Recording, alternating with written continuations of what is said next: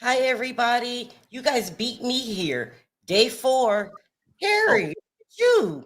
hey, No, I'm you going. get your coffee and stuff. Okay. All right. Okay. Harry's trying to impress people today. All right.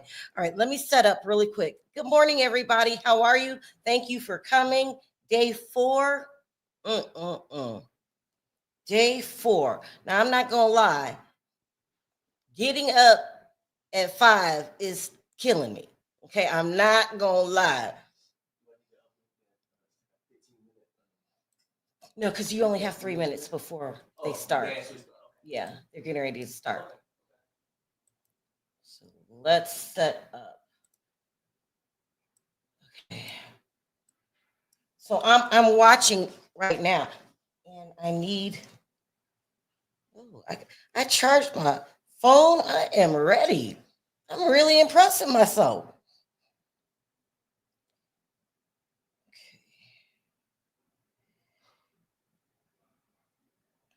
Okay, let's see here. Okay, that didn't work. Hold on. Okay.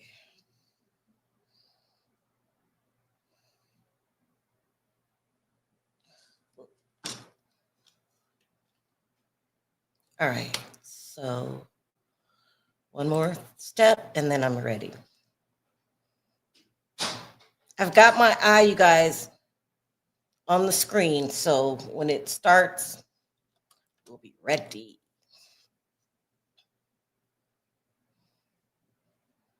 So today is cross. Today's a good day. Today is cross. Let's see if they beat up on Cassie, but Cassie's been doing good, but it didn't move the needle. This is what I'm shocked about. Her testimony did not move the needle. If you didn't like Cassie before, you still don't like her. If you were for Cassie before, you're still for her. I think people are waiting to see the defense. Maybe that's what's going on. Or maybe people are just locked in on their decisions. All right, now I'm back. Hi, Shanika. Hi, Callie, Lynette, Queen, Sugar, Pisces. Hey, Bobby, Honeybee, Nikki May. Yes, Queen. Hi, Lorene. Girl, thank you for being here. I believe she can hold her own with the defense. We'll see. Hi, Pat, Peter, Anne Marie, Miss BR, Elizabeth, Positive Vibes. Sharrell, do you think Roger Bond will testify? That's a good one. Now, hey, Josh, what are you doing? Hi, Josh. Josh, so Saturday we're going to catch up on the Karen Reed trial. And then because that's a good trial, but this one's just bigger. Do I think Roger Bond will testify? Well, you remember what he said. He said when he was interviewing, he said if I was asked to testify, I would. If they questioned me, I would. That means that could have meant he already talked to them and knew what happened. I think he possibly could. I really do. I really, really do. Because that's firsthand information. Wait, but is he going to verify X? Yeah, I think he would. That's a a good one, Shanika. Very, very good. Hi everybody. Lisa, Veronica, two Lisas again, Yvette, Veronica. Yeah, it is. I can't wait till the weekend. Y'all know I listen. I haven't. I'm not an early bird. Well, not days in a row like this. And for some reason, my we had a lot going on yesterday, so I went to bed about I don't know, midnight. So today, Cassie's on the uh, cross examination.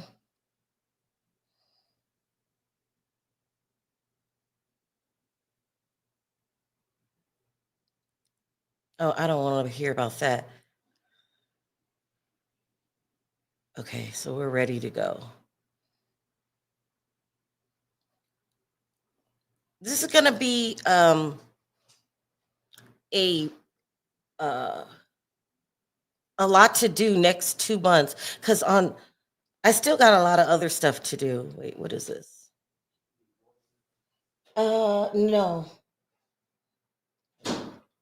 You made your coffee already? Okay, hurry.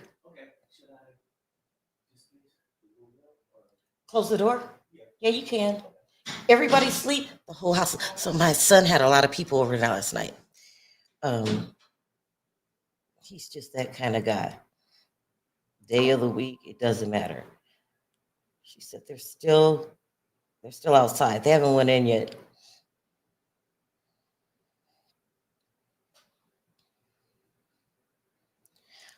Hmm. I got my phone, my charger.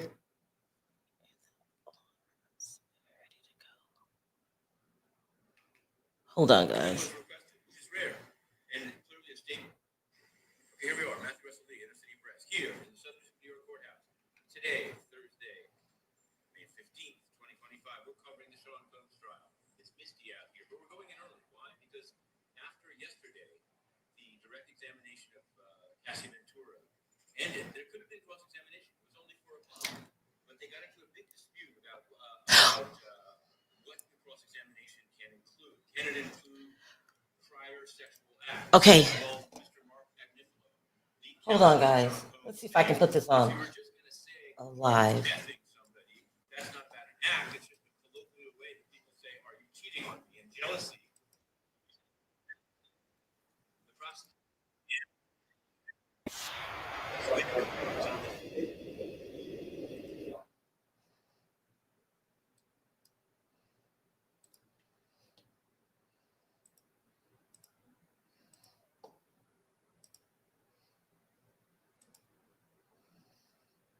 Because after yesterday, the direct examination of Cassie Ventura ended. There could have been cross-examination. It was only 4 o'clock, but they got into a big dispute about what the cross-examination can include. Can it include prior sex?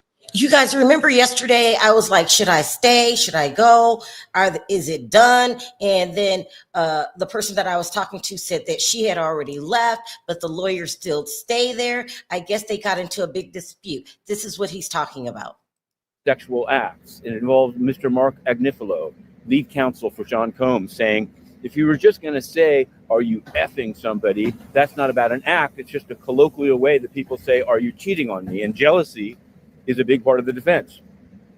The prosecutors and lawyers for the victims, including Douglas Wigdor, who was on the scene, said, no, you cannot ask about these prior acts. And there's a specific federal rule of evidence about it.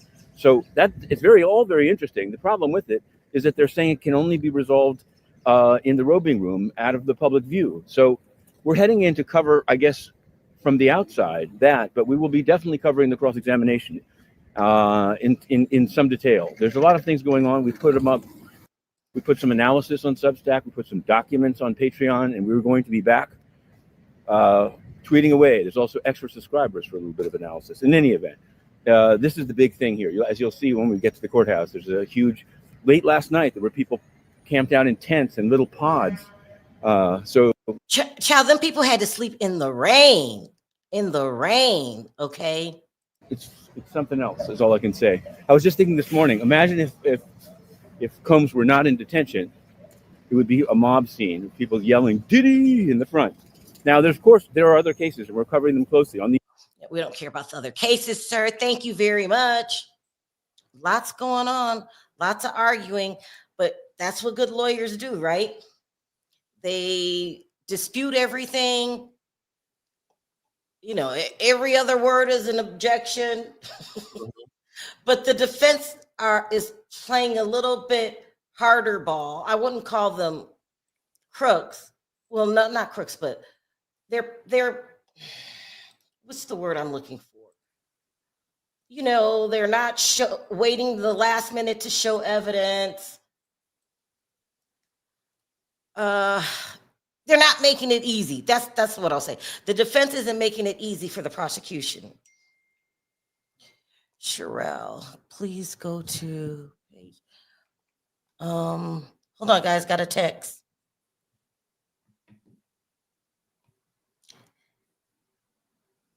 No, hold on.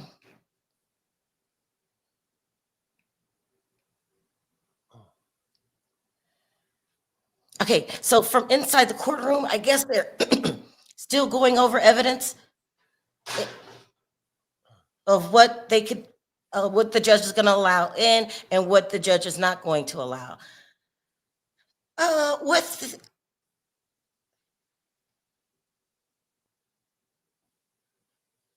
on, guys, got a thing.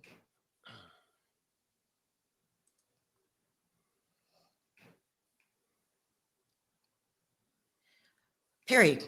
They're still arguing over evidence, like you said yesterday. Yeah. This is going to be a long one, but the people aren't allowed on the inside, aren't allowed to hear the argument. The argument, I got you. Yeah. So okay. So this is what's going on. They're debating over rules and evidence and all this stuff because they had I said, go ahead. I'm sorry. They had a lot of things to do yesterday. They wanted to submit some evidence. They were supposed to show the defense. Let me start over. The defense was supposed to show some evidence yesterday. The prosecution objected. Then he said they'll let you look at it at lunch. Then the prosecution said lunchtime was not enough time. And so they're still going over this fight. Aunt Comey, Maureen, she's really, really upset about it. So I don't know what the evidence is. And now they're talking about it, but no one's allowed inside. That's weird. Isn't that weird?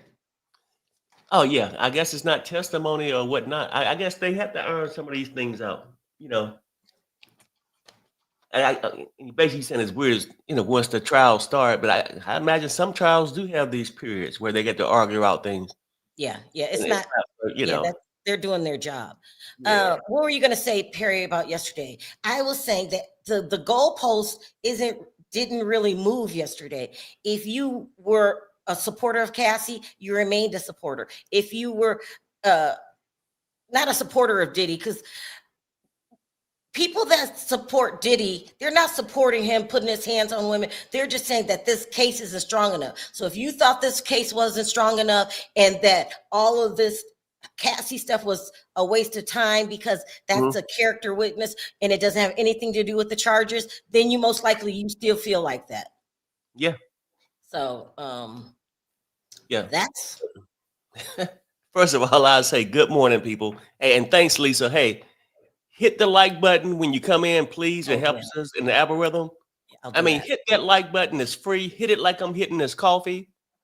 It's people, and I understand this. Like yesterday was a long day, and I'm about ready to play something. I understand both sides. I can tell you my opinion, because everybody got they sort of form opinion somewhat. So when you go, Cassie, she wanted it. She wanted this. People believe that. And I believe that, people who has been SA'd can think a certain kind of way or traumatized. But I actually got like a little clip I'm going to play of like about 3 minutes of different people opinions. So it's okay for us and those to sit here and talk about it. Different opinions. Because hell, we ain't the jury for one. So if he get time, he got it. If he didn't, we ain't the reason. Okay. But I'm gonna upload something in a minute. Now, what was the question you asked me, Sharrell? Because it's still early. Oh my God! I said you wanted to talk about some stuff before it gets started. Oh yeah. So let me just pull this up. Let me see.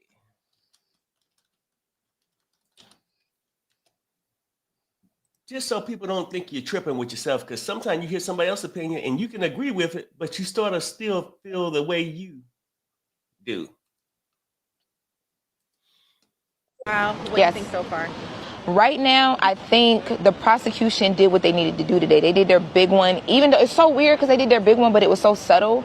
I feel like it wasn't the big explosion that I felt when Puff's team cross-examined the first couple witnesses. Right now, I'm kind of in the middle because it somewhat seems like more of a domestic violence type of case versus a RICO federal case. What I feel like this is going right now, it could go a number of ways. Unlike yesterday, which detailed a lot of like sexual abuse and a lot of specifics regarding the behavior with the escorts, today seemed to dive more into a lot of like physical abuse. They laid the groundwork for some of the charges to stick, if I'm being honest with you. And I think that's in question right now. People feel like, oh, well, the prosecution ain't really got nothing.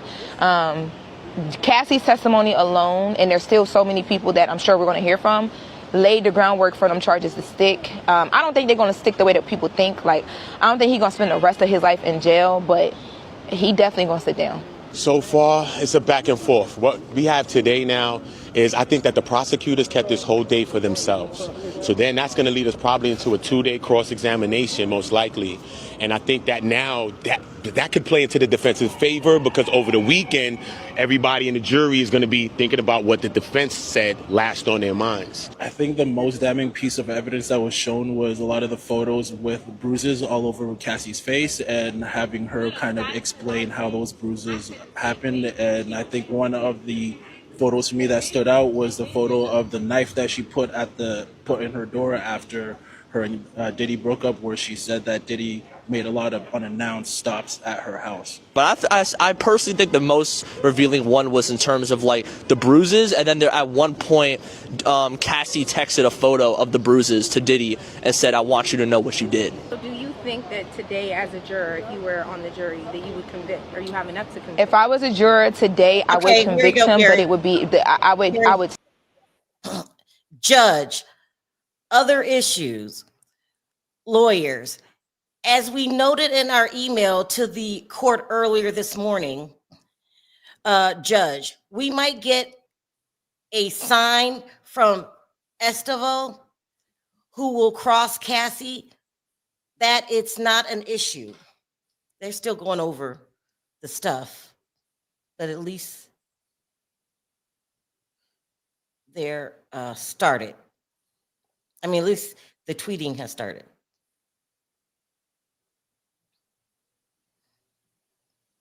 Yeah. So like I said, it didn't move the goalpost, did it? Well, okay. Well, I don't feel like it did, but I can go back and finish playing this little small clip of other people's opinions. Some go ahead. I'll stop you when it gets started. Because a lot of people feel like it did. Some people did a way lighter sentencing than what they're talking about. And I'm not fully convinced yet. So if I was a juror today, I would be leaning towards, okay, he does need to serve some time, but not what they talking about. No, not yet. I would want to hear from Diddy's defense and see what their rebuttals are, and because there's a lot of facts that still haven't been shown yet. I wouldn't be so fast to convict yet, man. It's going to be more. But after I see the cross-examination of Cassie, I think I'll have a better feeling of like how I think the rest of the case is about to go. But again, she's one witness. She's a star witness, but she's one witness. So I've seen you with the family every single day at court so far. What is your position with the family? My position is family and a very close friend of Puff's. Yesterday you were wearing a Free Puffy shirt. Do you believe that Puffy will be free?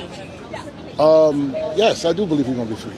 Yes, I do believe that. It ain't what they heard, it's what they didn't hear, right? They didn't hear any crimes, right? At least no crimes that'll put a man in jail like that. You follow me? What I heard today was domestic violence. I heard two consenting adults having a freaky situation with one another, and last time I checked, being a freak and being a voyeur is not against the law, and it's definitely punishable by no jail time. So I believe in this team, and they're strong enough to tell the truth. They're strong enough to get the truth. That's all we're doing. We're targeting the truth. Perry, did anybody mention anything of Diddy sleeping with the escorts? No, not yet. No, yeah. So that's just Cassie so far. Okay, Right. I didn't realize Yeah, that until he said he it. was breathing hard and filming, but he didn't. And see, that's the whole thing too. Like, because he wasn't in the courtroom, we could read the transcripts, but some freaky shit went on. Even when they was at the hotel and he coming out with the towel, wanting to drag her back. Yeah, Sir, crazy. you got a towel on. You ain't part of the intercourse. Can you imagine what his ass was over there doing? Because, like, why are you naked? I mean, you wasn't. The escorts was with Cassie, right? So can you No, see his ass? Perry. I think he had to be involved in the No, intercourse part, but they no. just. And some of them he is, some of them he ain't. Oh yeah. Because, like, the Audi guy said he slept with both of them. Here we go. Okay. Slavic. I don't know who that is. The defense last night dumped 4 exhibits on us. This cannot continue throughout the course of the trial. Judge, Miss Estevo, a lawyer, we have been working tirelessly in response to Mrs. Ventura's testimony. They're going back and forth. I get it. A lot of lawyers do that, try to spring stuff on you at the last minute. Is it a dirty move? It is. Just because a lot of them do it doesn't mean it's not dirty. So I understand the prosecution, Maureen Comey's anger. Because if y'all gonna try to do this, what are you gonna spring up witnesses at the last minute too? So, and now they're acting like we just got this information because she said something in her testimony on day 1 that we didn't expect her to, or day 2 that we didn't expect her to say. Or wait, how long has she been on the stand? This is day 4. She was on yesterday. That's 3. Yeah, 2. Day 2. Yeah, 2 days. Yeah. Yeah. But like I said, yeah, Diddy was involved, and they'll say, like Diddy was the Here we half. go. Here we go. I thought you were going to take his off my plate, Comey. I will be trying. This is the main witness. She stands by herself. That said, we have been doing this all night until 3 a.m. We flagged exhibits for them. That makes you more irritable. They didn't tell you what they were going to use as evidence. They spring it on you, and now you got to rearrange everything. And if I'm not in bed by 10 o'clock, then I'm pissed too. She said they didn't go to bed till 3 a.m. Go ahead, Perry. Oh yeah. Yeah, no, I was just trying to catch up too to make sure I was on the same thing. But Are you? Oh yeah. Okay, you ready? Sharrell, like, yeah, Diddy, of course, he ain't I can spending still all this hear you. money. I can still hear Okay, you. Go ahead. Diddy ain't spending all this money to not have his, to be involved. But I'm talking about the hotel. He mad because she stormed out because get your butt back in there, because I need you to excite me so I could relieve myself. But he wasn't sweating like that. So he was just sitting over in the corner with the camera with the baseball cap on and the bandana and shit. Not only that, Perry, Huh? he didn't put his body through extreme measures, like her having the sores in her mouth, having the UTIs. He didn't have none of that. Well, yeah, no. I mean, none of that. I mean, he didn't get all the wear and tear. Right. Ooh, I hate to put it that way. It's almost like going to a boxing match, and it'd be a great fight. If you watching it from the outside, you enjoyed it, but you didn't feel the pain. You didn't take the torture. And his ass over there with his freaky ass just waiting. Hurry up now, because he waiting on the drippings. He waiting on the drippings to go. It's too early for your jokes. This is just too saying, early. When you think about it, right? I mean, if you don't hear this shit in the thing, you'd be like, girl, stop making that shit up. That man ain't that freaky. But when you hear it, it's like, yeah, this man is really that freaky. But they because really because it's an obsession for him. He's had trauma in his childhood. Can't nobody tell me different. is it a bigger word than assess? Because No. he took it to a different level. It got to be a bigger Yeah. word. Like I can call you a super Freak freak. off. A super freak ain't big enough for him. Yeah. I mean, it got to be some kind of like a word they use in a psych ward because his freakiness is something like that. Yeah. Just come There were people going around yesterday calling Albie Shore a liar. This came from the Diddy camp. I'm talking about he still has people that support him that used to know him, that still knows him, not even used to. You know what's really weird? I haven't heard a peep from Stevie J. Something happened to Stevie J, and all of a sudden he's just gone from social media. hmm That's weird. Why? What happened? He was supporting Diddy loud and bold, wasn't hiding it, I mean, and now he's gone. he probably broke back in the crack house. Like it takes money to be out in public, though. Believe it or not, it takes money to be out there. And he can ride with Diddy, but Diddy in jail. Who's supporting his habit and his trip downtown, his Now trip to the beach? you're calling him broke now? Well, I'm just saying, like, we ain't see him Diddy out there rolling with him. He all up there singing, "We can't stop, we won't stop. Get it, get it, get it." You Harry, know, let's get some people's comments to see what they're thinking in the chat. And I got okay. my eye on it. Yeah. Oh, okay. So you watching the Witch Color, right? Okay. No, let's reverse. And you just tell me when you see it, because it comes to your phone first. Remember, I had a lag yesterday? Let me see. Maybe he's a witness under witness protection. Maybe. I do not know. Where is Stevie J? Just don't know. Can a jury see Cassie's stomach when she's pregnant, even though she sits before the jury comes in? Yeah. So I was looking at the sketch. There's a sketch. Hold on a second. Wait, you got your eye on the thing, Harry? Yeah, she said, yeah. Can the jury see it? If she come in before them, They don't can she see it while come in she's to the talking. jury? Huh? They can Oh, see okay. it while she's talking. Well, you got something new that popped up. Okay, here we go. Here we go. Slavic. There are 24 exhibits the government has objections to. They are listed in the chart, Judge. Just the ones in the chart? Yes. Again, these judicial documents are not going into the public docket, not the case in many other trials. Okay.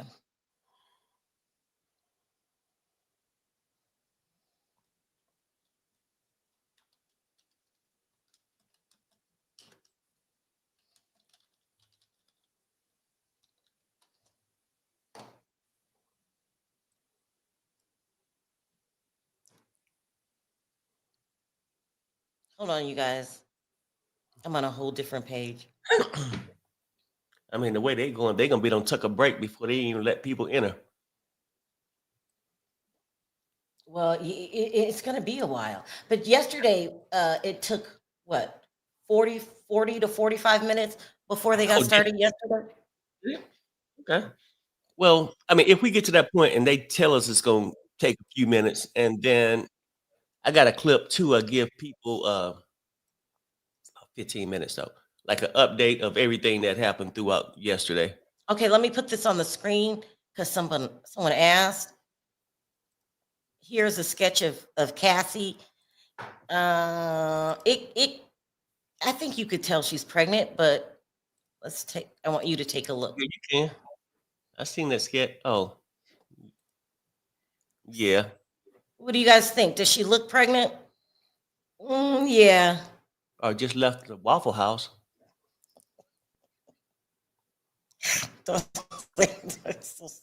Perry, it's too early. It is too damn early. All right, go ahead. What did you want to play? Oh no, I mean this is one of these things. I mean, because a lot of these people that's early, I see the face. They could have seen it, but since we do got this downtime, it's like a 15-minute clip, and we can stop it or whatnot. For the people that's coming in new, like a recap throughout the day what happened. Let me see.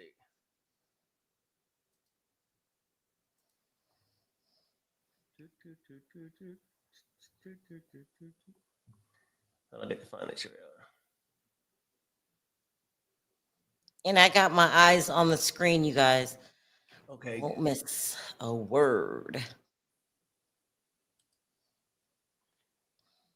And you can stop. Trial and Cassie is back on the stand and they took a 10-minute break. So I'm going to give you all the information that was given so far. It started off with Cassie confirming that the 2 thumb drives submitted into evidence with all the messages and photos came from her devices. And prosecutors returned to the hotel surveillance footage. And if you didn't already hear, the entire 15-minute video was released publicly. And you can see witness number 1, Israel Flores, who was the former security guard, but Cassie then talked about the aftermath. She said she left the hotel barefoot, got into an Uber to take her home, and then texted Diddy, please stay far away from me. But that didn't stop Diddy from harassing her, sending her text messages saying, call me, yo, please call me. I got 6 kids. Please call me. Yo, please call. I'm surrounded. Call me from my kids. Help. When asked if she believed that Diddy was really surrounded by cops, she said no. Now, Cassie did respond to his text messages saying, I have a premiere for the biggest thing I've ever done. I have a black eye and a fat lip. You are sick for thinking it's okay to do what you've done. Cassie told the jury she wore sunglasses to cover her injuries, but when she was in the Uber, she took a selfie to show her swollen lip. She said when she got home, her friend Carrie Morgan saw her injuries and called the police, and when they arrived, she refused to tell them who did that to her. For reasoning, she says she wasn't ready and she didn't want to hurt him in that way. But unfortunately, that wasn't the end of it because Diddy showed up to her apartment banging, kicking, and yelling at her door. And Cassie said this was pretty normal behavior. Cassie said eventually she went to the home of one of Diddy's longtime security guards, D-Rock, and stayed with him and his wife to feel more safe. Days later, she did attend her movie premiere and said that she had to wear a lot of makeup to cover the bruises and that she had bruises visible on her legs. Testimony then pivoted back to the escort arrangements. Prosecutors showed Cassie photos of dozens of men, some she recognized and some she didn't. Confirmed that many of these escorts were hired through sites like Craigslist, Backpage, and Cowboys for Angels. As far as the freak-offs go, we already know she said that Diddy was directing it, and she said that sometimes Diddy and the escort would be having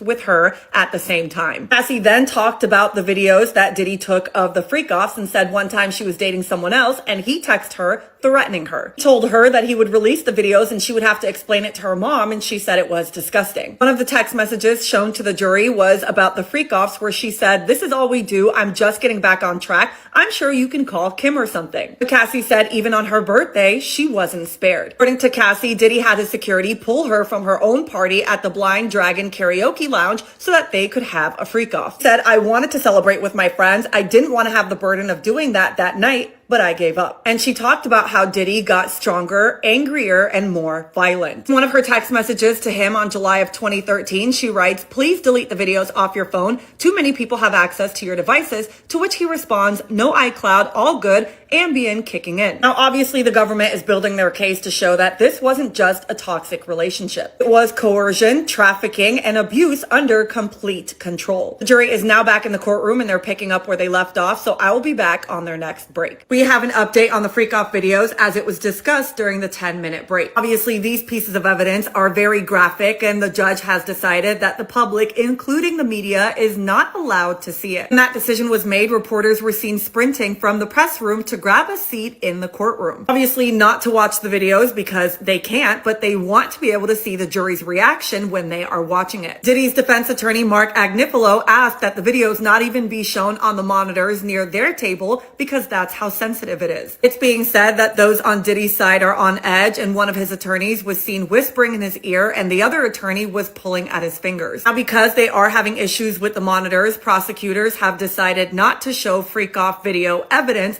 until after lunch. Obviously, Cassie has already testified, mostly yesterday, about how graphic and intense these sessions can get. Of course, I don't think anybody should have access to seeing these videos, but I do wish we could see the jury's reaction because I could only assume how dramatic it will be. But for now, Cassie is back on the stand, and I will be back with more updates. After the short break, Cassie was back on the stand, and she talked about the fact that there might be a video circulating of her that was sexually explicit. She told the jury that immediately her thoughts went to it might be a freak-off video, so she reached out to Diddy. At the time, they were in Atlantic City, and she said that she and Diddy drove from Atlantic City back to New York to confront the DJ who said he saw this video. The meeting happened in a restaurant, but according to Cassie, it wasn't just a conversation. She said it was a coordinated intimidation tactic, and Diddy had his security line the room. She also testified that Uncle Polly and her manager, James Cruz, were also present. Prosecutors then asked her how she would recover from these freak-offs, and she said she needed to feel numb, and they followed a disturbing routine. Massages, IV fluids, a chef cooking them meals. All of it was designed to normalize the aftermath of what she called physically and emotionally scarring events. She also said she suffered from frequent UTIs that got so severe that eventually antibiotics stopped working. She also added that she had sores on her tongue that she described as friction in her mouth due to doing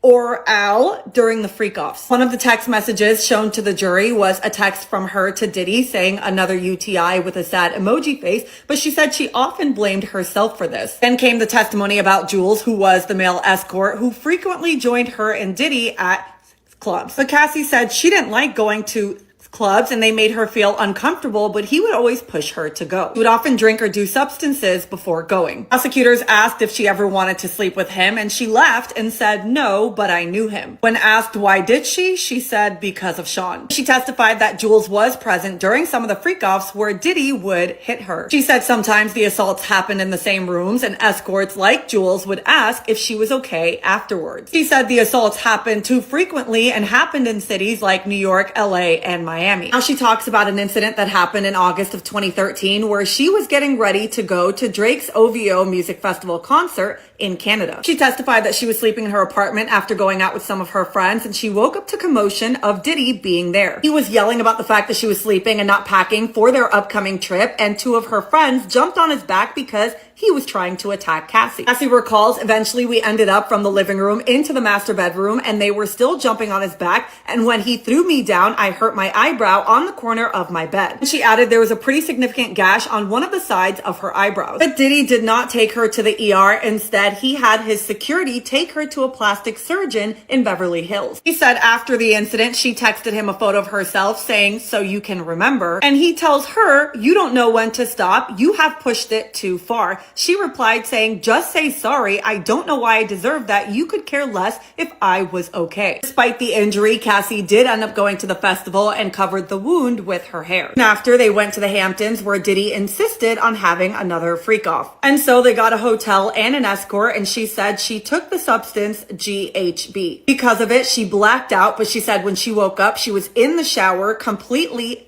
And once again, instead of calling the ambulance, instead of trying to help her, he was just standing there freaking out. But once she came to, what did Diddy do next? He still made her have the freak off. Next came Cassie's testimony about Can. Cassie said Diddy had accused her of stealing substances from his boat, so he kicked her off. She said she was barefoot and didn't have her passport, but that night she did attend a premiere in a beaded gown. During the event, she said Diddy was squeezing her thighs so tightly that it left a bruise. A commercial flight home, remember now, this is a commercial flight, she said she switched seats because she didn't want to be next to him. He traded his seat so that he could sit next to her. And what did he do? Again, on a commercial flight, he pulled up tapes of their freak-offs, ones that she thought he had deleted, and played them on a commercial flight and threatened her that he would release it. She testified that she felt trapped, terrified, and embarrassed. They landed in New York, they went to dinner, and Diddy demanded another freak-off, and she did so because she didn't want him threatening her again. Prosecutors then showed the jury text messages between 2013 and 2017. One of them read, "Nothing good comes out of these freak-offs anymore. You treat me like you're Ike Turner." She explained he was physically abusive. He put me down a lot. As much as I was built up, I was torn down. She also revealed that before these encounters, she would take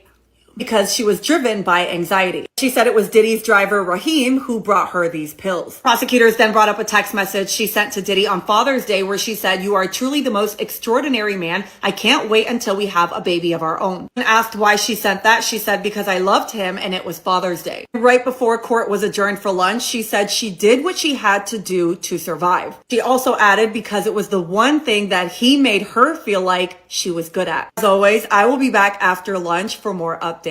Now heard more from Cassie after the lunch break, and Kid Cudi has entered the chat. Not only that, but we're also hearing how the jury reacted to seeing images from the freak off tapes, and we heard about how security ran after Cassie when she tried to get away when Diddy was abusing her. Cassie also admits to being physical, and we get information about how much her mom did or did not know. No videos were shown today. Instead, jurors were handed personal screens so that they could privately see images taken from what Cassie called freak off videos. Cassie had a binder on the stand with her, and she was going through images identifying people in them. Cassie was listing the names of the male escorts, and in some of the images, she said it was herself with baby oil on her, and reporters say that one female juror rested her hand over her chest. Also say that a male juror quickly averted his eyes, and another wrote notes while clearly shaken. Prosecutor Emily Johnson then shifted the focus to when the abuse began. She said the first time that he got abusive with her was in New York when she was in his Escalade. Cassie said they were at a dinner and she had seen Diddy flirting with someone else. Now, apparently another person had seen her watching Diddy and she just shrugged her shoulders. Cassie said she got into the car after dinner, and in the car was the driver and security, and said that when she got in, he hit her on the side of her head. Cassie said she fell on the floor of the car and she was shocked. I didn't necessarily understand what happened and why he was so angry, except for the little bit he said as he was hit. Shooters showed Cassie photos. We have an update. Okay. Bring in the jury. Miss Ventura, you loved, correct? I did. For 11 years, you took care of him, Ventura. In some ways, lawyer, you called him larger than life, Ventura. I did. Now, you guys don't forget that we're just going by people tweeting that are inside. We won't get all of the details. That's why it's important for you guys to watch my recaps at the end of the day if you want every single detail of what happened. This is terrible. So they just brought the jury in? Oh, he said bring in the jury. Yeah, they're actually talking. Okay. Remember they said, let me repeat it. I see it like 12 seconds ago or something. Yes, it says bring in the jury, and it says jury enters, and then the lawyer says, Miss Ventura, you loved? Maybe there's more to that. She said, correct. You love Mr. did. Combs. Yeah. Okay, yes. So she's being questioned. Okay, so basically, this little clip I was showing just to catch you up if you wasn't around. We should be able to drop it now, huh, Sharrell? Yeah. Or you can play it in between. Oh, it's long. Okay. Oh my God. How long is this? It was like 15 minutes. It was like the whole thing. You know, ask the chat. Hold on. You keep your. Okay. While we got these court updates coming in right now, should I finish playing this for the people who haven't? Do you want him on everything yesterday? So let me know if I should keep playing this clip or I can drop it. They said play it. So here we go. Here we go. Okay. Attorney. Others called him Diddy or Puff Daddy, but you called him Sean, right? Ventura, yes. Lawyer, you knew a version of him the rest of the world couldn't see, right? Lawyer, objection, judge, overrule. Ventura, in ways. I'm wondering because if I keep playing it now, it might confuse people, huh? Oh yeah, you can play it late. You guys, we're gonna play it later. We don't want to miss anything. It's up to you, Perry. I really don't care. It's up. Well, it's like 50-50. Some people say no, some people say yes. But if we talking about yesterday's stuff on here now, it might confuse it. Talking about the new stuff, it might confuse some people. Okay. So I'm just gonna drop it down right now. Let me see. I need to do something really quick. Can you keep your eye on it, please?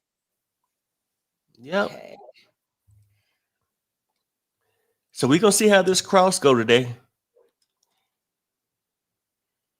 And I don't know how to make a poll, but I would just say this. Do you guys think the defense gonna be easy on her because she's pregnant? Easy on her because she's a woman? Just easy on her, or do you think they're gonna come out there and try to make her to be loose as a goose. So this lady that they got questioning Cassie, her name is Anna Estival, and of course she's one of Diddy's attorneys. But I don't know much about her.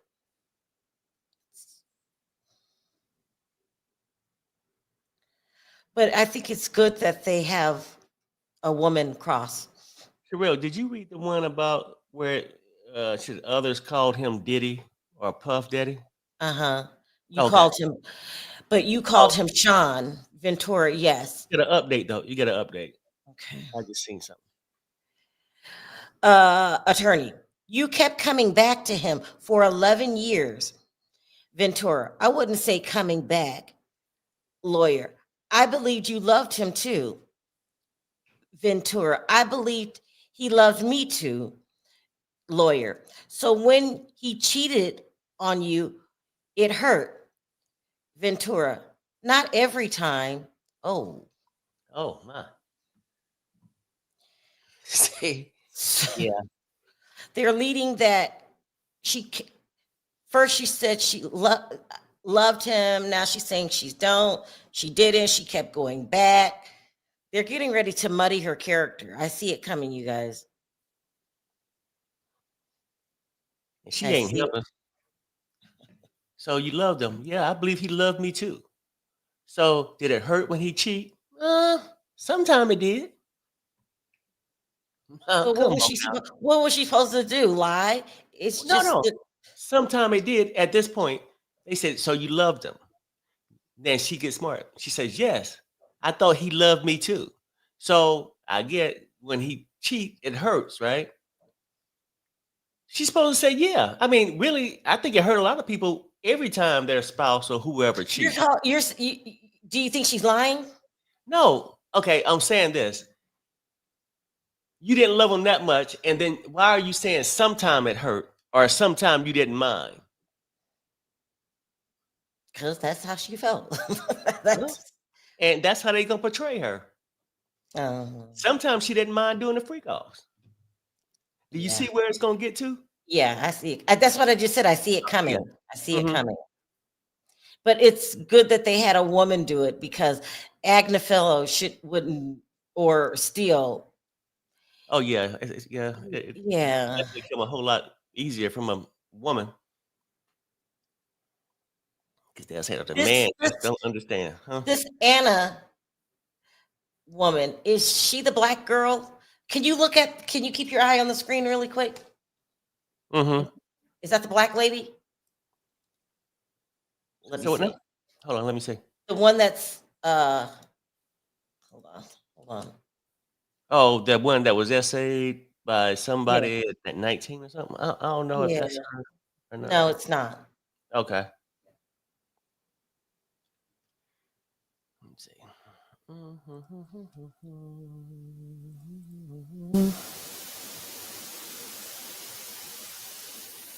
Update.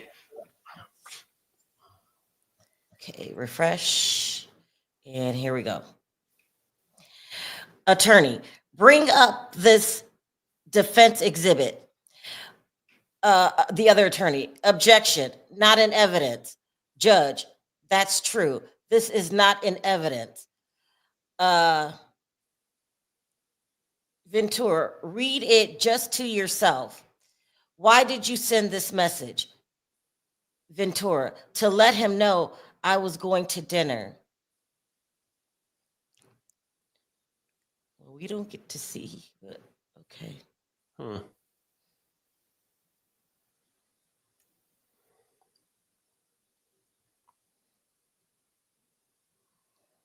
This is gonna get crazy though. I hope we don't spend half the day arguing over evidence. I think they're going to try to spring one on them.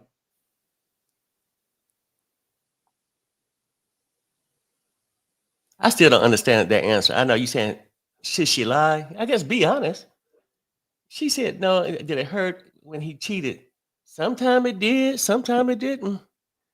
I mean, maybe I'm not a young 19-year-old female.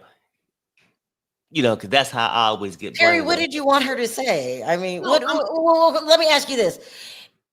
How could, how could some people take that? That sometimes you didn't mind him cheating. And then, depending on what day it was, yeah, it might hurt me some days. I think the real thought would be this. Hell yeah, it hurt. You know what I'm saying? Stupid ass question. Did it hurt when he cheats so you was hurt? If you're supposed to love somebody like that, that shit got to hurt, in my opinion. Here we go. Attorney, what was going on when these messages were sent? Cassie, I'm not sure. Lawyer, what was going on in your relationship then? Cassie, it was early. We were loving. Attorney, I offered it. Objection, being offered for the truth, overruled.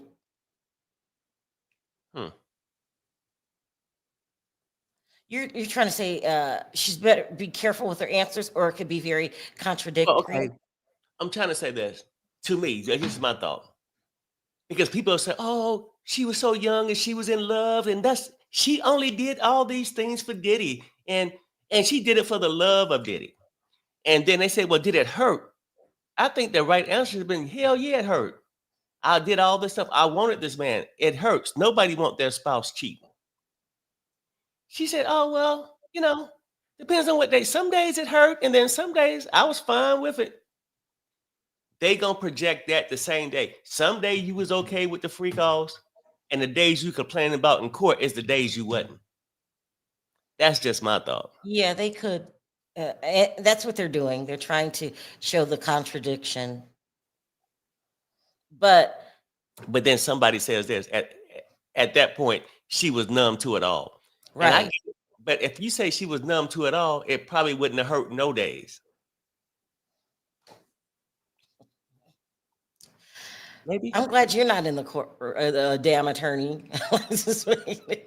But I see it coming. Yes, you're right, Pierre. They're getting ready to really make you question her character, and that's. Why are you laughing, sir? Because I think the chat be needing coffee in the morning. Because for some reason, it's like they jump on me in the morning. Because coffee. No, you leave the chat alone, okay? Leave them alone, because you're picking on the chat. You are picking on the chat. What did I say to the chat? I just said good morning.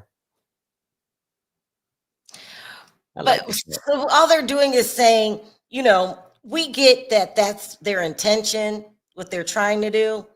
But I think just like yesterday, if you believe her, you believe her. And if you don't, you don't. So I don't think they're going to get to anything to make anybody shocked or change their opinions. That's my opinion.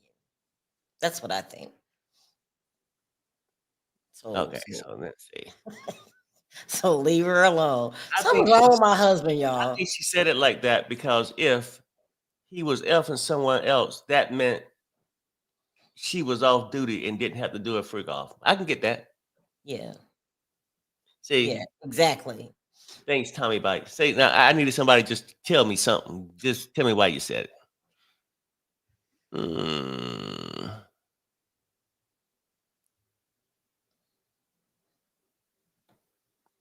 And some people say they think she was just numb because of the drugs and alcohol. That too. That is Don't blame a very important part. Alcohol, baby. Let me see. And I'm going to say this again. It's a miracle that somebody didn't OD or get hurt. And he got his coffee. Yep. I'm about ready to go and get another cup. It's hell. Look, people, it is hell waking up for real. Like, sometimes you forget how old you is until you have to do something constantly every day. I'm recovering like I just left a Diddy party. It's rough. It's rough, people. Oh, here we go. Attorney, please read. Ventura, I wrote, I love you, smiley face. I'll fly anywhere for you. I love you, Cass. Attorney, this is 2009 email. Objection, hearsay, judge. Ask more questions. Attorney, from a BlackBerry, what is BG? And Ventura says, baby girl. I'll read it again. It says, lawyer. Please read. She's talking to Kathy. Please read this. Cassie says, I wrote, I love you, smiley face. I'll fly anywhere for you. I love you, Cass, comma, Cass. Lawyer, this 2009 email. Objection, hearsay. Attorney, judge, pardon me, ask more questions. Lawyer, from BlackBerry, what is BG? She says, baby girl. So I see where they're going with questioning, Perry. They're trying to make her seem inconsistent. Days you love him, certain days you didn't. And they're hoping to lead the average viewer to the point of she did these things voluntarily. That's where they're going with this questioning. Yeah, they're trying to show unstability, like she was unstable. Some days you loved them, some days you didn't. Right. And then people in the chat are so cute. Sherry. So, Perry, does the chat being mean to you hurt all the time? Hell yeah. See, that's my answer. It hurts deep every time. Now, do I cry about it in public? Sometimes I just drop behind the screens, dry my eye, then come back. Yeah, it hurts every time. Yeah, Perry just say stuff to get the conversation because moving. I'm not in love on Tuesday, not on Wednesday. Oh, Perry, I love the chat every day. Every day. Perry just says stuff to get the conversation moving. You know Diddy's a monster. You know it. I know that. I mean, nobody, look, Sharrell, nobody's doubting that. Now, you're talking about testimony. Anybody can make a mistake. Diddy's a monster. You know, it's going to snow in July. Diddy's a monster. We know this. We talking about Cassie right now, right? And then you're going to go, I don't know how you cannot believe Cassie, what she just said, because Diddy's a monster.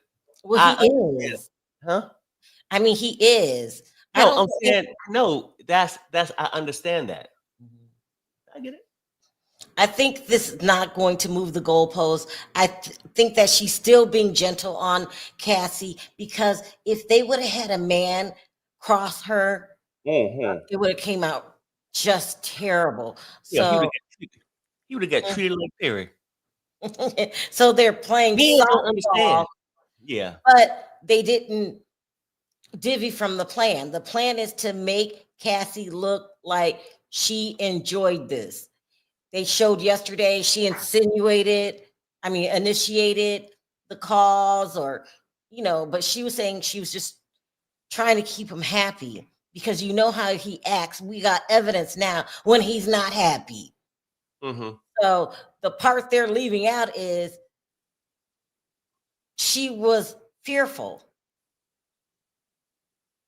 the whole time. Right. And okay, now for real, I'm being serious now. So yeah, that's what the prosecution want to make, that she was fearful. The defense is coming to unlock that a little bit. Right. Fearful some days. Perry, I could still be fearful. If you ask me to help you rob a bank, I'm scared as hell. I can feel forced to do it. I still will do it, but that doesn't take away my fear. Do you get that part? I know. See, look, I'm gonna be honest with you. It's too This early. is the problem with women, I think, because y'all are real quick to say what a man problem is. You're too sensitive, and you ain't 19 no more. And when I talk about Cassie, just speaking of that, people look at it as I'm speaking to them. I'm not talking to you. You're not on trial. No one said you were talking to me. Perry, I'm very capable of doing. You're not talking to me. No, but you got defensive. You made it about you. No, I didn't. Perry, shut up. You made it about you, and I think the chat does sometimes. I'm just saying, And I agree. I agree with what she could be fearful and stuff, right? But I made it about me. the defense trying to unlock it to say, yes, I don't want y'all buying that she was fearful all the time. Mm-hmm. Just Yeah, sometimes she was, and sometimes she wasn't. So she was sending my client, the monster, the wrong signal. He didn't know if she wanted it, didn't want it. Can't stop, won't stop. No, you should have been on the stand, child, to clear it up since you know everything. no Like hell my like that. To be on the stand, you had to be at the freak off. child. And that came with some repercussions. Mhm. Shit. I mean, that child went through hell. Seriously. She went through hell. And his ass sitting over there, low mileage. And she Yeah, sitting there had the what's that girl stuff? UTI or something. She yeah. got that, sores in her mouth. And girl, you'll be all right. A busted lip because he don't beat her up. I know. Going back to work now. Just take one of those volumes.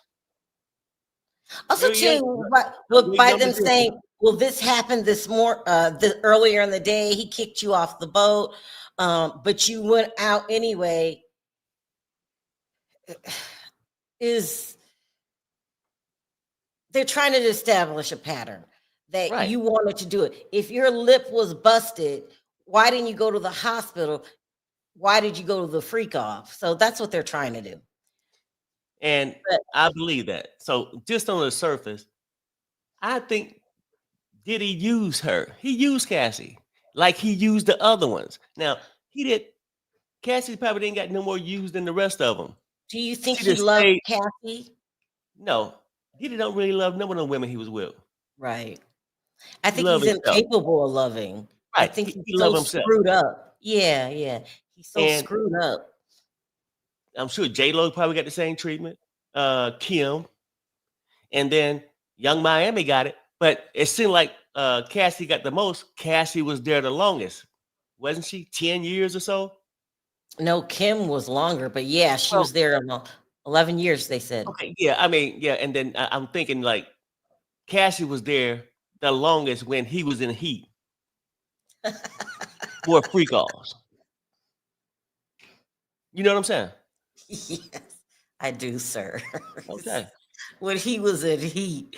That's how he's acting. He's really acting like a dog in heat. How Right. many freak offs are we gonna have? This is The just wind getting can't blow. Cassie, freak off. No, and it's not funny, but you know what I'm saying? Like I it's don't just mean to laugh. ridiculous. Like No, he's hyper obsessed with XES. SEX. I've never seen maybe R. Kelly was like this. I don't know, but and then people are like saying right now, like that go Perry, whatever you say, but she didn't want it. Look, I don't think nobody want it. Even a horny guy don't want it as much as Diddy want it. a lot of that too I was mean, shit. I mean, you could talk about SEX and all that, but shit, it is a such thing as too much of it. But Perry, it wasn't even about the SEX. This was mind control over Cassie. Oh. He didn't even want to do that many freak offs because it's virtually impossible. What he wanted to do was mind control over her. Because he wasn't sleeping with all these escorts. He made her do it. So I'm sure when the prosecution gets a chance, they'll remind you of this. This is excessive behavior, but it wasn't about the actual act. It was about control. He's sick. And do you think Diddy can get reformed? No. Yeah, I mean, because you know what, though, right now, he's going through withdrawals right now. What kind of withdrawals? Because he can't make the P tape. Like, he took pride. Like, he probably made more P tapes than his records. No, that's what I'm telling you. Okay, you're saying going through withdrawals. He doesn't even want it that much like that. No, not her. No, him. He doesn't even want it that much. This is about blackmail. He's going through the withdrawals and not having that control. And he could have controlled Cassie and women in other kind of ways. He do have a sex fetish. You really think freak- so? Let's Okay, take a poll. Okay. Perry, watch the screen. I'm here to take a poll because this is an interesting question. Okay, I'm saying he do have a sex fetish, a sex problem. Now, you assume when I say this, he got to be actively having sex. Some people get addicted to just watching it. So no, Perry. Okay, no, listen what I'm saying. He's addicted to watching it. Are you watching Are you watching the screen? And controlling it. Yeah, I'm trying to look. Okay, because I just want to ask because I'm curious.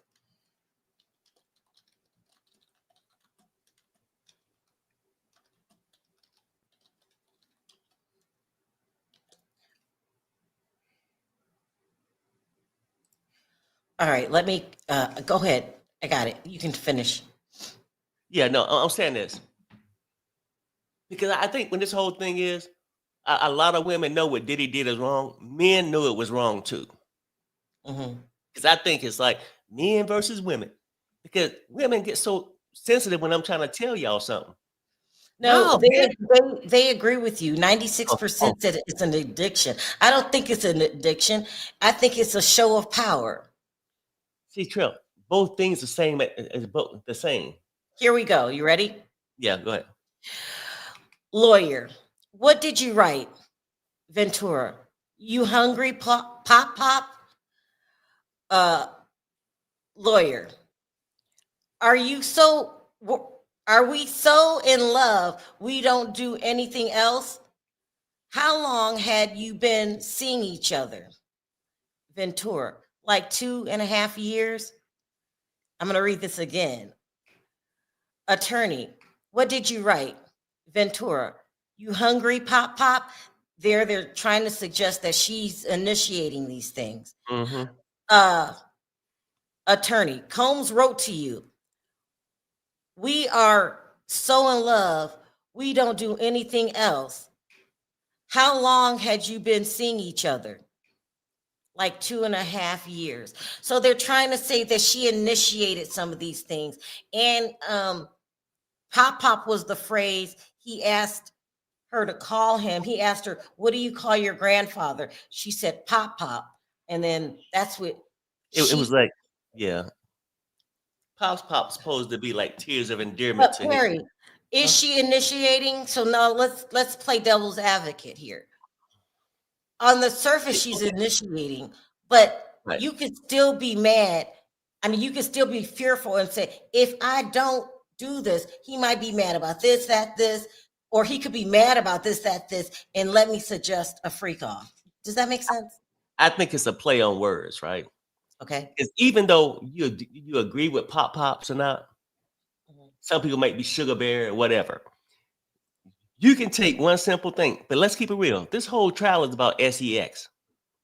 Sex, the whole thing. You say, you hungry, meaning, hell, do you want some eggs and grits?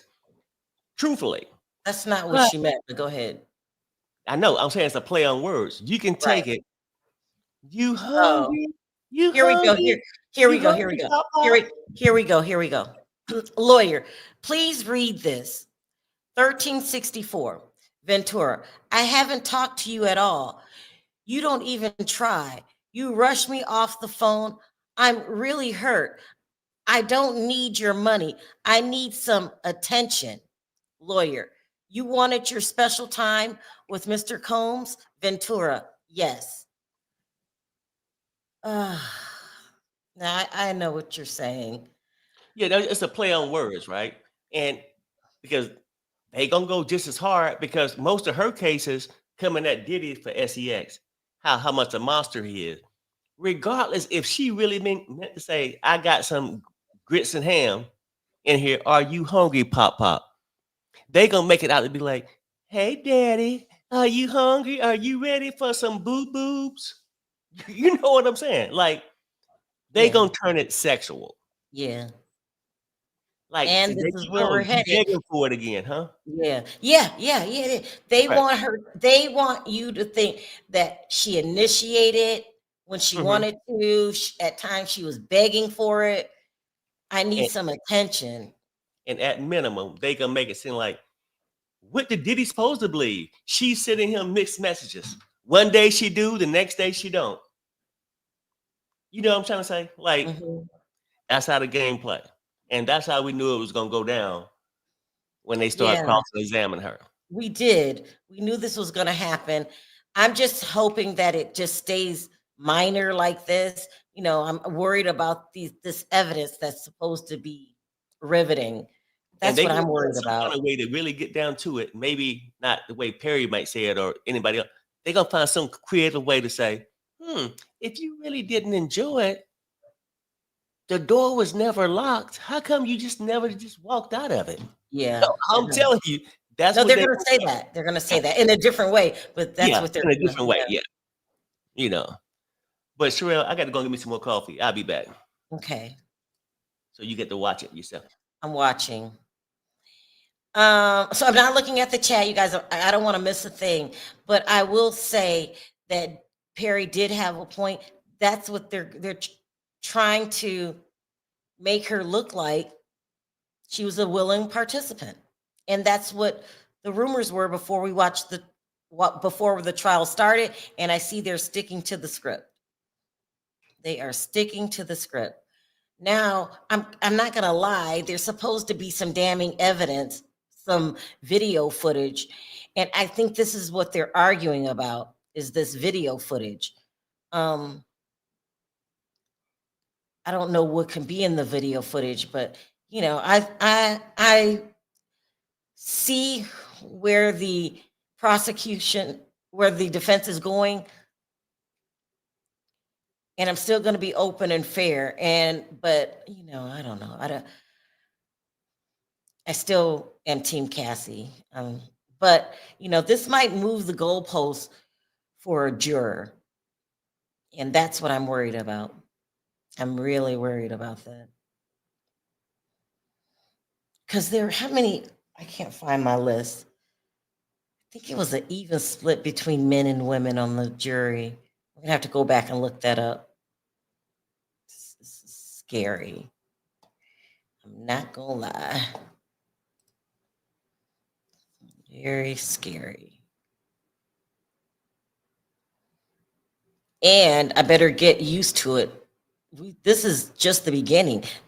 As the day progresses, they're probably going to get worse and worse because eventually this damning evidence that they keep talking about is going to appear. And I think that's why the prosecution is fighting so hard. It's crazy. Really crazy.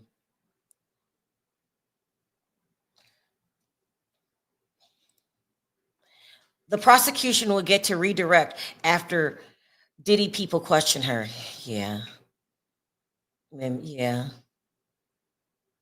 Hopefully they will bring it back to where it needs to be and where the focus needs to be. This is a character witness. She is telling you how Diddy is, how he thinks. This isn't about bashing Cassie. So hopefully it doesn't turn into that. Let me see. No matter what, no woman is asking for abuse. I'm a domestic violence, a DV advocate for women, and my goal is to have conferences for women and girls, and no one is asking for abuse. Exactly. Exactly.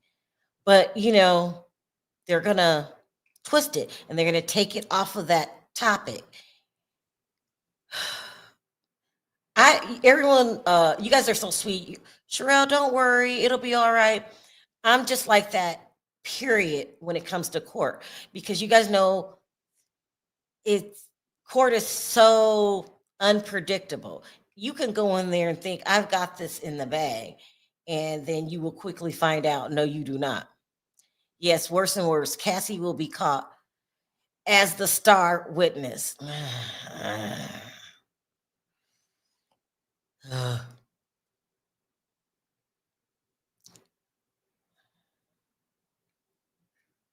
Maybe it's taking so long because there are lots of objections. Thank you, Joanne, for becoming a member. Hi, Manuel. I agree with you. Emmanuel says, too many people believe men first instead of believing the woman. Exactly. Especially, it's also, and so here we go. Lawyer, you testified that you told him, I love you so much, you make me a better person. Ventura, I definitely wrote those messages. Lawyer, you wrote, I can't wait until we have a baby of our own. You knew that he had 6 children at the time. Ventura, yes. So yeah, somebody said this is going to get worse. It is. Because they're going to say he was putting his hands on you. He was this awful person, but yet you wanted to have a baby with him. Ugh, this is not good. I'm glad Prairie is not here. I'm here. I'm just Oh my God. no, because I'm eating. I got me a Krispy Kreme donut. But look, you're right, Sharrell. That's how they're gonna try to portray it. Now they'll take the simple things and say, "Huh, well, if you didn't really like all this," but it seems to me that you're trying to get allotment for 18 years. You want to have this baby. They gonna say you sticking around for some other reason, for the perks. That they might not say it, but they're gonna try to allege it. Like, was you really here for love? Some days you was angry about him cheating. Some days you wasn't. One day you saying you tired of the freak But she off. said, didn't she say earlier that this was the star witness? This, you guys, didn't she? Thank you, Nisi, for becoming a member. I think she said they could have mentioned that, right? Because I think she's probably the most notable one, and that's the one really that made the most headlines by suing them for the $20 million. The ones who was at the freak offs, the rest of them could have been at the freak off here or there, right? So I guess she is the star, but I don't see how she's the star witness to get them unless she started talking about other things outside the bedroom to these RICO charges. Right. Because all this stuff, whether you agree to it or not, it's gonna come to it was somewhat essential. I mean, consensual. Nobody really forced you to go. Nobody. I mean, even though I know, I'm saying I know he took advantage of her and had her maybe do these things. He could have took advantage of her greed. And when people say, I ain't naive neither, that knowing that she wanted certain things from him, but in order to get it, these are things she had to do for him. So I think at the end of the day, she got to show me something else and get to something else outside the bedroom. If you're around her for 10 years, you know where he buying the drugs from. You know some of these RICO, all this other stuff where he, I don't know. I mean, what happened at the freak offs? Was it any underage people, which I don't think they even go there. I hope not. I'm thinking she got to bring something else about just her experience with him. It sounds like, because at the end of the day, I do know, I don't feel like she was treated well in that relationship. So don't get me wrong. But it just sounds like we just reading about their diary, about their weird relationship where he was abusive and she kept coming back. Both are sort of wrong in a sense. Him being abusive and sort of, I know you get caught up into that web, or her keep going back, letting them do it. Almost like a willing accomplice. But even though I know things keep people in that cycle. But I mean, basically, to get these other charges, a star witness would be the person who had the smoking GUN that shut down the case.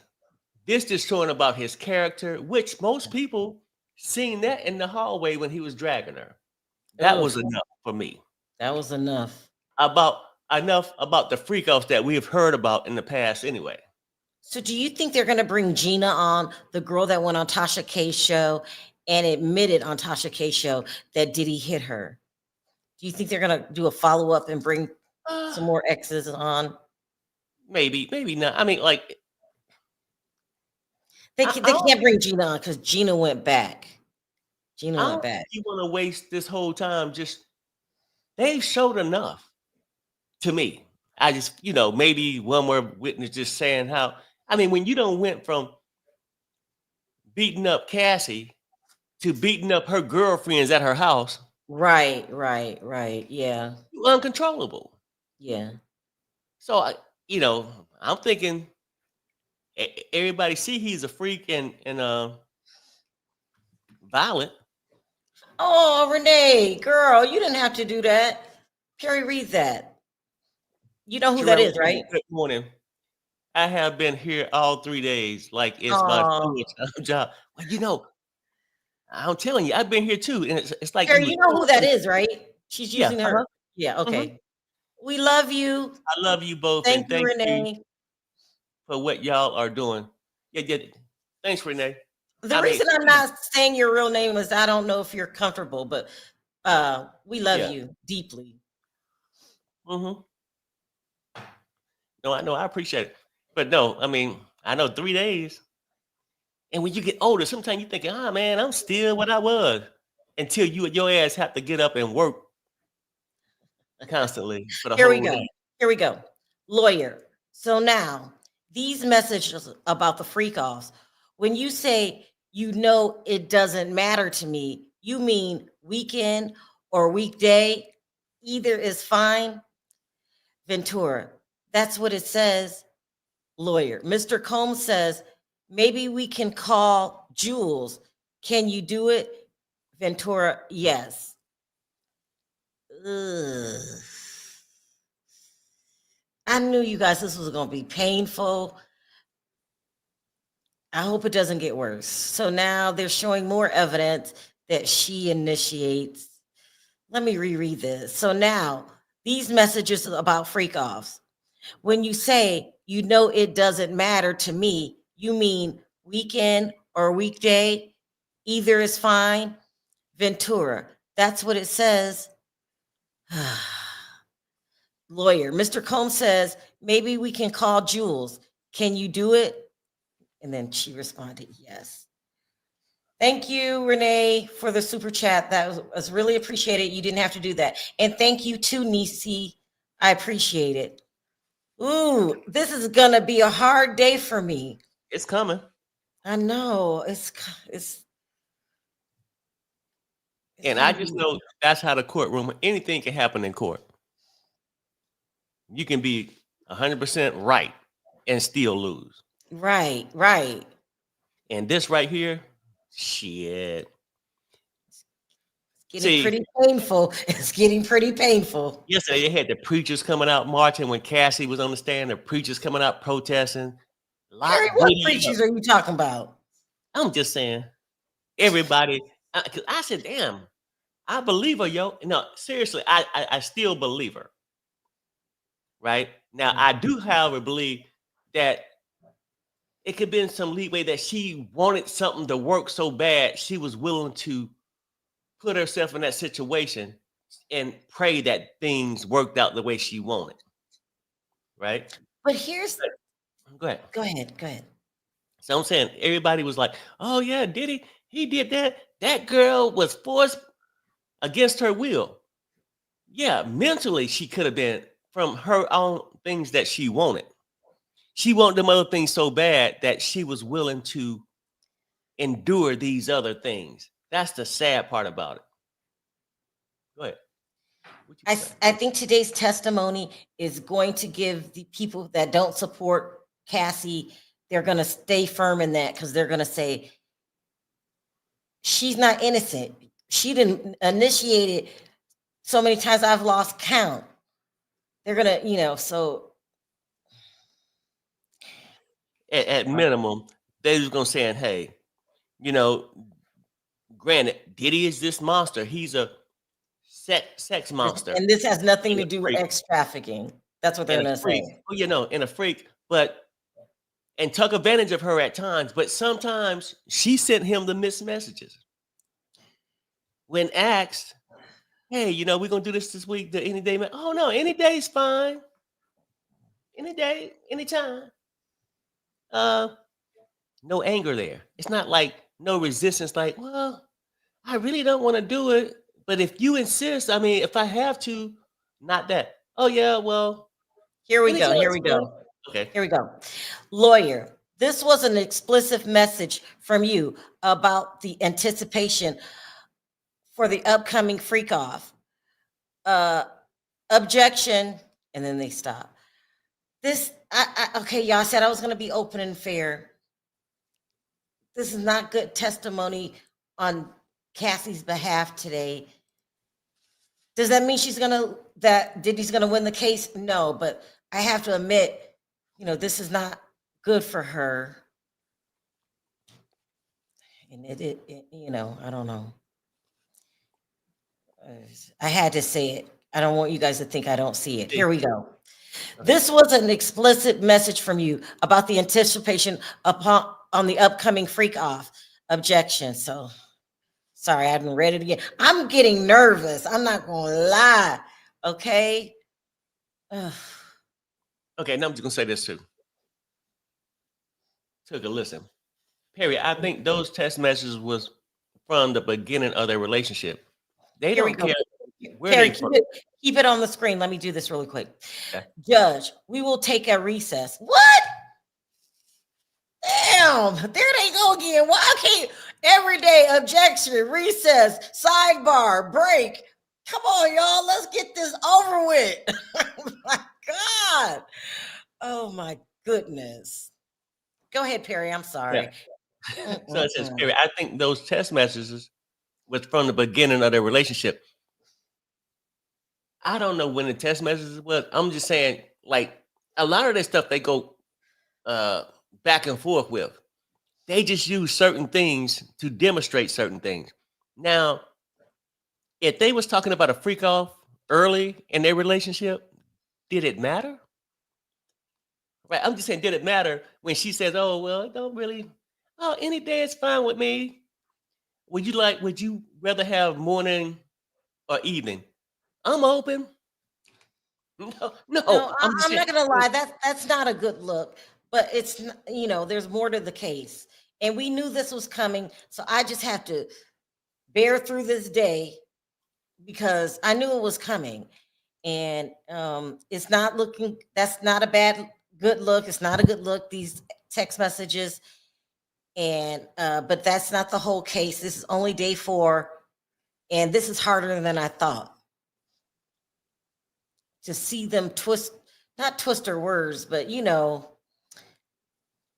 they're trying to make her look bad, and that's what they're doing. Okay. Perry, don't make it worse. Don't make it worse. You can still be in love and have good days with your abuser or pimp. Yeah. I mean, but that's also meaning some days you didn't mind it and some days you did. You can love your job, your full-time job. Some days hate it, some days love it. So, they gonna make it seem like, put it this way, that she had more good days than bad. That's how the defense wanna do it. Do I believe that? No, honestly, I don't believe that. Now, I'm gonna be totally honest. I wanted to go ahead. Okay. I'm gonna be totally honest about this. I sort of believe that she knew the things that he was asking her was too much, but she had an idea or this fantasy of what she wanted. And I ain't talking about sexual, like to have a baby, to be with a man that was established, to be famous. And I'm not sure which one it is, whether it's famous, to be situated with a man, because that's why you would keep the stuff from your parents. Oh, my daughter's doing good. She's dating so-and-so, and they got this big house over there on Fairmont Avenue, and everything's great. That you can't tell them that you're really with a monster. That's why they need a professional to come in and explain the cycle of abuse. You really think you're in love with this person. You think you want a baby by him. It's a part of the cycle. They need to get some professional on that damn stand to explain it. Because if not, people are going to interpret it the way that you want to interpret it. Right. And that's what they need to do. Now, I wanted to read these really quick because these are also live updates from CNN. They don't come as often as Twitter. Okay, it says Cassie Ventura testified she fell in love with Sean Diddy Combs and his real personality. Defense attorney Anna Estevo had asked Ventura what made her fall in love with Combs, prompting Ventura to say that she hadn't thought about it in a while. The beginning of the relationship was really, well, we spoke about it already. It was really fast-paced, scary. The more time I spent with him and got to know him, his real personality, something popped on my screen, she liked his real personality. She liked. In the beginning of the relationship, he was very sweet and attentive.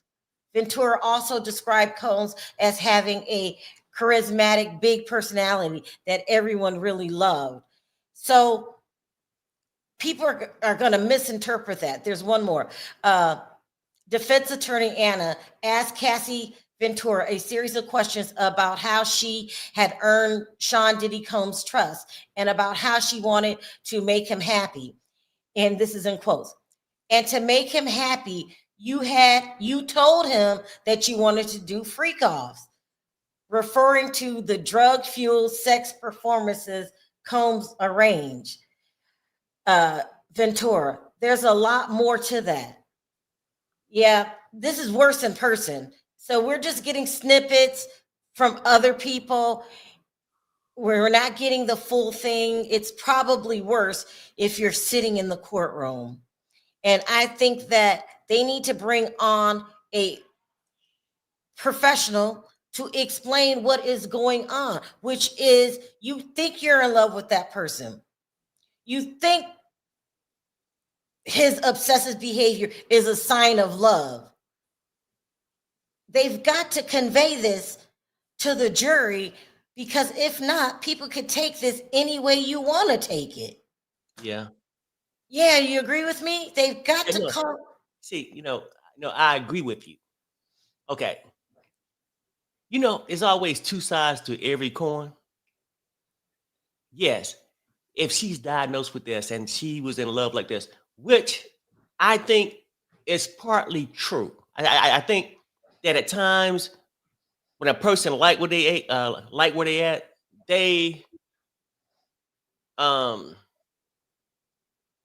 misjudge it as if it's what they want it to be, but it's not. Like, okay, you can say, oh, well, she thought she was really in love and all this. Just like when these guys go and marry these Instagram models and they get sexed up, they thinking that's love. No, it wasn't love. It was just her putting your ass in a trance so you're going to give her what she wants. Do you understand what I'm saying? Like, yeah, I do. So she perceived it, or could have at certain points, feeling like, oh, he loved me, and I do all these things for him. He ain't really loving you like that. That's something that you're imagining in your own head. But I think what keeps people there is they fantasize with it like one day, and they want it so much, they trying to force something to happen. Tommy's trying to console me. Thank you, Tommy. She says, we're not getting the full picture, Sharrell, so it's going to be okay. Girl, I'm over the top, okay? I am over the top right now. Thank you, Tommy. I'm really, I knew it was coming. I thought I was ready for it, but, I'm still a little nervous. Okay. Go ahead, Perry. Can we get real, though, for a little bit? For 5 minutes. Women, I know SA exists. Diddy did a whole bunch of cruel things. You don't do that shit to an animal, right? It's a sickness, and I'm not giving him an alibi. He's a sick freak, a monster. But is he out there just grabbing people randomly, pulling them off the street? Maybe not. People get caught up in his web because of ideas they may want. She wanted to make a relationship with Diddy if he was to believe that, yeah, she thought he loved him and all that. Diddy never really wanted that kind of relationship. He wanted a sex slave. She wanted a husband so bad that she was, according to her words, willing to do all these things, to drop all her morals, self-respect, to be with him. And trust me, she seen the signs. She seen that, damn, I'm doing all this, and he still don't give a damn. But she chose to stay in her fantasy to think one day this man would change. That is part of this cycle that you guys keep telling me about, and I understand that. It's true.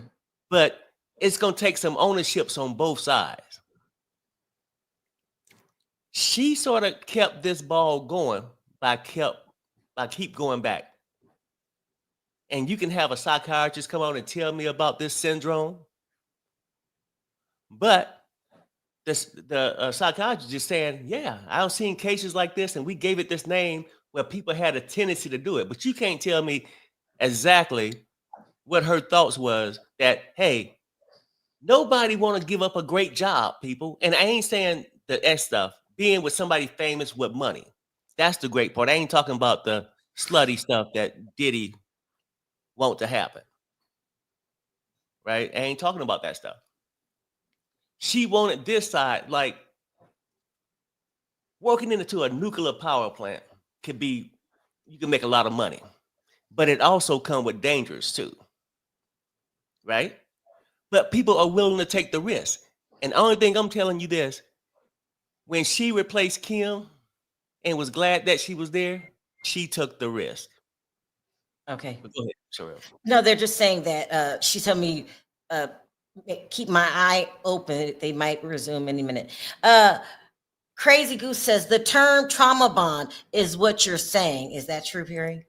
Yeah, I mean, they got a lot of stuff. Yeah, I mean, that keep you into this web of stuff. Yeah. Mm-hmm. But so I'm not taking my eye off. I refresh it. Yeah. It's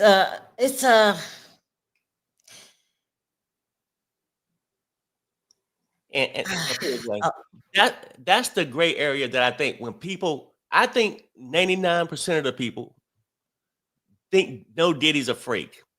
He's a sex monster. He's controlling. But they also know some people sort of, and I know it's going to sound rude, volunteer to be treated this way out of an idea of what they want out of it.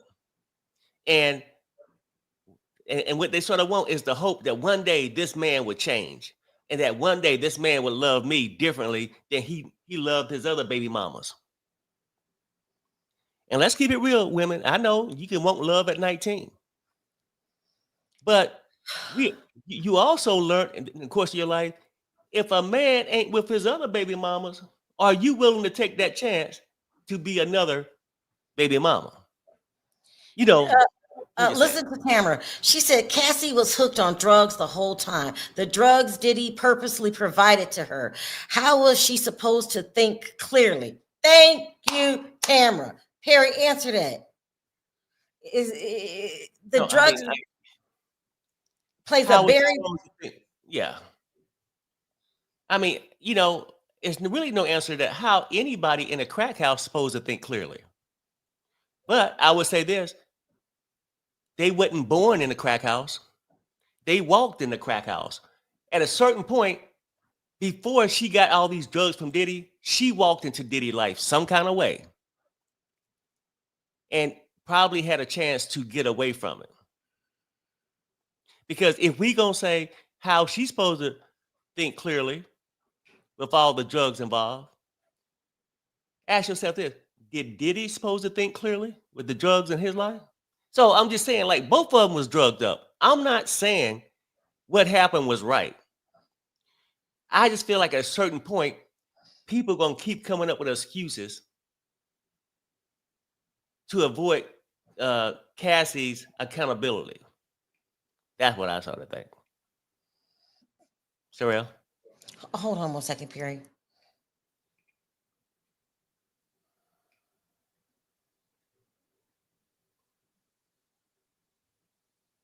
Cassie Hold was on. hooked on drugs the whole time. Maybe not day one. She was hooked on drugs. Maybe not day two. She walked in and got introduced to the drugs. And, I'm going to say this, might have to take it back, but chose to indulge. That's how people get hooked on crack and other things. And yes, Diddy definitely provide these things because he know it creates a whole lot of opportunity for him. It gives him more control if everybody's high off the Molly and all this other crazy shit they be talking about they take it.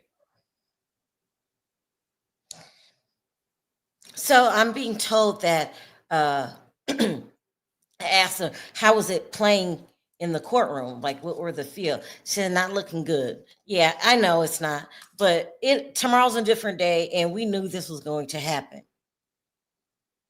It probably, if you're there, it's probably even worse. So we knew this was happening, and that's okay. Child. And by the way, I'm gonna go back for the record again. I don't think no woman should be treated this way. Period. Because I got to go back and reiterate that, because at the same time, we can go from what actually happened to the person or how this person got to this point. Oftentimes we forget how the person got to this point. They sort of got to that point for off of their fantasies, the things they want to happen, and overlooking signs. Terry thinks Jonathan Odie is the star witness. Let me ask him. I heard he was in jail and he wasn't testifying because he has a history of inconsistencies. Remember what she said yesterday? How did she explain it to me? Hold on, let me go find it. Let me find that. But the bottom line, they could have him testify. Anybody can testify. I mean, hell, these escorts that testify, we ain't saying they know church going man. But Adi's, people came with all this stuff yesterday. He's in the courtroom. He's this and that. He's coming. Adi ass is in jail. Fact. Anybody telling you anything different is just lying or trying to hype something up. He's in jail. Now, could he testify? Yeah. I mean, people can testify from different courtrooms through a monitor, FaceTime, or whatever they do in the jailhouse, Perry, can you go to my mail, my email? Our reviews? Yeah. Can you read that? Somebody wants an emergency meeting. I don't know what that means. Emergency meeting. You know what I'm doing. No, let me see.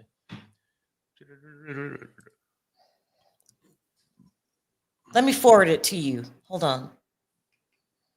Keep your eye on the thing. Let me forward this to you. I'm gonna send it to the first one.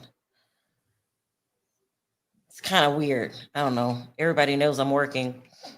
Yeah.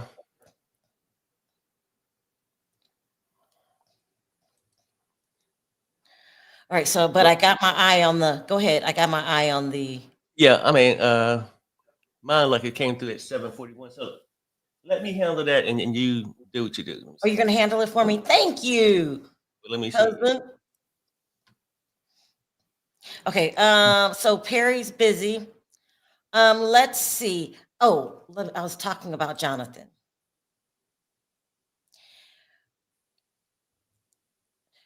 Okay. Someone from inside the courtroom said that Jonathan is not on the witness list. I don't know. Okay, she's saying that he has a history of inconsistencies. He's also did a couple interviews yesterday.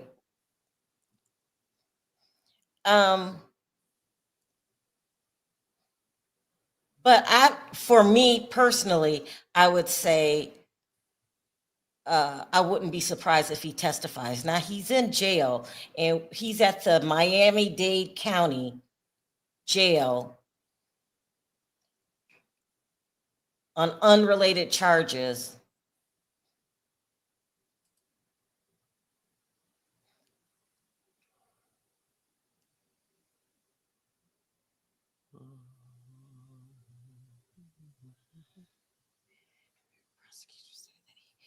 That they himself was claimed approximately 15 such encounters. Oh, okay. Someone said, don't you think if he was going to testify that that letter would have been submitted as evidence? Okay, so it looks like he's not going to testify. He's going around saying that he signed an NDA and that Diddy gave him $5 million in exchange. That would be really good testimony and would be presented in front of a judge for sure. And then he's saying that he's supposed to have some document like an NDA where he got the $5 million, but nobody never could confirm the document. Right. So, people make a big deal out Hold of it. on. Did you schedule me or what am I doing next? Do I need to get on? I'm waiting. I'm still over there. Oh, you're still talking to him? Okay. Go ahead, Perry. What were you saying? I'm just saying, people making a big deal out of this guy. What criminal that you mean Jonathan Odie? Yeah. Go ahead. I mean, he could be a star witness. It'd be easy to discredit him too. Just what the shit he did. Now, and criminals could exchange money. I ain't gonna take Diddy off the list. If he paid the man $5 million, he paid him $5 million. But what else could the man actually tell you that's gonna really make him break the case? Odie? His ass sitting in jail and he's awaiting trial his damn self on some other charges, serious charges too. So when people act like, oh yeah, Adi's gonna be coming in and he's live, no, his ass is in jail. I was just saying, could he be you coming in and being the star witness? I mean, I don't see it. People have heard what he said before in interviews. Talk about the freakness of it all, right? Oh my God, Perry, it's only 7:46. I thought it was like near noon. No, it's 7:46. Oh my God, go ahead. You heard that he was going to be the star. What did you say? Well, no. Hi, Bonji. I'm saying people keep going around bringing them up. Like, I think people sort of do it out of boredom, and then people think that somebody gonna have this smoking GUN. Damn near the worst person you can have, even snitches, right? When they bring them in, the criminals, the informants, they get broken down because of their criminal record, untrustworthiness, right? And the Adi guy have said what he said years ago in interviews. I don't think none of that shit really gonna pertain to any of these charges Diddy is on. Did that make sense? You're messy. Why are you dragging Odie? Why are you dragging him? No. You're being I mean, messy. if he got the $5 million, have it. But he also gonna get a charge. He's in there waiting. Odie is an alleged favorite too. He said he overheard a lot. Yeah. And people, I mean, and maybe he could have. Just say it in a nutshell. You're saying Adi is considered to not be a credible witness. They can't verify anything that he's saying. Okay. Perry, you have an email. You have an email. I'm checking right now. Oh, and my phone's getting ready to die. Let me get my charger. Hold on. Okay.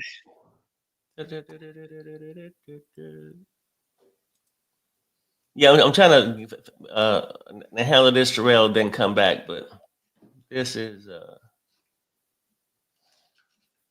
Can you just do whatever I don't care. Yeah, I well, mean, no, I don't know when I can do that. right. 'Cause, I know. I understand that. I understand where we're at.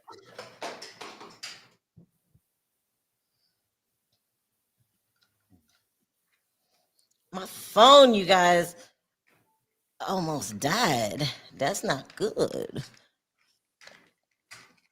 Urgh. There we go. All right, let me keep my eye on the page, refresh, go down.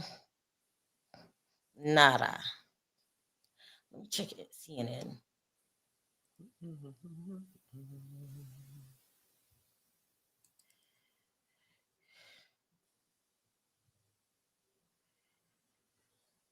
Okay. They said she returned to the stand.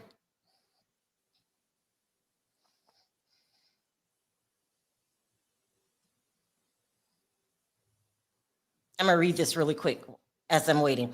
It says, during this break, requested by Ventura, defense lawyer Karen Friedman Agfilo, who is married to Sean Diddy Combs' lawyer, Mark, is at a divider and conferring with the 5 attorneys from the defense team. She is speaking the longest with Anna, who is doing the cross-examination. Earlier, Combs gave a heart-shaped hand gesture to Karen, Agnafilo's mother, who is sitting beside her.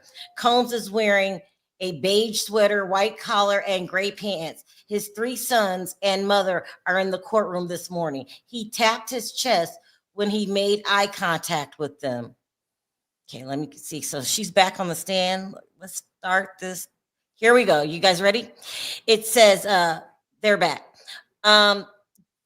Judge says, you may proceed. The attorney says, Miss Ventura, this is from Mr. Combs to you. You respond with an extremely explicit message, right? She says, yes. Attorney, this is 2 days after the planning of a freak off, right? She says, yes. So they are saying that Cassie requested the recess. Because she knows this is not looking good and she knows they're trying to set her ass up. She needed to gather her thoughts. That's why, in my opinion. That's why. Girl, you need to look hurt on that stand. Mhm.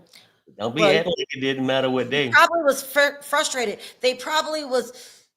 She probably she knew that they were not making up words, but like twisting it to make it seem like something else. So hopefully she got her thoughts together. Because I was a little shook too. Even though I told y'all yesterday, be prepared, I was a little shook. Just a little bit. Just a little bit. Okay, all right.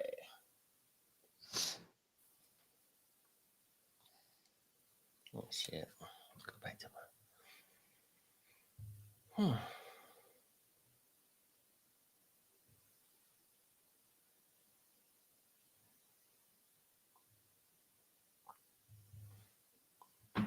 Okay. You good, Perry? Oh yeah, I'm still trying to work on that stuff. Oh, you are? Okay. Yeah. Thank you. I appreciate it. Now I can hear though. I can hear you and everything. Mm-hmm. Yeah. Okay, let me take some questions, see what you guys are saying as I keep my eye on it. Cassie set herself up. Well, she needed to confer with the prosecution lawyers. Yeah, that's what we heard. Why would they send a specialist? This isn't even a DV case. I know. I get out there sometimes. Is the black lady doing the cross? No. Let me give you a picture. Hold on. Let me double check. Make sure I'm not missing anything.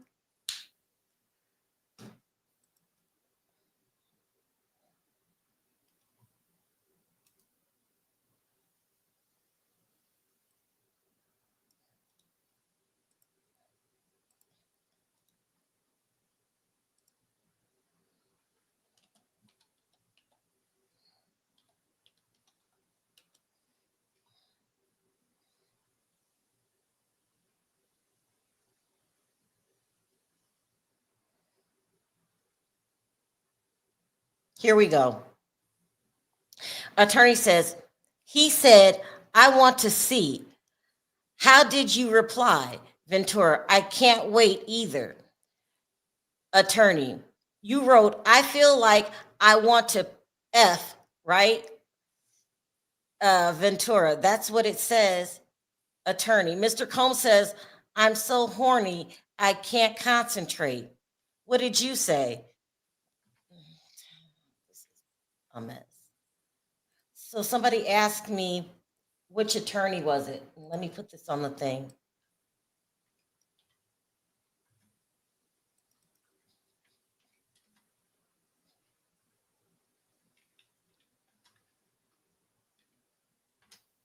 Hold on, let me double check. Make sure. What is that? Huh? Something started playing in the Oh, background. yeah. Uh-huh. It's probably on your end. You probably got another Yeah. tab.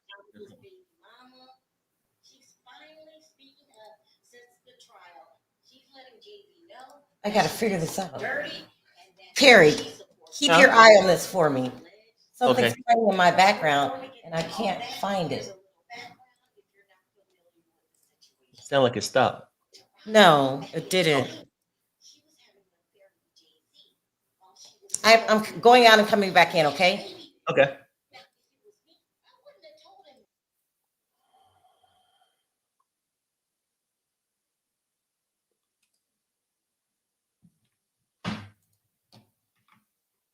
All right. Let me see if we got any updates, people. So what you guys think so far? In the chat, do you think, I heard some of y'all thought, look, well, no, never mind. I don't know if that would make sense, but yeah. I mean, Cassie had her days explaining herself with the prosecutors, but they gonna be coming after Cassie. And at the end of the day, I guess Cassie got paid already. And I guess really, if her whole thing is just to tell her story as a part of her therapy, you know what I'm saying, to get over the things that's happened to her, maybe it'll work. But I don't really see number Cassie stuff really helping this case to charge Diddy. That's what I'm thinking. Let me see. They came after all the victims.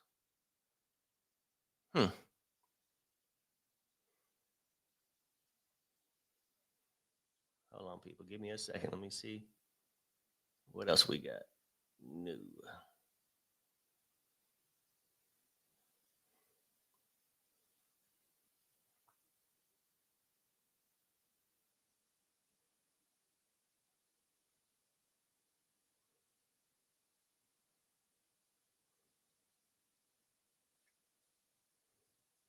Cassie character is Lord. Yeah, you know, and this coming from a male, so I got to be real careful how I say it. Look, nobody should get treated the way Cassie did, even if she was willing to have these threesomes or whatnot. It's how you go about it and how you treat somebody and take advantage of it. She was treated terrible. But I think that she could have did it just out of this fantasy of really wanting to be with Puff Daddy. It was her form. It was her form of a sacrifice. She kept overlooking the signs. Diddy ain't gonna be faithful. Diddy ain't gonna ever marry you and have a kid with you. She kept wanting those things. Yeah, there we go. Somebody says this. Perry, the same thing happened to Kim Porter. And what happened to Young Miami? You know, I mean, she's already don't got it graduated to the golden showers, shit like that. So, you know, it is crazy. But probably Cassie was a swinger just like Diddy, and that's why they lasted so long. Yeah, and you know, males can be swingers that enjoy it. Females can be swingers that enjoy it. It's just their sexual appetite that Did they I miss choose to have. anything? I think one could have came out 3 minutes ago, but I'm not sure if that's the one you read already. Let me look.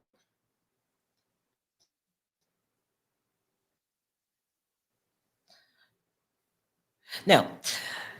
Ventura. That'll go to Dwayne Reed for candles and then set up the room. Attorney, did you understand that he was going to take another video of you? Objection, speculation, judge, you can move on. Lawyer, you asked, any pills on you? Yes.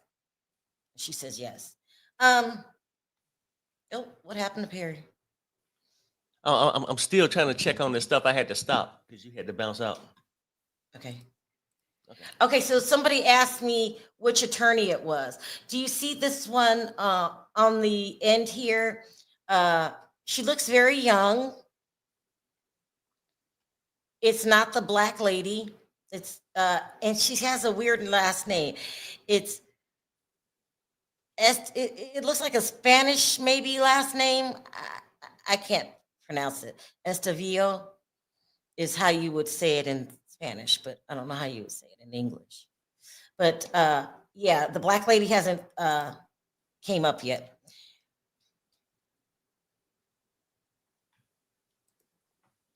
It's DV. What the hell? What the heliante? What the helium? Okay, let's see. Here we go. Attorney, what pills were you taking then? She says opiates. Attorney, you deleted videos on your devices, right? Ventura, yes. Attorney, what did you write? Ventura, that I need to feel this. This is my husband, the only one who will see this side of me. I'm going to read that again. Attorney, what pills were you taking then? Ventura, opiates. Oops. Attorney, you deleted videos on your devices, right? Ventura, yes. Lawyer, what did you write? Ventura, that I need to feel this. This is my husband, the only one who will see this side of me. Yeah.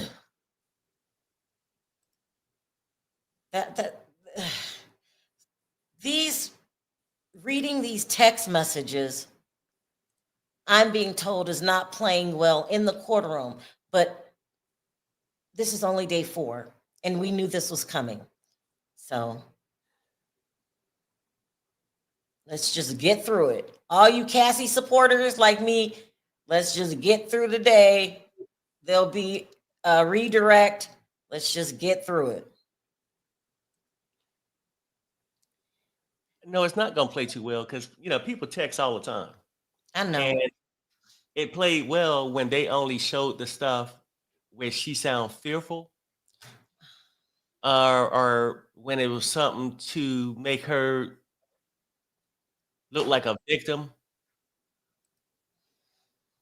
When the prosecutor was coming at her. Tanae But says, texts just have right. 2 parts, yours and theirs. And typically, Right. now they going over the stuff saying, hey, making hers look just as wrong as Diddy's did. And I'm not saying Diddy stuff wasn't wrong. But unless we can come to some kind of consensus that Cassie sort of did some of these things as a way of to getting to the point to actually getting what she wanted, whether it was a relationship or that, but she still got to take some kind of accountability for that, I think. Tanae says, I think Cassie's doing a good job at answering the questions truthfully. Good. Good. And that might be the problem too. Shit. To me. I mean, if you see him trying to go this way, you got to, I guess you could be truthful, but mm-mm. I mean, Bridget says, oh, go ahead, Perry.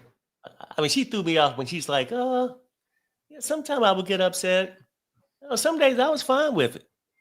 But go ahead.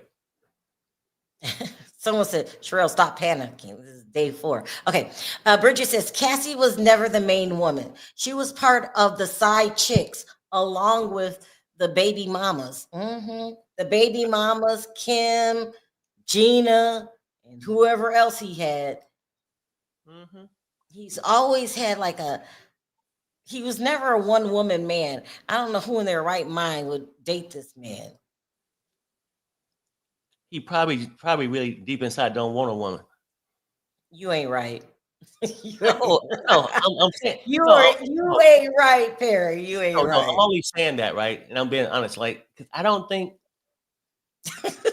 you respect women. I'm saying I don't think you respect You think women. he has some kind of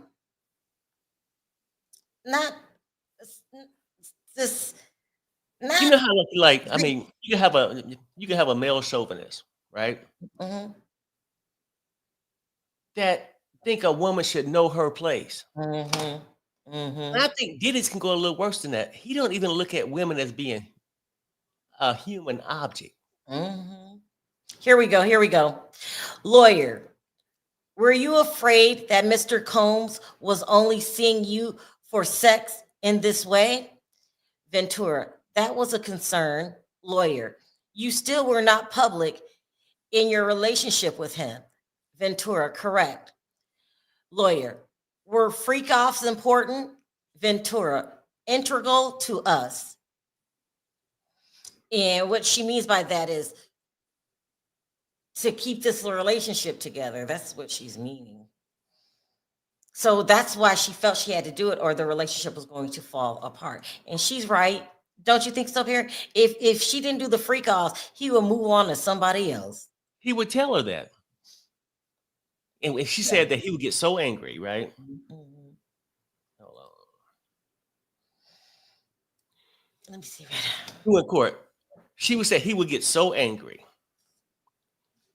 that if, like in the morning time, because he wake up and go to sleep with this shit on his mind. Now he got to go and make money, so he's at the studio or whatnot. But hey, girl, what you doing? Who we gonna have in the house tonight? That's what are you ready for tonight? If she act like she ain't got time to do it tonight, he get angry. So she's so worried about him getting angry that she keeps sacrificing herself to do this stuff. But it's still a choice, though. Also, don't forget, Perry. She signed a 10-album deal with him, and while all this was going on, she still wanted to be an artist. So he had a real bad hold on her. If she walked away from him, not only would she walk away, from the lifestyle that she was living and the finances, she was also walking away from a career that she probably dreamed of since she was a little girl. That's what I hear about the people that do music. Okay. I'm just, am I lying? No. I mean, I understand that, like the fear of being blackballed in the industry, never can move on. I can get that, right? But that also could be used as a crutch. Okay, and I'm only saying this because out of all these texts and all that stuff, nothing's really coming up about an album. Am I right? No, but it doesn't have to come up. All artists dream of this profession as a singer since they were young. Her career was still important to her. She didn't just toss it out the window. She always wanted to be an artist. So she had that in the back of her mind that if I leave him, a lot of stuff was going to change. And one of them was going to be her career. At least she still thought she had access to some kind of career, but she knows if she leaves him, she has access to no career. She signed an unheard of 10-album deal. Okay. No one's going to buy you out of your contract for 10 damn albums. And my response would be this: cry me a river. Look, Sharrell, now I'm only gonna say this for this, right? And I get it. Some people when people go to college, how many times do they change their major? Mhm. A lot. Okay. I can't. And Here we go. Here we go. Here we go. Here we go. Here we go. Here we go. Lawyer, who was at your 21st birthday party in Las Vegas? Ventura, Britney Spears, Dallas, Austin. Lawyer, how did you get them there? Ventura, they came for Sean. Lawyer, you were beautiful and charming. Ventura, thank you. Lawyer, it's true. She gonna say something mean. Now I see this lawyer's pattern here. She'll say something nice and then hit you with the whammy. Mm-hmm. Crazy Goose says, when Kim Porter died, it was in 2018. Cassie left P. Diddy, also in 2018. Coincidence?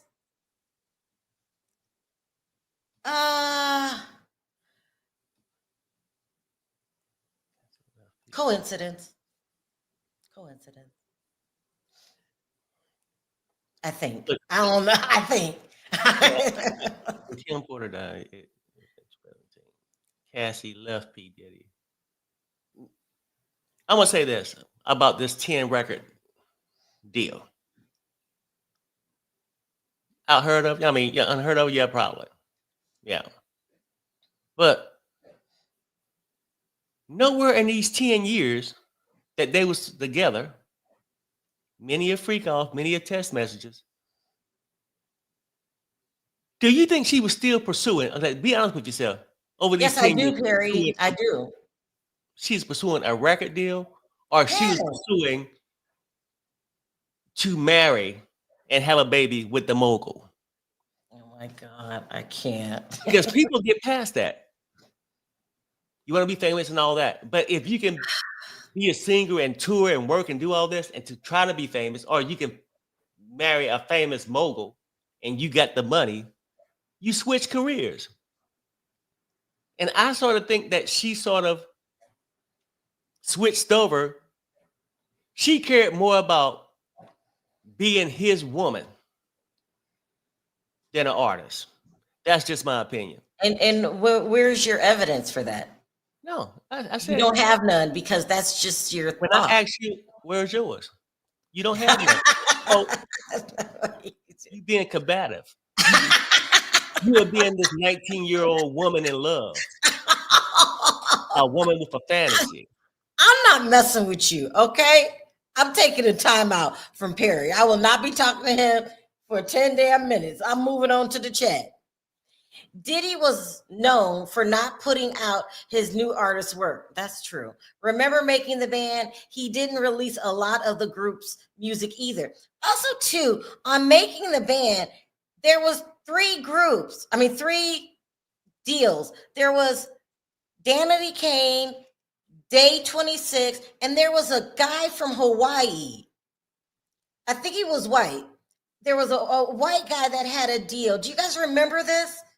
Every time I bring it up, nobody remembers this. He also signed a white guy at the same time. Do y'all remember on season 1? And then all of a sudden, he never came back. Do y'all remember that? Diddy probably invited him to his place. I'd never go back neither. Perry. You need to stop. Someone says Tamar Braxton was married to her manager / producer. She complained that he would not help her get her album completed. This went on for years. You talking about Vince, child, for years. Here we go. Lawyer. Who is Tommy Mottola? Ventura, a well-known producer. Lawyer. You were up and coming star. Ventura, I guess you could say that. Lawyer, after you signed with Bad Boy, things were still platonic. Ventura, yes. See, she gonna hit her with a hard question. I'm telling you, she's nice, nasty. This attorney is nice, nasty. And why is she asking about Tommy Mottola? Everybody know who Tommy Mottola is. Mm-hmm. Now, I don't know if y'all know this, but Tommy Mottola is ruthless. I'll leave it there. He is ruthless and almost scary. What was Mariah thinking? Here we go. Lawyer, you had rough performance.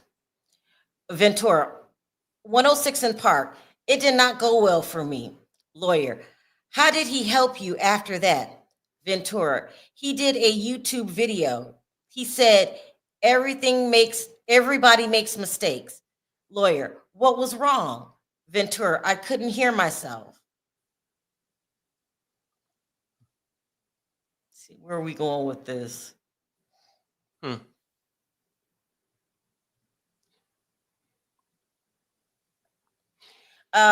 She complained that he would not help her get her album complete. She's talking about Tamar.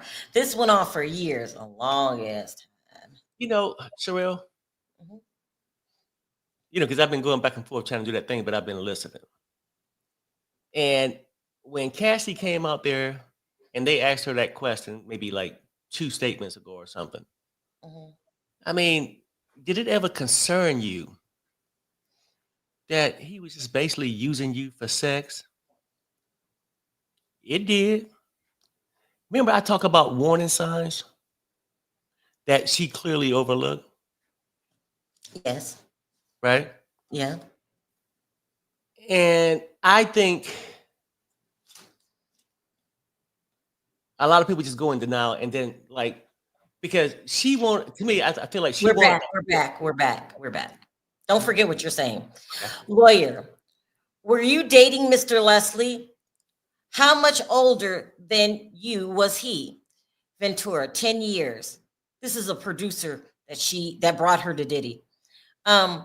Lawyer, then you traveled to Miami with Mr. Combs. The flyer of the event was just a cover to spend time with Mr. Combs, right? She responds, that's true. Okay. So, okay. It's showing cheaterism. Gold diggingness. There's this guy she used to date. He's still a producer. Let me see if I can find a picture. Perry, keep an eye on it for me. This is not, why are they bringing him up? He hates Cassie. They trying to show a pattern that everybody thinks she's worrying about the 10 record deal situation. They trying to show a pattern that she's just looking for a made man to take care of her and do all this stuff. 10 years older, he's a producer and all this already, whatever. But she would leave it in a drop of a dime for a better opportunity. So she'd just go down with Diddy. I know. And it's so, you know, it's not a look of a Catholic girl. Perry, stop. Stop. No, I'm just saying it. I'm just saying it shows the function of I deceive him. I'm with you, but you know, I got this show down here, but I'm really going to get loose as a goose. Okay.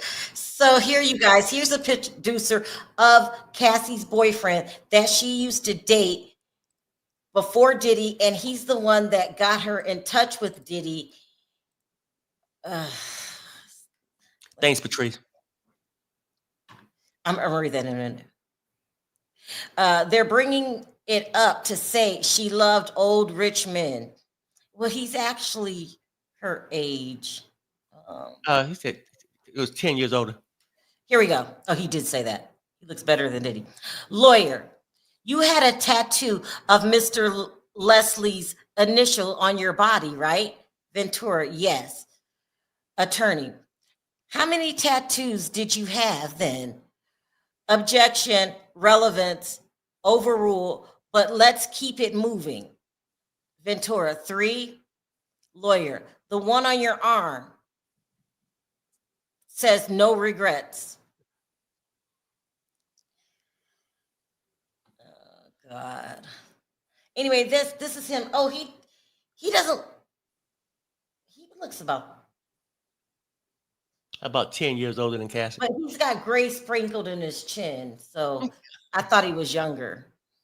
What are you laughing at? No, because people Leave me alone. narrative. He looked 10 years older than Cassie because people want to get off the facts. Nisha just told you.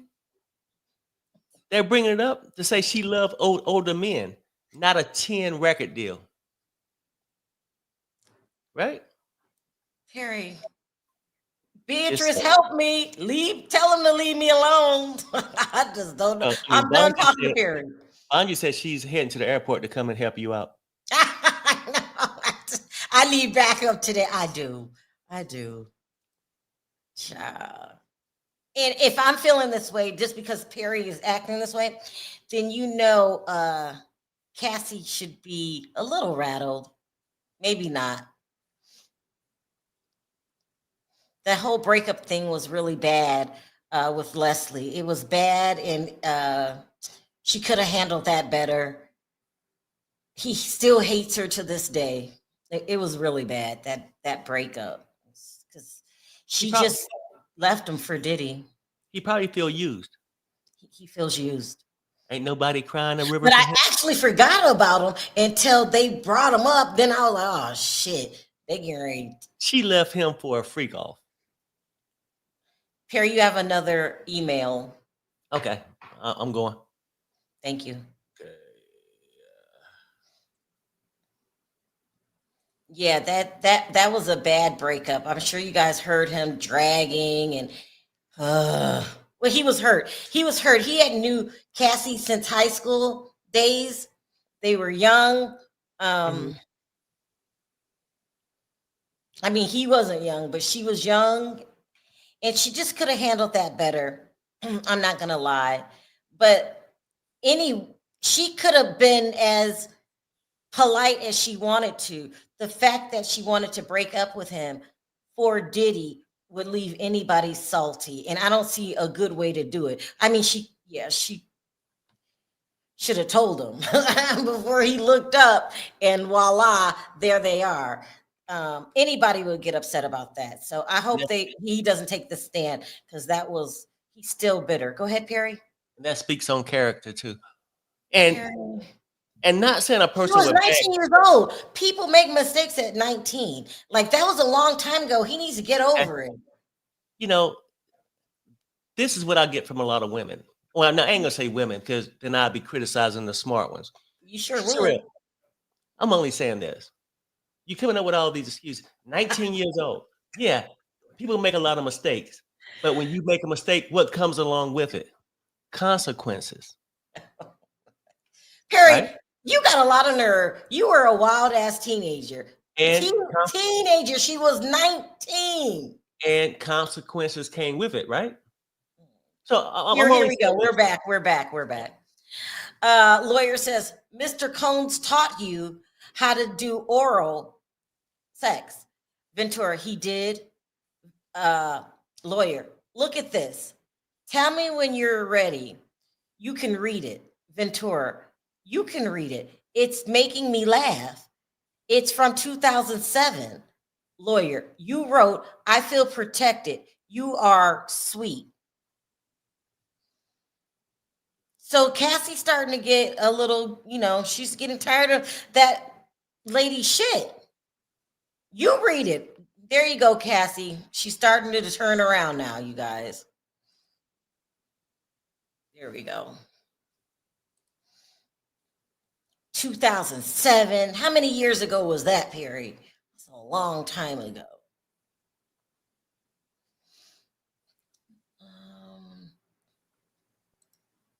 So we got something to do it like at 3 today, but this should be over by then. No. 3 o'clock today? That'll be 6 Eastern. Okay. Oh my God, you guys, you are lengthening my days, but that's okay. I'll do it. And then, right. I'll just make sure. Yeah. Thank you, though. I don't want to hear you crying. Well, that's a long day. I was going to do a recap today. Yeah. I'm gonna have to I mean, push that off. yeah. I mean, hopefully it don't take long. Whatever. We'll see.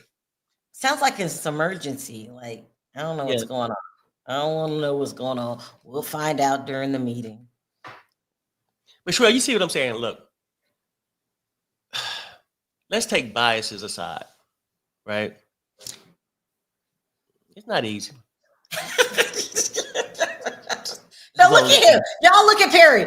Perry's trying not to smile. Perry's gonna say something crazy. Go ahead, Perry. Oh, Because I know you. What? This beautiful woman, and how dare somebody? What Diddy did to her Yes. was unjust. You don't Here take we a go. We're back. We're back. We're back. Lawyer, you wrote, I see that Carrie is better fitting for you. I'm hurt that you think I'm malicious. You're very important to me. Ex Cassie Ventura laughs. You were trying to convey, Ventura, it's like a journal entry. So I don't know if she's talking about Leslie or if she's talking about Diddy. I'm going to reread it. Attorney says, you wrote, I see that Carrie is better fitting for you.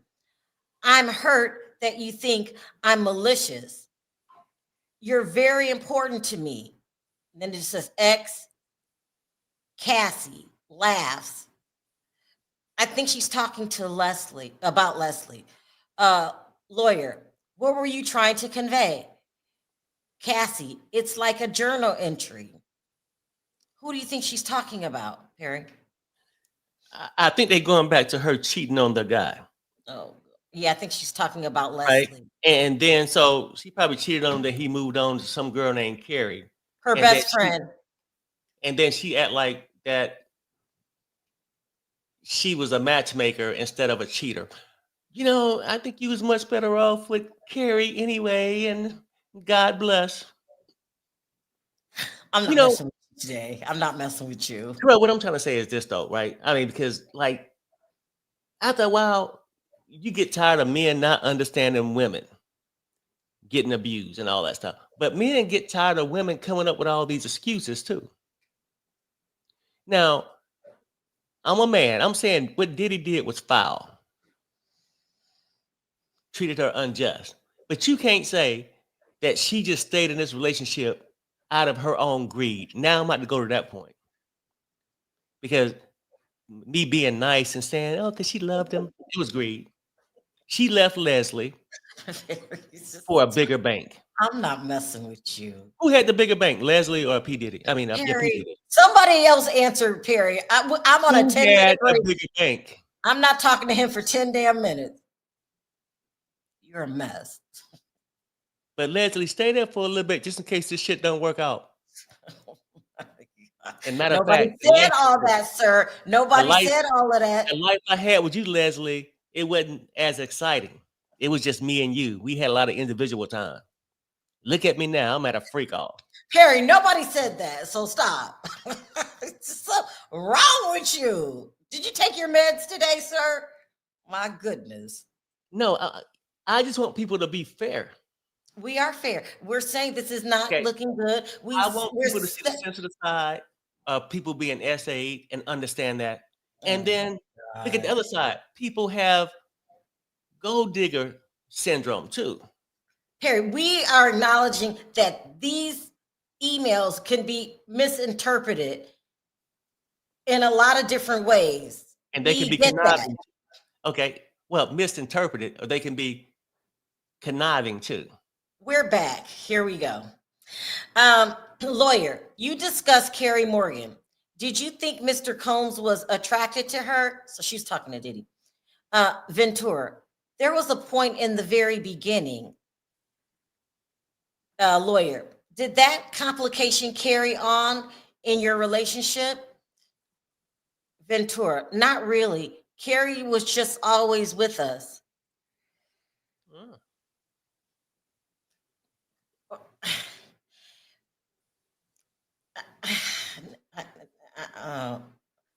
Child, they got a lot going on, okay? I thought Carrie was the trusted best friend. I bet now find out Carrie was putting the moves on Diddy or vice versa, and then I can't handle it. He probably was putting the moves on her. I mean, hell, she looked like Cassie. She looks just like Kathy. Do you guys So- remember the picture I showed you yesterday of her best friend, Carrie Morgan? She looks exactly like Cassie. You know, I've had people like that before. My sister looked just like another girl that lived on our block, and Perry looks just like his father. I don't have any lookalikes. Nobody looks like me. Oh, no, no, no, no, no. Catch that. My grandmother looks exactly like me.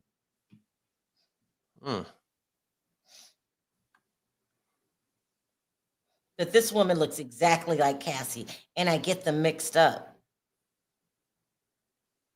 So, you know, and Diddy's a nasty cornball. He probably put the moves on Carrie, and who knows, he could have been intimate with Carrie. I want to know more about Carrie. Was she at these damn freak offs? What was y'all doing? Speculation. Objection. Or, you know, our Cassie insecurities could have had one believe. Oh my God. I'm still on a 10-minute timeout. I'm still not talking to you, remember? You know, Sharrell, I can't love you more. I'm still not talking to you, sir. I love you. I really do. But damn. Because I get you're saying you're looking at it from the other side and how it can be taken different ways. Got it. It's not a good day for Cassie. And we're back. Lawyer says, I like to start asking about freak offs. Sometimes you wore a wig and a mask. Cassie, yes. Lawyer, the general public did not know. Lawyer, objection. Judge, rephrase. No one knew until November 2023 in the public. Cassie, yes. So she tried to hide her identity. There's no way to hide. What's Johnny Cochran said? If OJ put a hat on, does that make him look different, or did it make it look like OJ in a hat? If Cassie put a different wig on, does that make her look like a different person, or is it Cassie in a wig? Yeah, I mean, so you basically wondering. So I'm saying maybe she didn't wear the wigs for disguise. Maybe she wore the wigs like women wear wigs. No. Okay, Perry. He was not outside in public with the wig on. Okay, yeah, you're right. No, you're right. Okay, no. She was role playing. Okay, you're right. Okay, right. so that's how y'all twist the shit. See, she was so ashamed of what she did, and out in public, she didn't want to show her face. No, she was just getting ready for Freak Off 39. Love says, even if she would have left, she would never work again until he got his 10 album deal. She said, a nasty bastard. Thank you. He really is. And Perry, people agree with me. She had that in the back of her head. If she left him, she would never work in that town again. Okay, well, she left him. Eventually, but in the beginning, that's what she was thinking. No. Oh, you can't handle the truth, Perry. Perry can't handle the truth. I can handle the truth, and I get the 10 record deal. I get it, because she can't move on to another producer or a company without them buying out his rights. Right. Do you think the lovely Cassie was the only person he jammed up business-wise? No. And I would wait. Well, so did they all stay with him? You want to just keep finding a reason. She wanted to be with that man for bragging rights.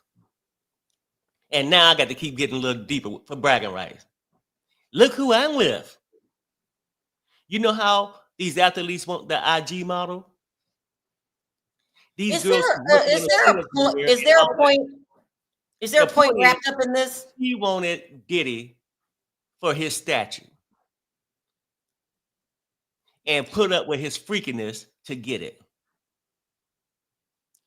Just my opinion. Cassie was being mentally abused, physically abused, and on drugs, and she's young. She's making bad decisions that she doesn't realize. Tina Turner was physically abused too. Nobody's denying that. So you want to keep bringing up a thing. I know she was abused and mistreated. Yes, and So when we move on to a different conversation, you want to just keep bringing it back to that. because it's very important. She's in the cycle of DV. It's a cycle. I'm telling you how their mind works. We're both speculating, but I'm telling you, you're in love with your captor. And I'm telling you how a gold digger mindset works. I can't. Can we both just be right? No. To a certain degree? No. Something kept her going back home at night. Listen, and it wasn't the beatings. That HGB. It was the need to be with this man, and hopefully he would change. And everything would be great. Right. That's a part of the cycle, always hoping he will change. But you have to admit that these drugs that she's on alters your thoughts. She's not thinking with a clear mind. Remember, she took drugs during the freak offs, before the freak offs to calm her nerves, then during the freak offs, and then after the freak offs, she don't have to think about what just went down. She and Diddy were both addicts. Both of them. Oh, what happened, Perry? The cat's got your tongue? No, I mean, these two were in a state where they were making irrational decisions. They can't think straight. Both of them. Okay, well, now you coming around a little bit, but no, I was just reading the chat, and people was like, "Oh, Perry, I don't believe you reading this chat. Put it on the screen." I was. Put it on the screen. They said this. They said this. Oh, she never gave gold diggerness vibes. Well, look, a gold digger is a person that would do things for statue or financial reasons. And I call them gold diggers because, like, Cassie seen the things he did, the things he wanted. She still wanted to be with him because of his finances or his stature, or just being the mogul that he was. Cassie left a man. Oh, it was perfectly fine. That's so bad. That wasn't wearing a pamper. That's that so wasn't bad. waiting on the drippings on his nipples. I can't. Okay. Something's wrong with you. That was there to be with her and give her this individual time like she says she wanted. I can't. But his wallet wasn't big enough. It was not enough opportunity. Nothing had to do with these 10 records. Listen, Perry, she's 19. She's dating an up-and-coming producer, up-and-coming. You see a man that's at the top of his game. Remember, Diddy ruled music, the rap game. Here come the gold diggerness. Go ahead. Just keep talking because you're leading right into it.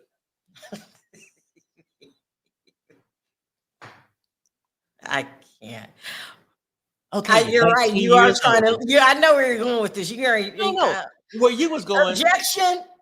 Where you was going? A 19-year-old woman, and she's dating this young up and coming producer. But here come the mogul. Oh my God! Wouldn't you have left too, Perry? No, I wouldn't have, because Perry got character.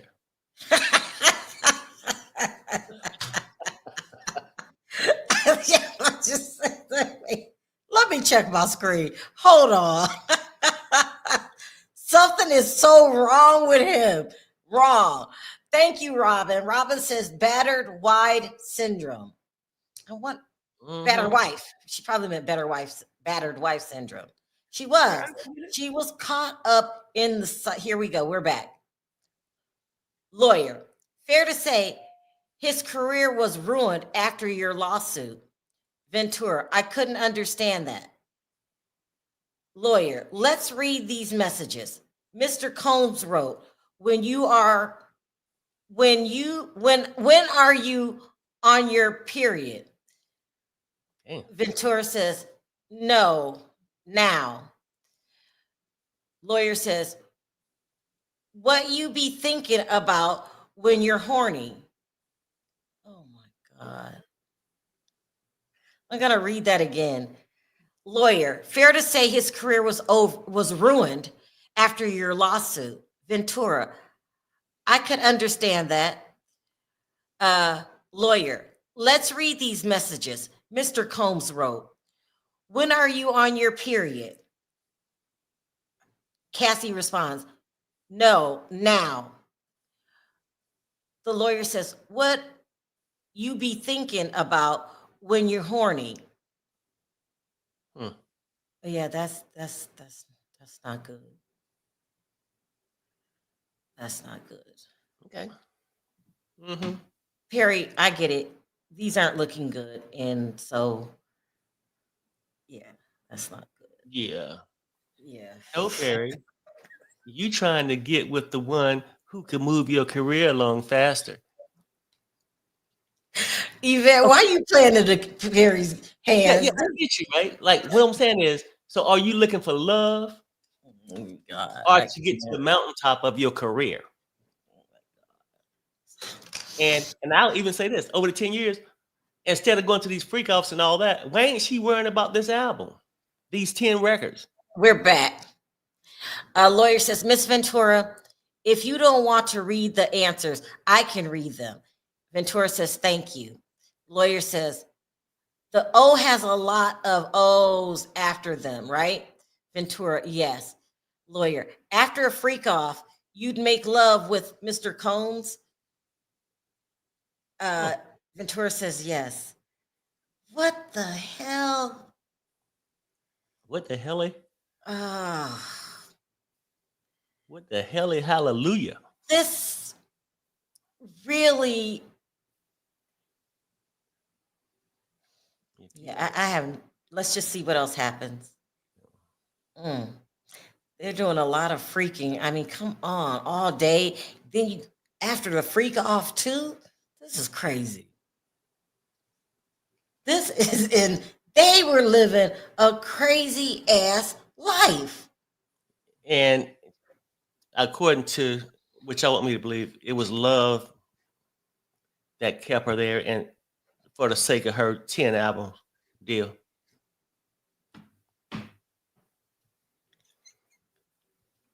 I'm gonna wring his neck.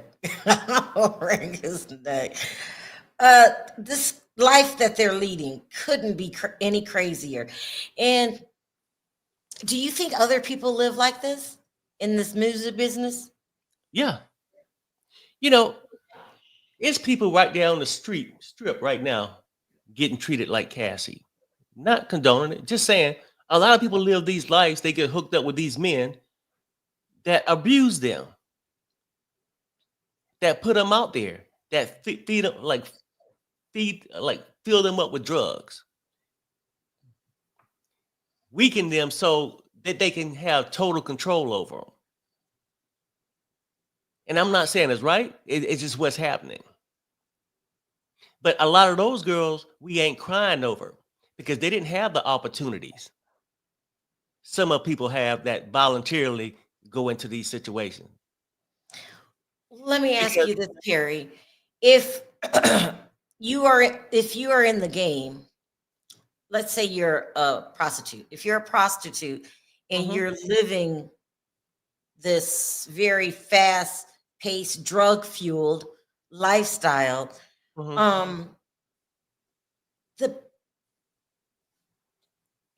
you're on a road of a collision course, and the pimp does play a big role in that. He's responsible too, wouldn't you say? Yeah, I mean, he the one got you hooked. He the one got you living in fear, right? Right. No, I mean, I get that. We're back. Attorney, your period. Mr. Combs is asking you when you're on it, right? She says, yep. Lawyer says, he's asking in the context of when to meet up and have sex. Ventura, looks like it. Attorney, sometimes you watched him with a female. She says 2 or 3 times.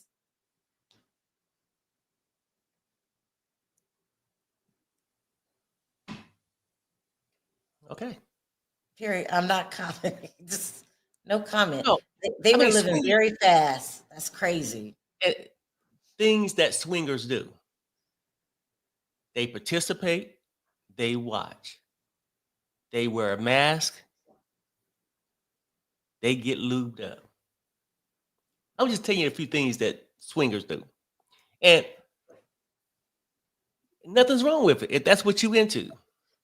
You could be into classical music or rock and roll, doesn't matter. Whatever you want to do. Somebody said Diddy was her pimp. Yeah, I mean, He and really, was. basically, he was. Yes. He was. Yeah. I'm not doubting that.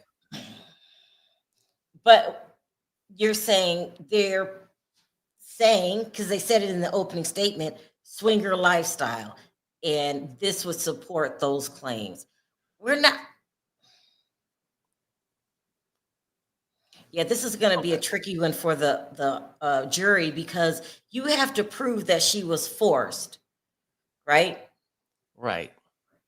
And that's just my point. It's not right how, like, it could be in a regular neighborhood, a lot of shit going on. How men may treat their woman disrespectfully. That's just wrong. But Diddy was this kind of guy that just come out here all about control, all about his finances, and get these women hooked on the hype of being with a mogul, then filling with drugs. Drugs wasn't the first thing that caught them. It was his status. Lure them in. Come on in, little boys and girls. Oh, I got a little Kool-Aid for you over there. Drink that. Now, so he went through these stages with them. Okay. But the problem I Here, had with this whole thing, huh? keep your eye on there. I got another poll. I don't want to see what everybody else is thinking. Oh, I closed the tab. Hold on one second. Because so this is what they're doing. So the defense is saying they lived a swinger lifestyle, right? Mm-hmm. And these text messages show sometimes, yeah, she was.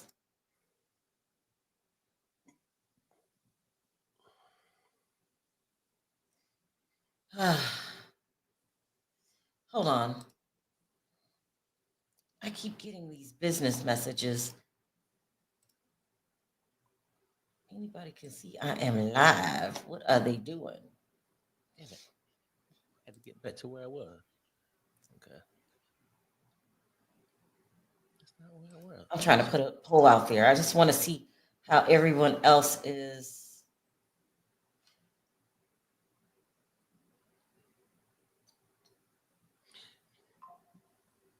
See, Sharrell,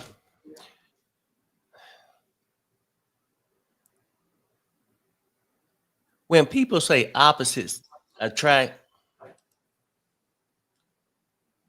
I am a witness to that. 35 years, we've been together almost 40 years, 38, 40 years. And that's saying it's two opposites attract. So Because- Perry, come here for a minute. Okay. Okay, I don't want to lose my spot. Hold that there. Okay.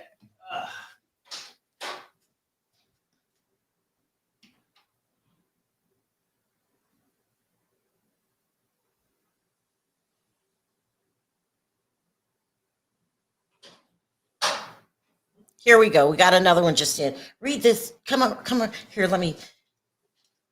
Okay, I'm going to read this to you guys. Right here. Okay. It says, lawyer, you would remember if an assistant came in during one of your sessions with an escort. Cassie says, not necessarily. I was high. A lawyer said, so you don't remember much, Ventura? I had my privacy invaded during that relationship. I wonder where they're getting at with this. You will remember if an assistant came in during one of your sessions with an escort.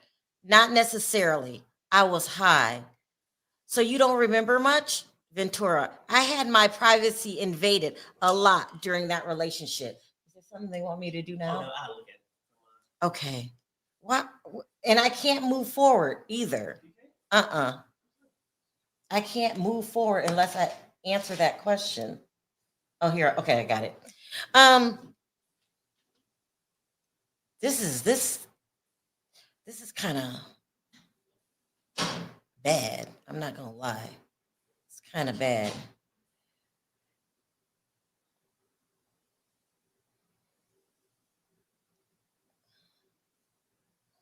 Got my eye on it. Hold on. Not taking my eye off the screen.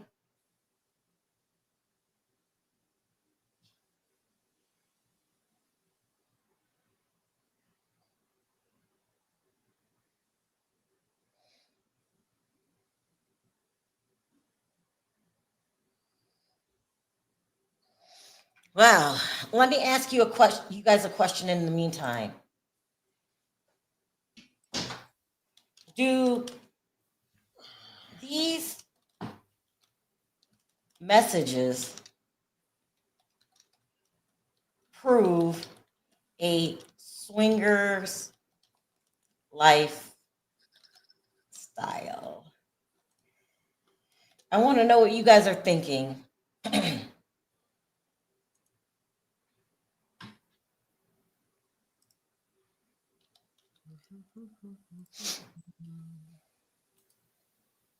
Refresh.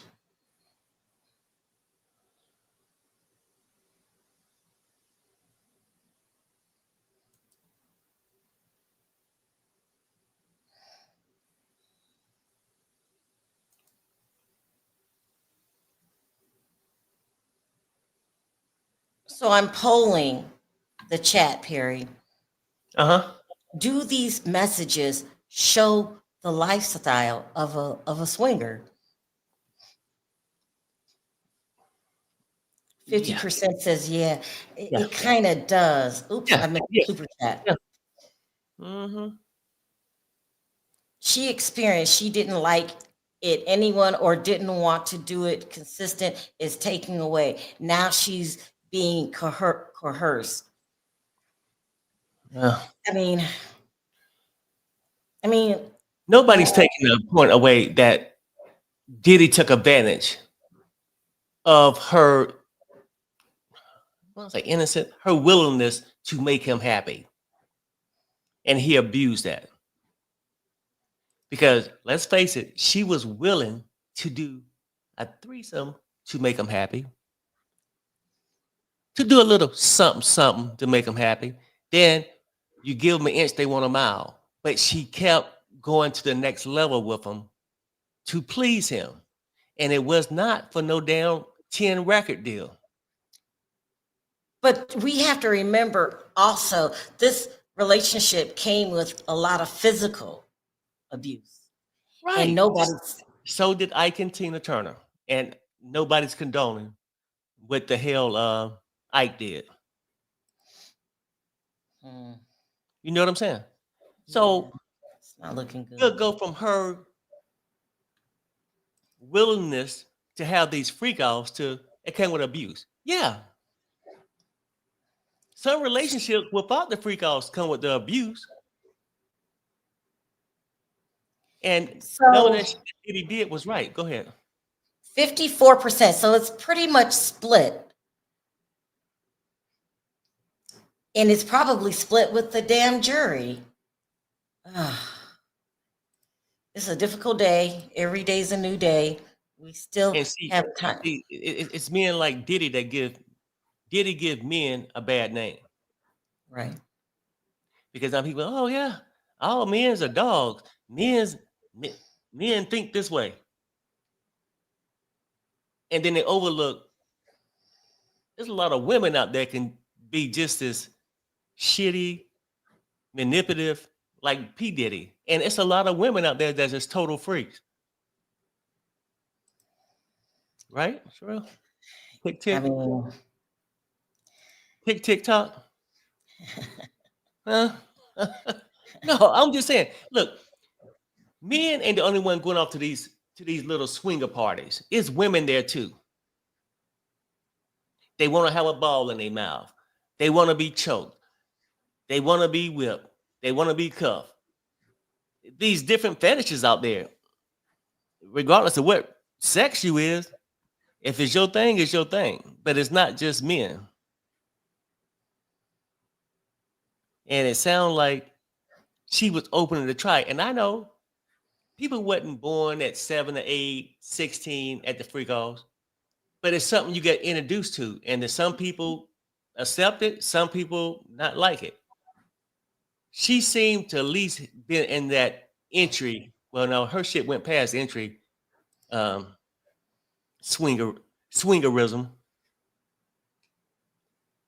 Because she was open to the idea. Most girls, and let's keep it real in this chat, and you could do a poll for this too. If your man was to come on and tell you, girl, it's Tuesday, we're gonna have a good weekend this weekend. I'm gonna bring in Tyrone and Bubba. You down for that? What's gonna be your damn answer? So not everybody's taking this invitation to these freak offs. Yeah, you're right. You're right. A lot of people can look at it that way. We're worried about the judge looking at it that way. I mean, the jury looking at it that way. It's can be taken. Yeah, today's not a good day for Cassie. And and they did let the jurors know that she settled and took the 20 million. It's just not a good day for Cassie. But we knew this was coming. Left a young producer. Went to Okay. Diddy. Okay, Perry, we get it. Diddy. Here we go. We're back. We're back. Went to the trainer. Lawyer says this is from July 2012. You say to Mr. Combs, "I'm horny and bored." This was after a freak off, right? Ventura. There are a lot of Texas, she puts an S on it, here, said to be 25 pages. Where will defense exhibits enter into evidence be available?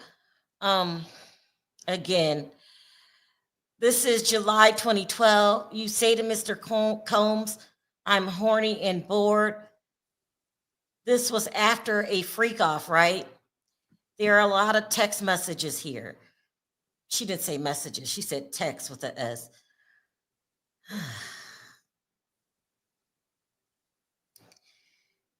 Yeah, this is not an occasional, this can be interpreted as a swinger's lifestyle, which is what they're trying to prove, and it looks like they are doing it. See, because now, whether she meant this shit or not, this is from July 2012. You say, Mr. Combs, "I'm horny and bored." Hey, Perry. Okay. This was after a freak off, right? There were a lot of texts here. Said to be 25 pages. Well, okay, whatever. Look, let's keep it real. I missed something. Hold on. Let me read this first. Sharrell is learning so much about freak offs and swingers. She will pass out if she ever went to. No, that's not my thing. It's just not my thing. It brings too much confusion. And go ahead, Perry. They're wanting you to talk. Mm-hmm. I know. I am admitting it, you guys. I'm not in denial. I'm saying this is not a good day for Cassie. I admitted it.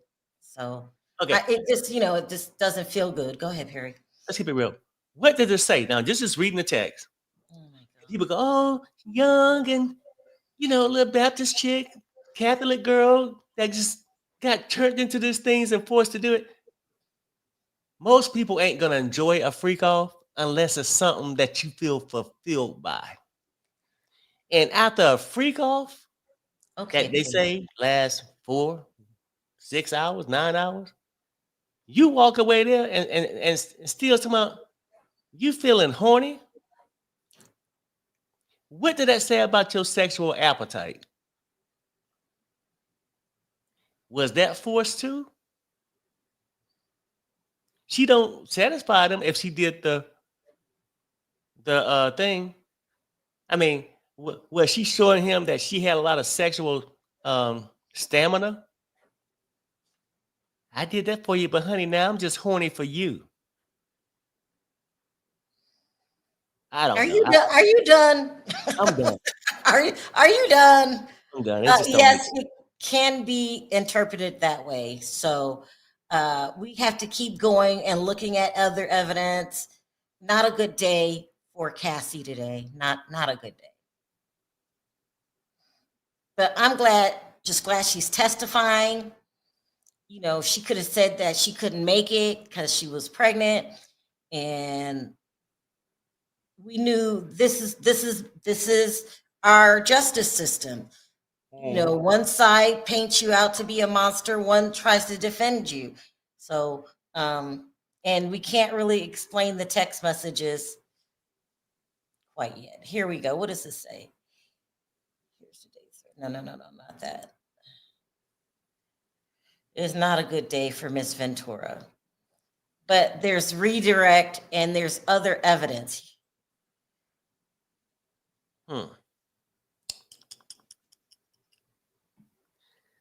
So I don't know. It's not a good day today. And But then the really, day's just getting started. It's only 9 o'clock. It's noon there. Oh, they're going to be breaking soon. Let me make sure for lunch. They're going to be breaking soon. Ciao.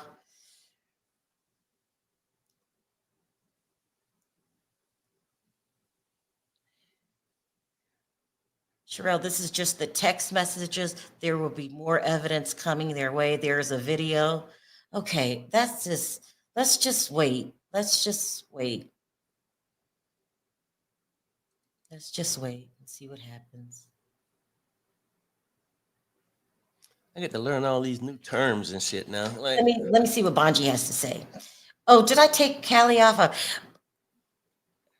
yeah, I was trying to. Bonji says, yes, both victims and predator can describe Cassie.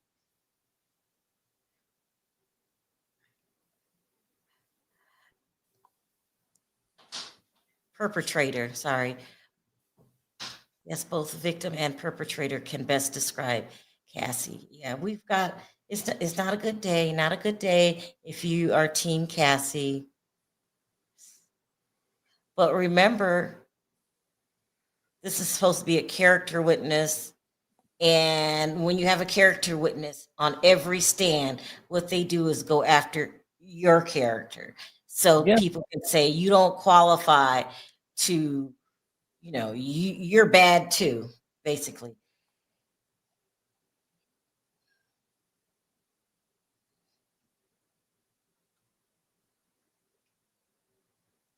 Yeah, not a good day.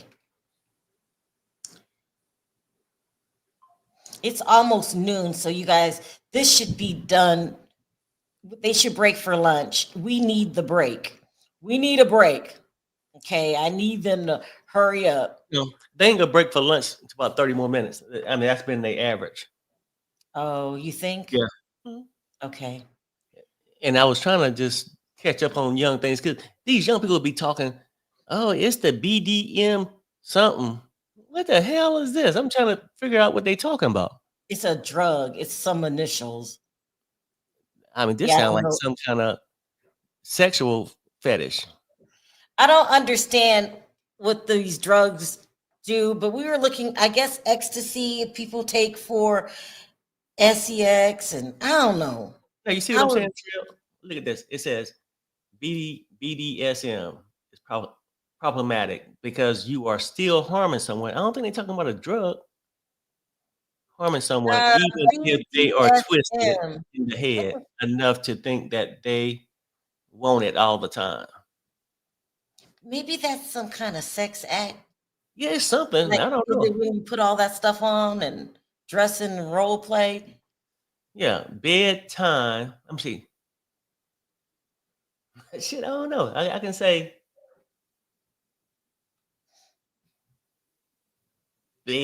Dysfunctional sexual. No, it's BDSM. Let me look it up. Keep your eye on the screen, and I'm gonna look it up. Okay. I don't know what the fuck they got going on these days.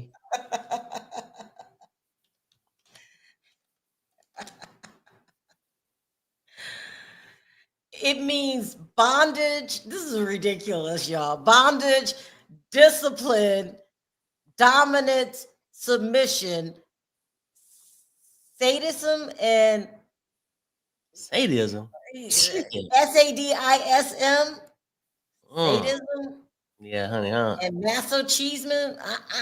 Y'all, I don't know what this stuff means. Child, some stuff I don't want to know about. Okay, no. Damn. But what she's saying is that's that type of lifestyle. They do all kind of crazy shit. All kind of crazy shit. Damn.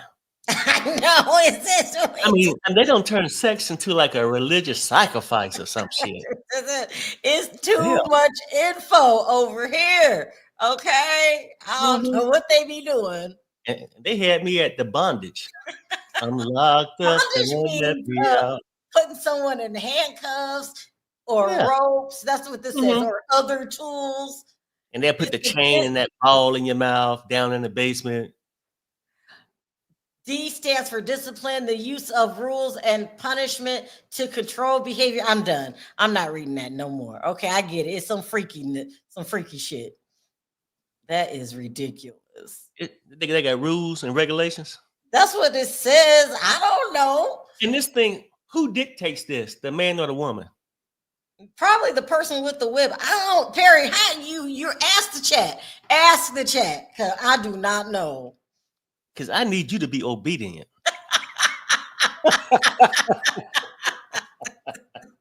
That is some crazy shit. I mean, I guess what you do in your bedroom is your business, but when your name is Diddy, it's gonna come out in the public. What y'all be doing? That is crazy.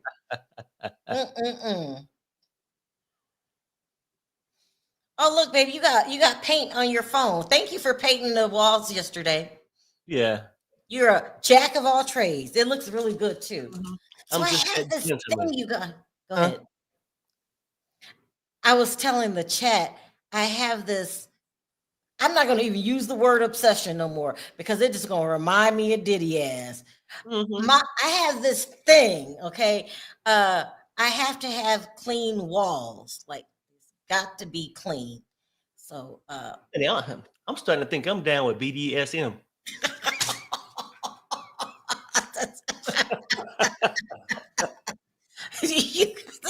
Something's wrong with my husband. Y'all please ignore him. Child. I mean, that stuff is crazy. Do you remember 4 from Chicago Inc.?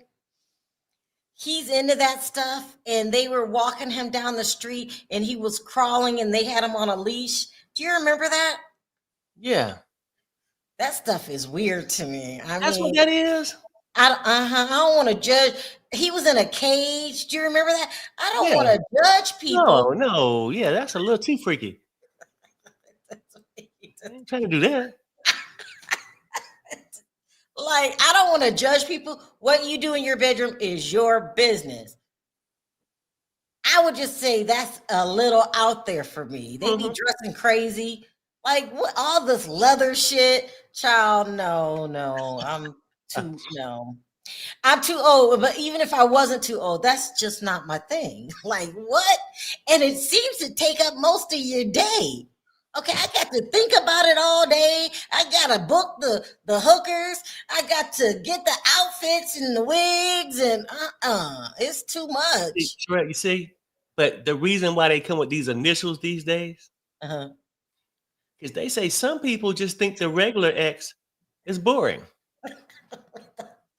No, you know what I'm saying? Maybe it is. So sometimes you get to crack that whip.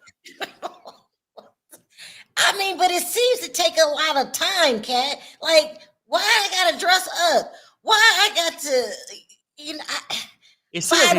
buy the outfits? I got to get the handcuffs, child. It's too much. It seems like it can cause a lot of injury too. Well, those. Okay, here we go. Lawyer, You said Mr. Combs often put you down, but he also sent you encouragement and called you a queen, right? Yes. Sidebar. I can't believe. Lawyer Thank you. says, what would trigger Mr. Combs?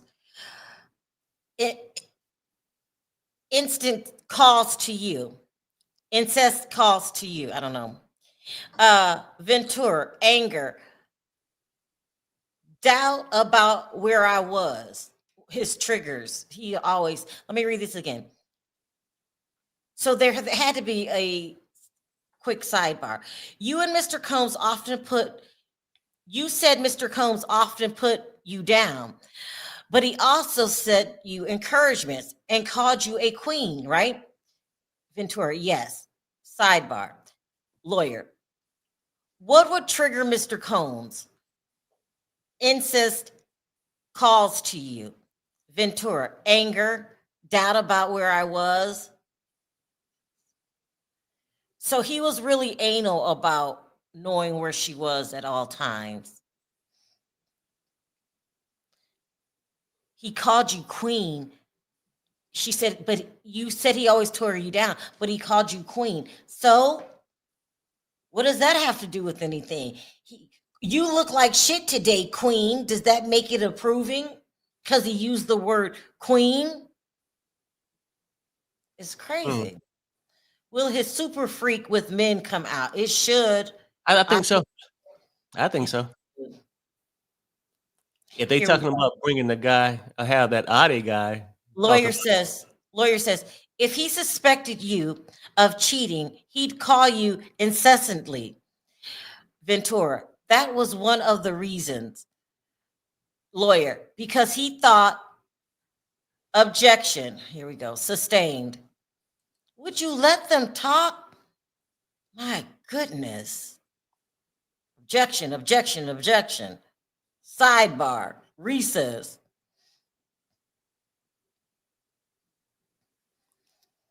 So is it a sidebar? Can I go and get coffee or what? It was a quick sidebar, but you can't go get coffee. I got it. Okay, shit. I'm Did you asking drink for a any recess. coffee this morning? Did you Huh? drink any coffee this morning? Oh, Yeah, just 1 cup. okay. Go ahead. I got it. Okay, all right. Ah, peace. He's gone, y'all. We got a little moment of peace. Watch your mouth. Peace. Yeah, this whole BDSM thing is very involved. Lots of stuff to do, lots of stuff to buy, a lot of planning. I mean, I couldn't. Y'all know I'd be busy. I couldn't have mine, but once every 3 months, because this is too much. Let's see what y'all talking about. A lady that was in the courtroom said the defense isn't really doing anything. No, we'll see. Sharrell, you don't need to plan, buy anything, or wear some mask. That's what they're making it seem like. They said she's in a wig, and Diddy was in a mask, and so. But don't you, Kat? Don't you still need the chains and the whips? Because I can't do that either. Because if you mess up and whip me too hard, I'm hitting you back. That's what I'm doing. If you hit me too damn hard, I'm knocking your ass out. I'm trying with all my might to hit you back. And if you leave any injuries, then I might sue your ass.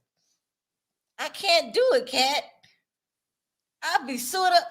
If you hit me with one of them things and it left a mark, I'll sue you. Yeah, no. Oh, here, Kat says, BDSM, the whips come into the S-Pass, which is sadism. Sadism? That sounds like, hold on, let me look. I can't take my eye off of the screen, but I'm gonna keep this up there because when Perry comes back, I'm gonna look this up. Sadism don't sound, I don't know what it is. I have to check it out. Child, it's a lot. And when was he doing all this? So when they did Making the Band, that was in 05. Okay, that's before Cassie.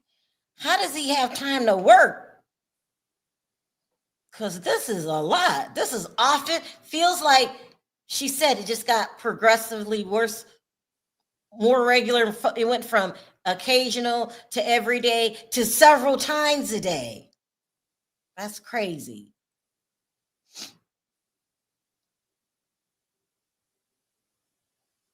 That is too much for me. I would say there must be an age requirement on BDSM because old people, we get tired real quick. But me and Diddy are the same age. So he probably added Viagra to his mix of drugs. Okay. Hold on, let me keep looking. Because this is no way Diddy can be. Here we go. Attorney, do you believe Mr. Combs has good taste? Ventura, I think he does. Lawyer, he's had an impact on fashion. Ventura, people like his style. Sean John. Lawyer, did you consult with him on your look? Cassie, sometimes I got advice I didn't ask for. Well, I want to know who made you shave your head.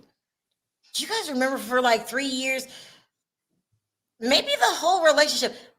No, not the whole relationship, but she wore it for a long time. She had shaved her head off, her hair. And then there was only one side. But Rihanna did it too. I guess it was a style for a while. I didn't get that style. I don't get it. If you're going to shave your head, shave the whole damn thing. But they left a portion.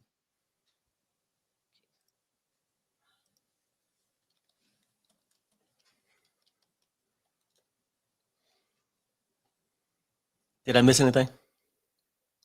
No. Oh, watch it for me. I'm looking up this sadist, what it is. It is the practice or tendency of gaining pleasure. Okay, I thought it had something to do with the devil. Just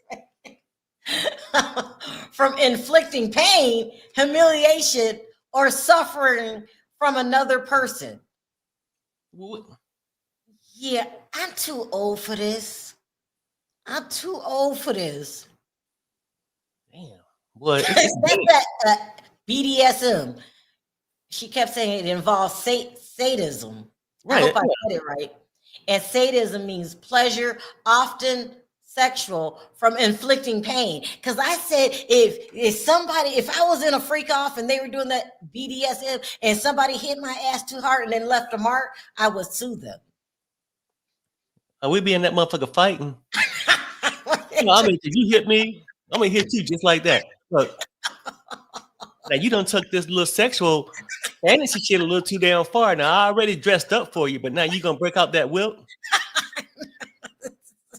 I was just role playing. I'm really not Toby. You ain't gonna whip me with that shit. I mean, that shit might be gentle because nobody would do it. Well, it said to inflict pain, so maybe it was hard. Child, the crazy part at first, when I seen it a long time ago, I thought people use real whips. Oh, it's not real? Well, I guess they toy like. I don't think they like the shit back in slavery, like those kind of whips. You know what I'm saying? Perry, do you remember one time we went to the Heart Attack Cafe? And so we went to this restaurant in Vegas. It's famous.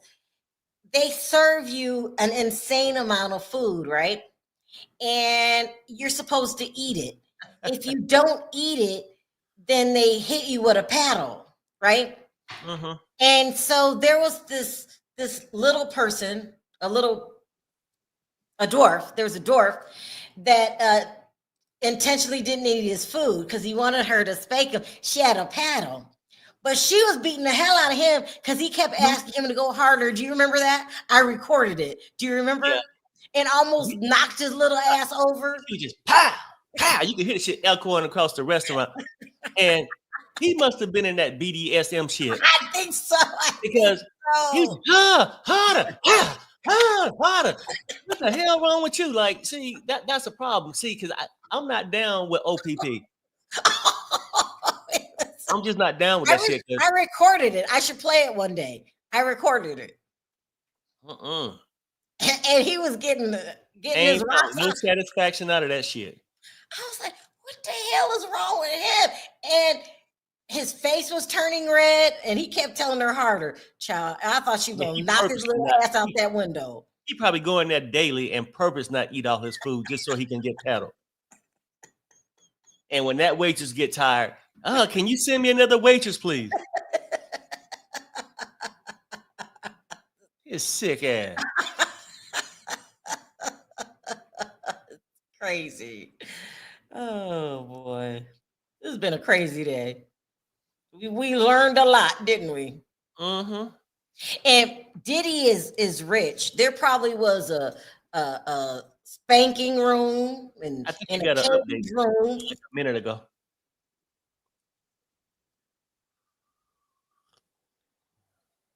No, read it. What are you It reading? says he still ran his companies even while having all. Oh, here it is. Here it is. Okay. Lawyer. He still ran his companies even while having all these freak offs, right? Ventura, he did. Lawyer. What was he addicted to? Ventura laughs. Success. Lawyer says he substances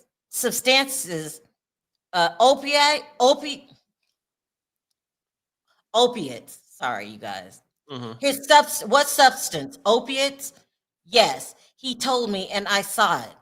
You could tell that Diddy was addicted to something because when he had that interview with that guy Giggs, I think it's Giggs from England, he was high. He was just high.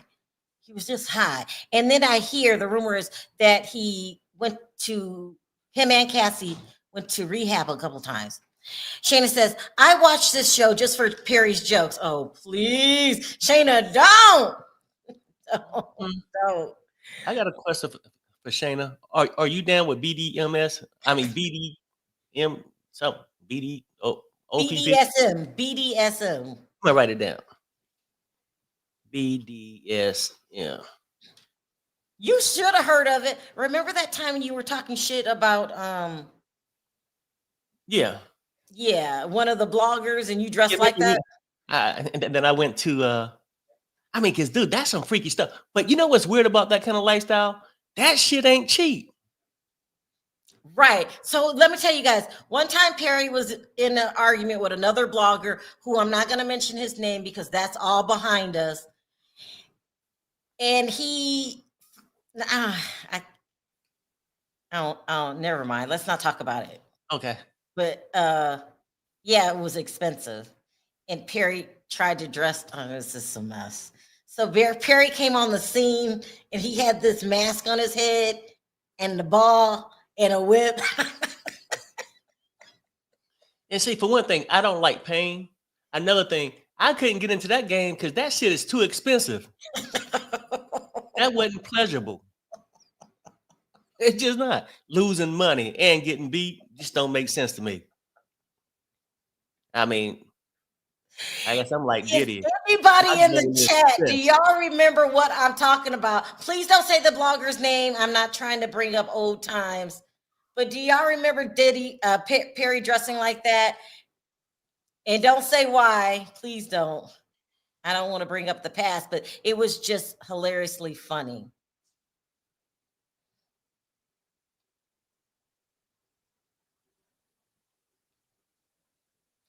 Someone said they remember. I lost it. Somebody, let me see. You remember, Victoria? Perry is a damn fool. Yeah, you remember, Bonji? Perry is a fool. He actually went to a sex shop. He came home dressed in all this shit. I'm like, okay, here we go. Lawyer, did Mr. Cohn's mood depend on whether or not he was withdrawing from opiates? Ventura, he was more irritable, I would say. Lawyer, what other drugs was Mr. Combs addicted to? Objection, no foundation. Judge, I'll ask if I want the grounds. I think they were addicted to a lot of stuff. And didn't we say yesterday they also took the powder? So they took opiates, they took that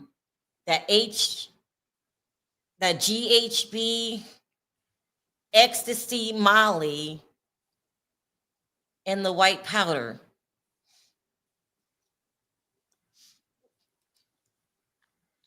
You remember that, Renee? You remember that? Don't say who he was talking about, because I don't want to bring that stuff back up, but Perry's a mess. Shane said, Diddy has a micro P. That what they said last night. Micro PP in yesterday's testimony. They said that, Perry? Mm-hmm. Oh my God. This is terrible. This is just a mess. That's probably why he do what he do. And he get to bring in people like the Punisher. Because he can't. Yeah. Who am I? I don't need to know. I do not need to know the size. They said it in court. That's insane. I can't. What is this? What's happening here, Perry? We are too immature for these subjects. That's what's happening. Know. He's swinging that air. Perry. Ain't he a damn thing? Child, this is too much. Too much. A micro PP. I can't. Child, how embarrassing. I wonder if his face turned a dark shade of gray, because he too dark to turn red. His face was ashy gray. That's so funny. But anyway, we're laughing, cutting up, acting silly.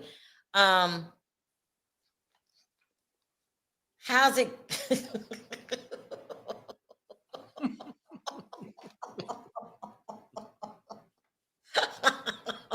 my God.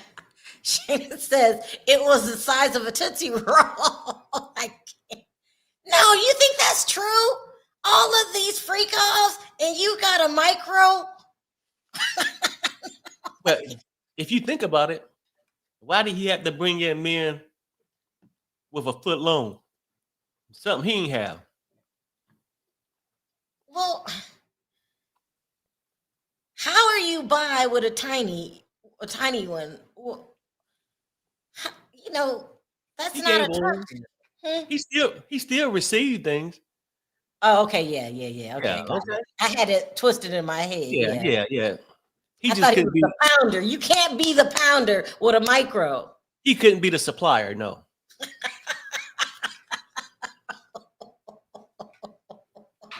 You get to pay somebody. I'm sorry, guys. We're acting childish. Sorry, we're childish. It's Renee got you thinking like that, talking like that. Renee, and then the chat. Itty bitty, itty bitty Diddy. Okay, we gotta stop. Itty bitty Diddy. No, child. Yes, that's what I'm gonna call him. Child, this is a mess. Can you imagine? You're in court. Maybe that's where all the beating and torturing come from. He angry. Ain't right, girl. I heard somebody else in there screaming. I can't do it, huh? Let me hit you a couple times. He turned to, that'll make no sense. It's odd. Now, I'm being professional about this. It really throws me off. His personality, he's so domineering and controlling. And then, you're vulnerable. At the same time, you got the little one. Child, this is too much. He ain't even need a towel. He ain't even have nothing to hide. Child. He's just a waste of time.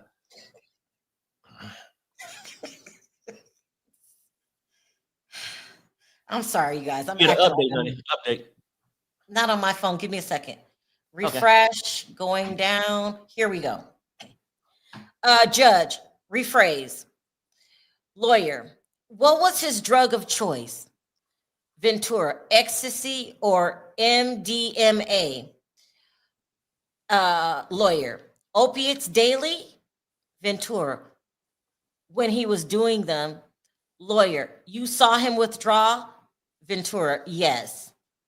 So these opiates, I'm going to assume, is the same thing as opioids, right?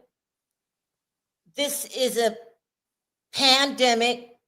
Well, it used to be a pandemic going across our country with people taking these opiates, but now they're on to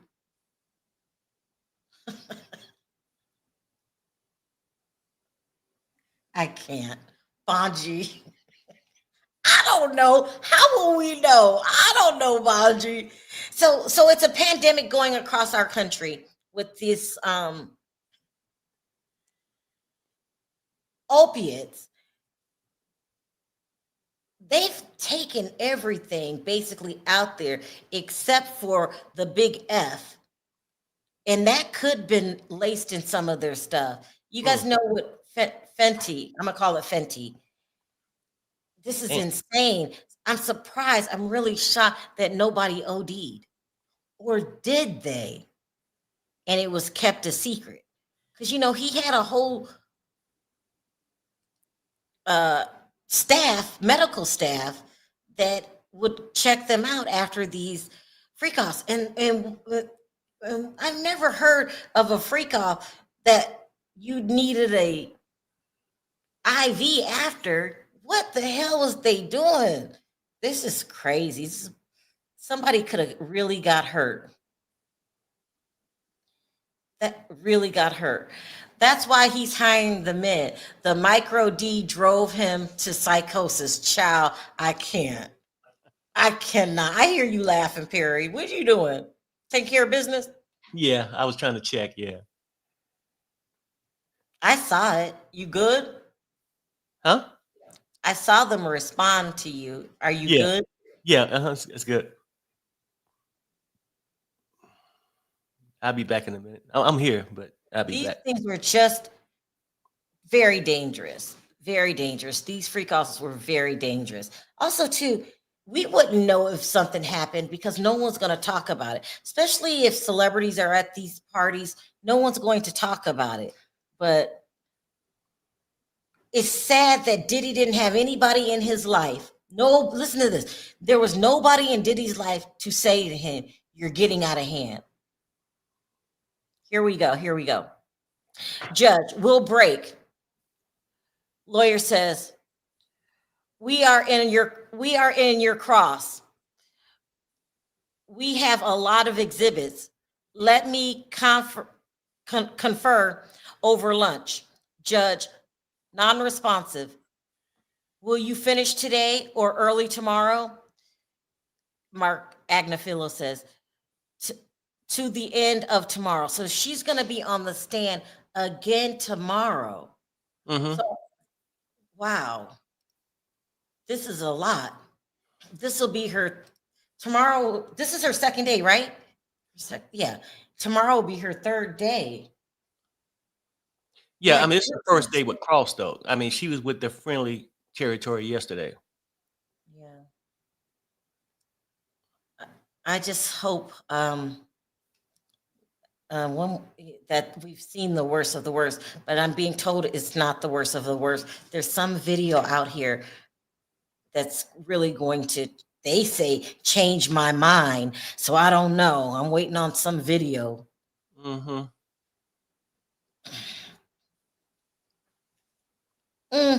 What? So are we on a break? Yes. Now we are waiting for, let's see.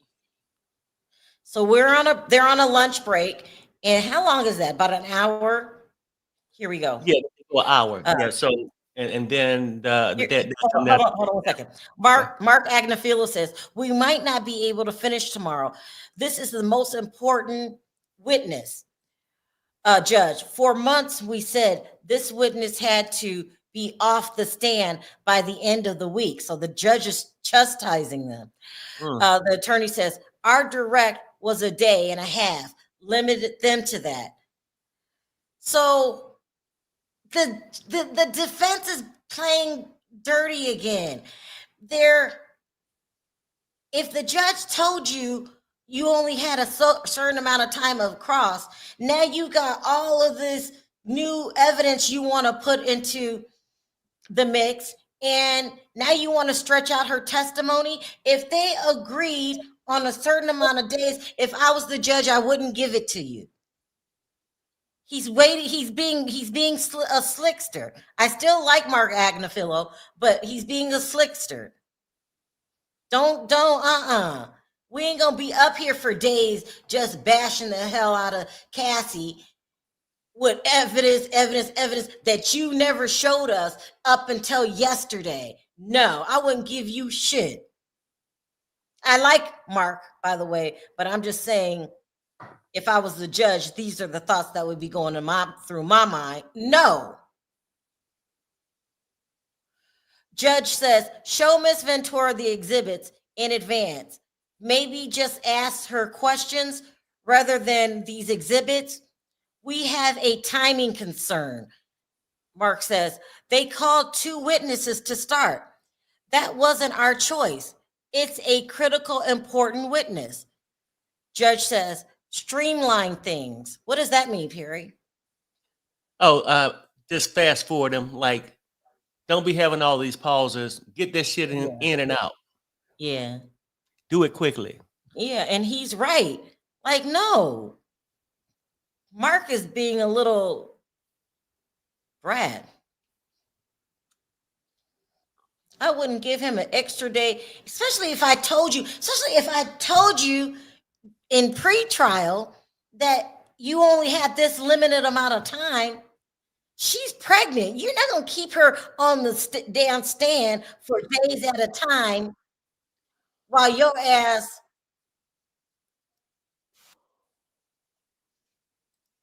Hold on.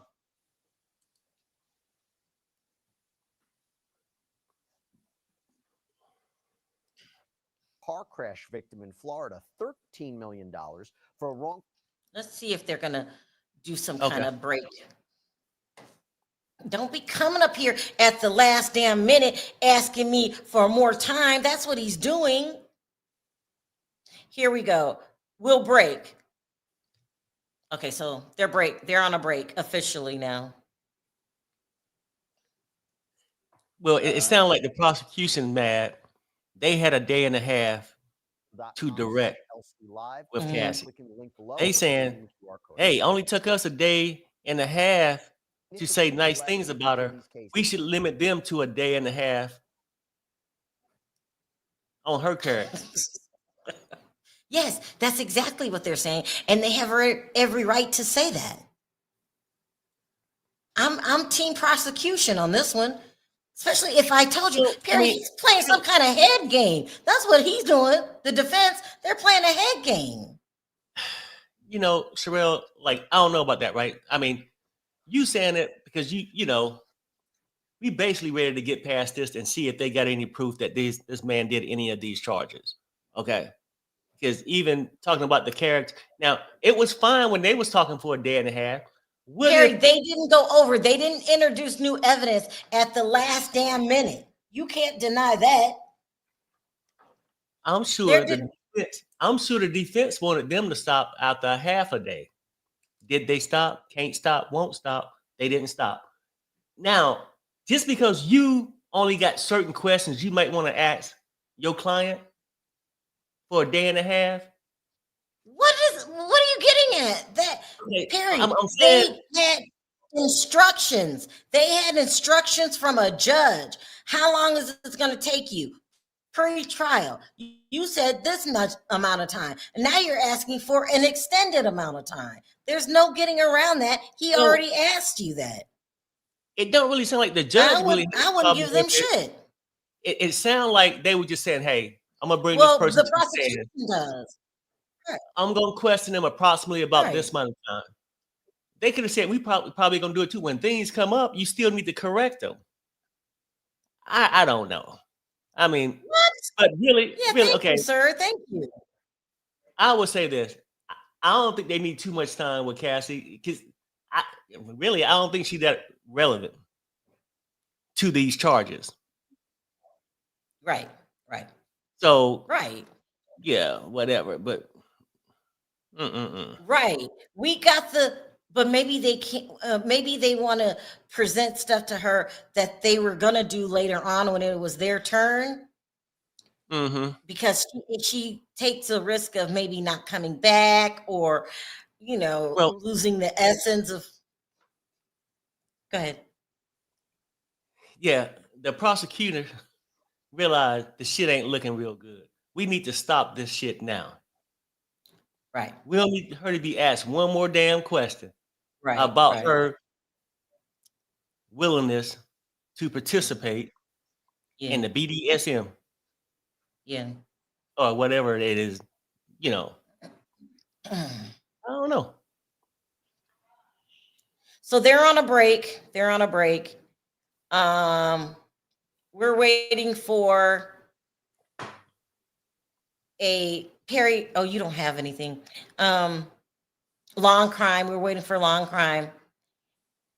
Let me go to CNN with their updates. Ooh, this is long.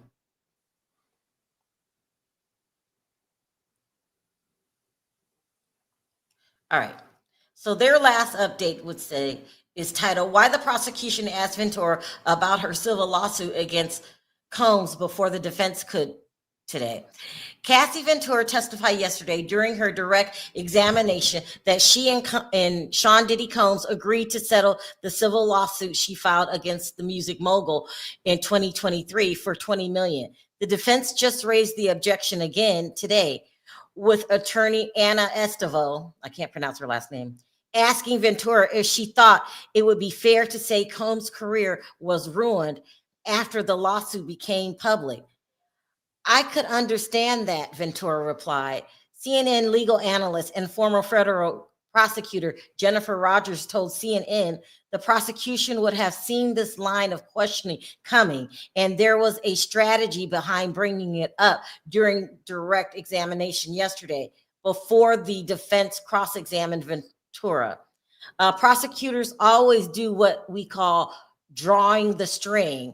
So if you know there's a good point for cross-examination, you always bring it out on direct so the jury isn't surprised and they don't think, oh, prosecutors didn't tell us a thing about this, Rogers said. So you're kind of signaling to the jury, we know about this, but we still believe our witness. Rogers said that Ventura told the story in her lawsuit. She got $20 million as a result of the story. That's essentially the same story that she's telling now today. So what was her incentive in bringing it up in the first place? That's the bias point.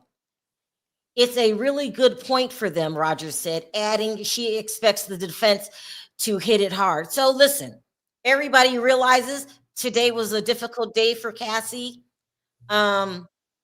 According to CNN expert, that they had to bring it up, and it was a way of softening it yesterday.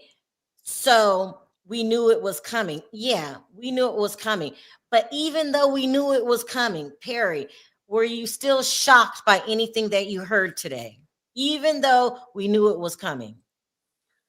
No, I'm not really shocked by it. I mean, I guess I'm sort of shocked that she didn't try to downplay or act like she was still in fear. Like, even though, like, how she answered some of the questions, she still could have kept that fear thing going.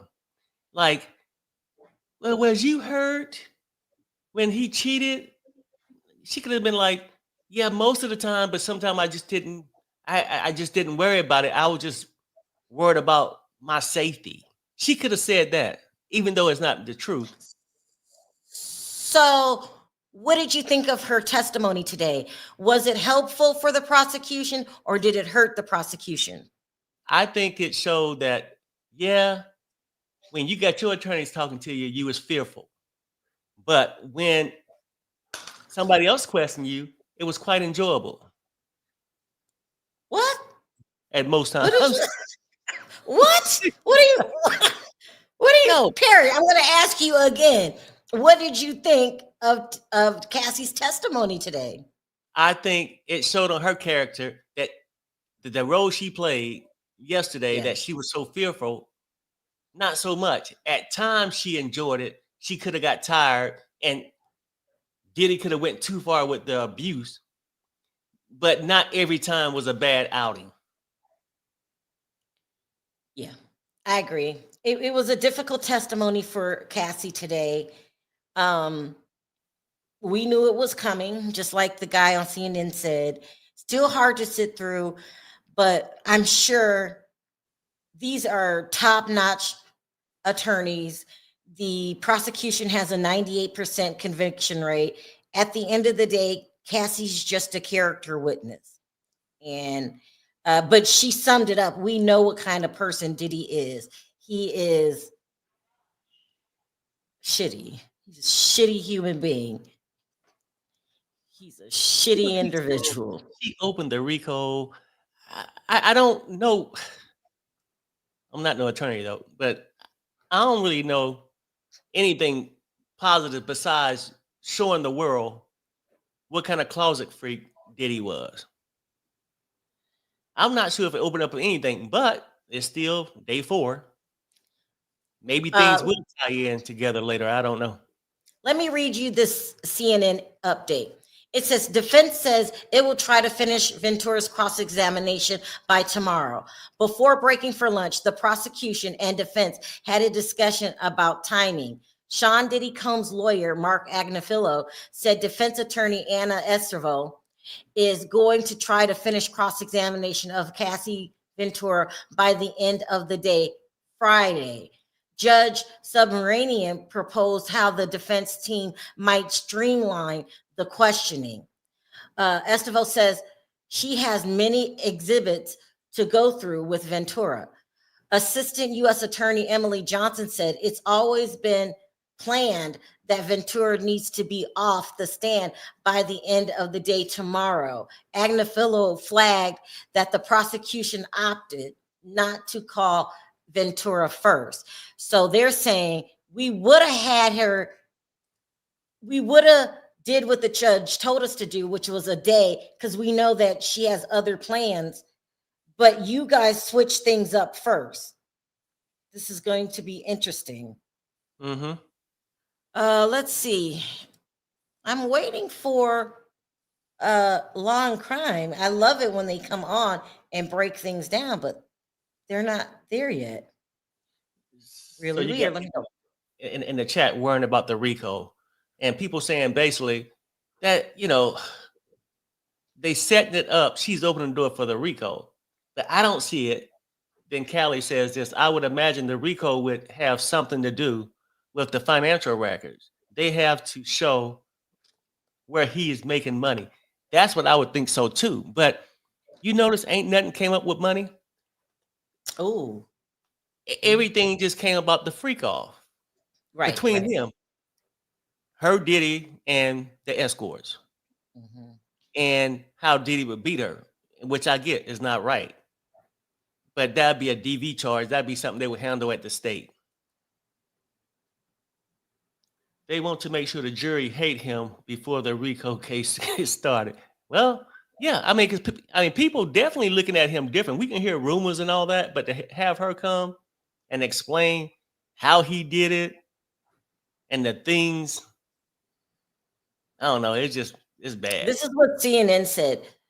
Cassie's testimony today also included her admissions of her own involvement in arranging some of the events, highlighting the complex dynamics of control and victimization she experienced. But it also opened up the doors to a swinger lifestyle. Well, which will support while Cassie did not set up anything for RICO charges, her firsthand accounts have been instrumental in illustrating the alleged criminal enterprise led by Combs, therefore reinforcing the prosecution's application of the RICO statute in this case. I don't know.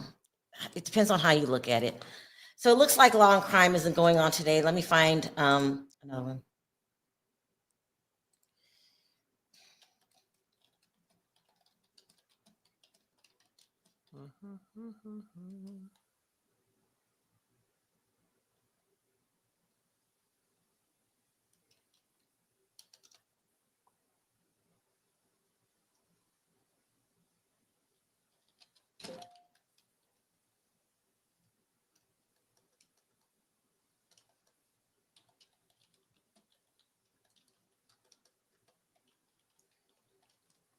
Perry is setting the stage for the jurors to understand. I mean, but what they're going to end up understanding is that at the end of the day, Cassie stayed with him, did these things to show her worthiness to him so he can love her. So it don't really show that he forced her to do it. It shows that he demanded these the wants he wanted for her, and she gave it to him. It shows that he's a woman abuser, which, you know, he's not being charged for that in this situation. So I mean, and it also showing that, you know, both of them sort of adapted this lifestyle, whether that was their original plan. They both got busy with it. And then she's saying some days it was okay and some days it wasn't. Let me see. Hold on, Perry. I'm sorry. Did you say No, you something? fine. Then somebody says, can you imagine if some loser did those things to his daughter? Right.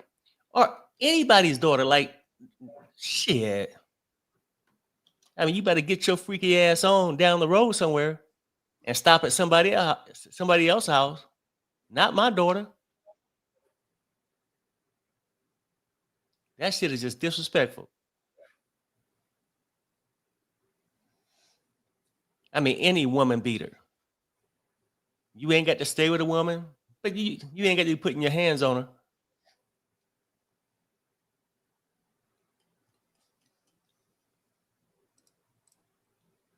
What's this?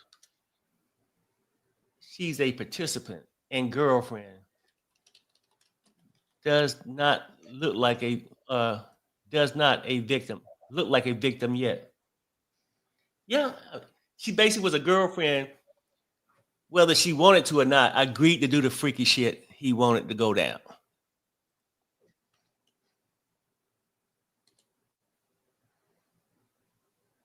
I can't get anybody. Oh, we couldn't get anybody live in yesterday, could we? No, I'm not sure if they was. No, I don't think so. Swingers do not pay escorts; they exchange partners. It's Diddy. It's Diddy. Is not a swinger.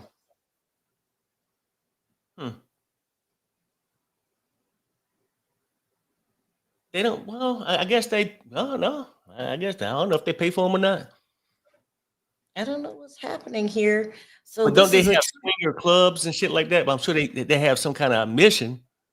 But so it looks like, Perry, this is a true lunch break. So if you wanted to grab you something, now would be the time to do it. Take a break, take a smoke. Now would be the time to do it. I'm looking for live coverage and I don't see it. So they're not letting. So if you're inside the court, you have to eat in a certain area where a cafeteria is. And I don't see anybody heading to their phones and giving us live updates. So here we go. They don't care about anyone's daughter, but theirs. Yeah. Let me try this. Perry, he groomed her. I mean, I'm not gonna doubt that he groomed her. Yes, I mean he took advantage of her ignorance. Let's say it that way. Hold on. Or her naiveness. I don't know the better word to say.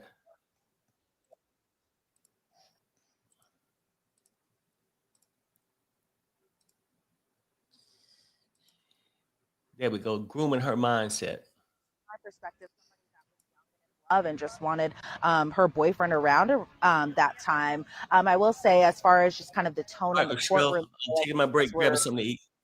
many of us were waiting for, because it is the cross-examination. We were wondering what the defense is going to try to poke at with, kind of maybe discrediting some of the claims, especially the claims about whether or not this was consensual or non-consensual, whether or not Cassie initiated wanting to do these FOs, or whether it was, Sean Combs who initiated and wanted to do it and made her, gather these escorts. And we haven't gotten too far into the testimony. I will say one thing today, Jesse, and some of the arguments that we had heard, even as I was leaving the courtroom just to come out and do this hit with you today, is that Cassie may be on the stand well until tomorrow as well, too, still in cross-examination, something that the judge was a little like, whoa, what are you guys talking about? You guys told me that you would be wrapped up today or possibly tomorrow. And the defense said today that they still have so much more to go over, to the point that this could drag into Friday and possibly even spill over into Monday if they have to do redirect or even have to do recross. And so that was something that they were ironing out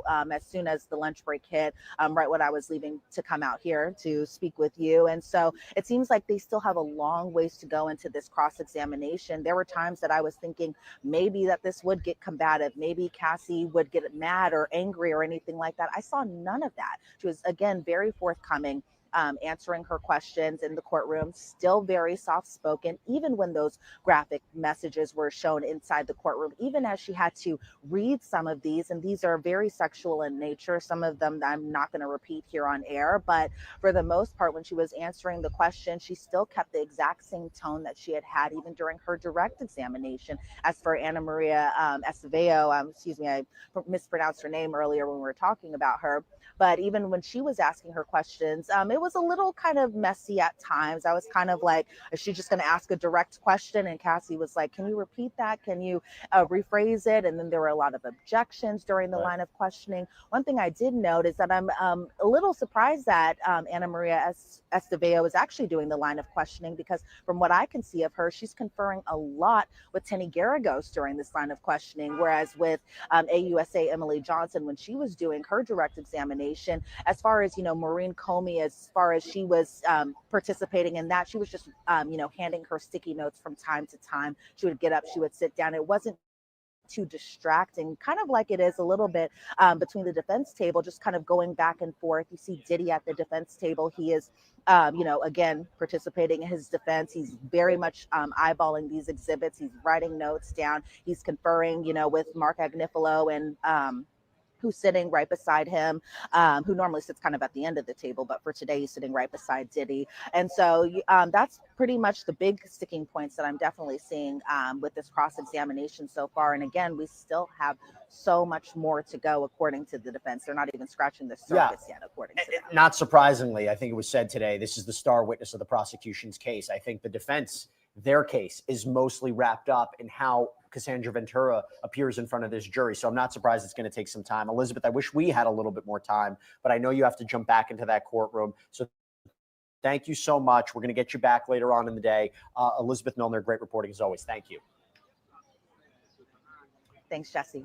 All right, so I want to continue the conversation and take your questions right now about this. I'm back here with Saf. I'm back here with Serena. So one of the questions that we got, and I want to pull it up right now. Let me just pull it up where it was, where we got it.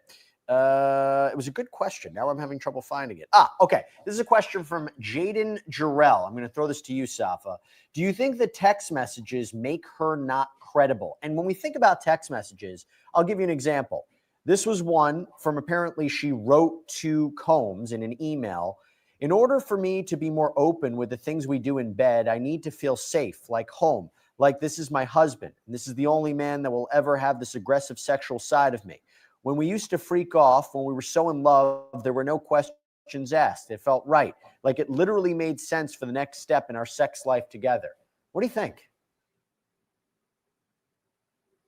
The text messages certainly will weigh on her credibility. I think what we've heard, or what we're hearing now through the cross-examination, is the defense attorney essentially using these text messages to say to her, well, listen, you again were a willing participant, you continue this relationship with him. And the defense is highlighting that through those text messages and through the conversations Ms. Ventura has been having. But it also goes both ways, because also in those text messages, which there are some ones for the prosecution here, she discusses how he has been physically violent towards her. They discuss the freak offs and a number of other things that really go to show that there was some sort of physical violence within the relationship, threats of force and things like that, which the government essentially has to prove. So the jury is going to determine how credible Ms. Ventura is, and the judge will instruct them on how to determine that. And they will be able to decide whether or not those text messages are consistent with her credibility, and if they either bolster or affirm her credibility or discredit her. Well, I'll tell you what, we did a poll up on Law and Crime. This was the question. After hearing both the allegations and the defense cross-examination so far, who do you find more credible? 80% say Cassie, 20% say Diddy. Serena, you think that's going to be consistent with what the jury's thinking at this point? Or it's very difficult to know because, again, there's one thing how we're listening to the transcript, or at least we're reading from the transcript, versus how the questioning is done inside that courtroom. What do you think?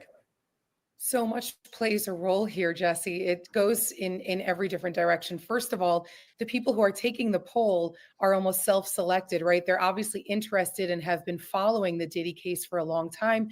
They might actually know, your Law and Crime viewers might know a lot more about this case than the jurors do, at least at this point. And so it's hard to say whether it's going to, spill over to how the jury feels. On the other hand, the jury is supposed to be objective. It's supposed to reflect the community, and hopefully the jury is listening very, very intently to all of the testimony, both the cross and also the direct from the prosecution. I do think that Cassie has come across very credible. I also do think that there is a little bit of an uphill battle with respect to these text messages, because they're going to try to say, look, you're saying these things now, but your state of mind at the time was that you were a willing participant. We'll talk about the defense and something that Elizabeth just brought up, Safa. Why would it be Ana Esteveo is doing the cross-examination as opposed to Tenny Garagos? Do you have a theory about that? Oh, absolutely. There's absolutely no way that the defense could have allowed a male to cross-examine Miss Ventura for optics purposes. Well, Tenny Garagos is a woman. Yeah, well, and so I guess to the point, and I think what I heard Elizabeth say was what she was conferring, or I think it was Miss Anna who was conferring with other attorneys, but essentially they need a woman to cross-examine Miss Ventura.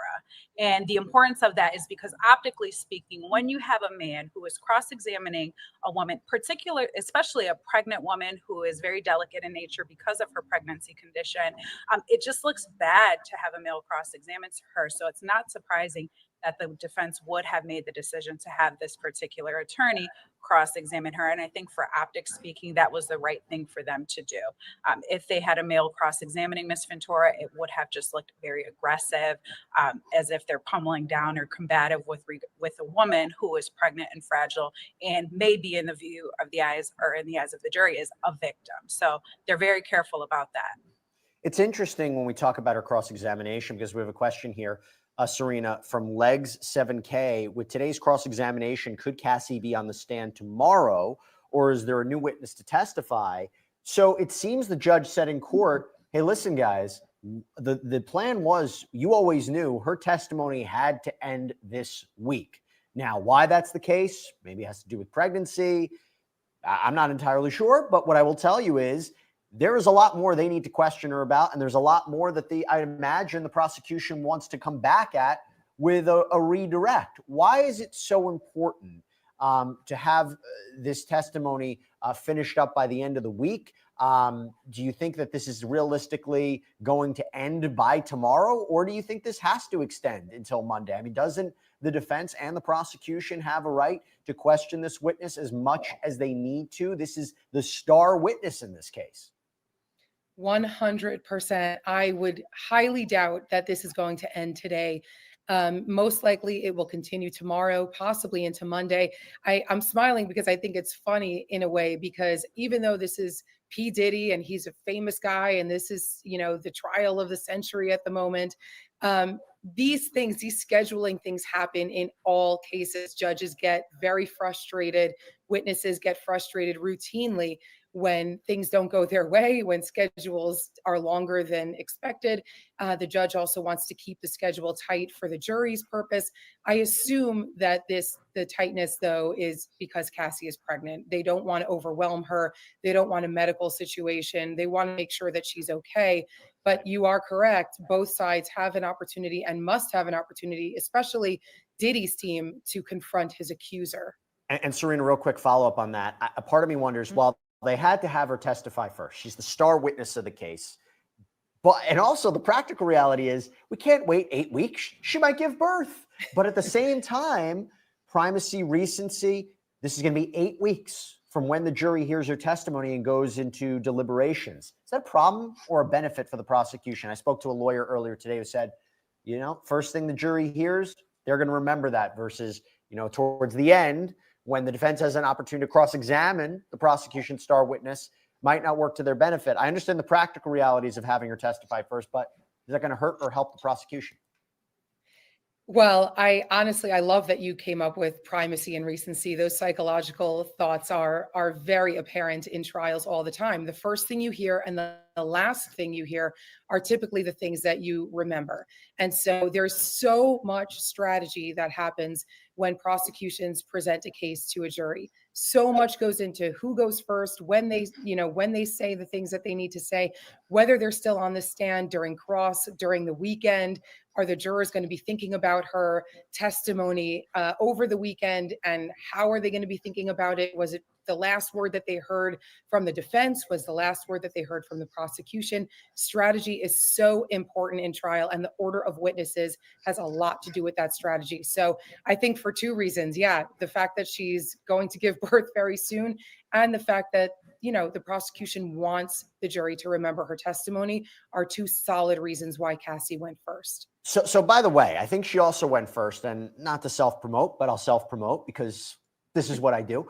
I did a sidebar. It's coming out later today. I mentioned it before. We matched up Cassandra Ventura's direct examination and how it will help prove the elements of each one of the charges. So Safa, I think that when she talks about threats of violence, control, that all works to force, fraud, coercion, elements of sex trafficking, her being transported, allegedly having sexual relations with escorts in different cities, them getting paid, goes to sex trafficking. When she mentions, escorts, at least one being brought to different cities, transportation to engage in prostitution. The racketeering case is interesting. Safa, we have a question from Sharrell Ramanthan. Apologies if I mispronounced that. The evidence of an entire enterprise being involved is way beyond domestic abuse, right? Yes. I'm curious, based on what you've seen in her direct examination, do you think she has provided enough of this racketeering, criminal enterprise, common purpose, racketeering conspiracy is the actual charge? Do you think she's done it? I think she's certainly setting the framework for that. And I think to an extent she has. With regard to an enterprise, it needs to be an individual or at least one or more people acting in concert and things of that nature.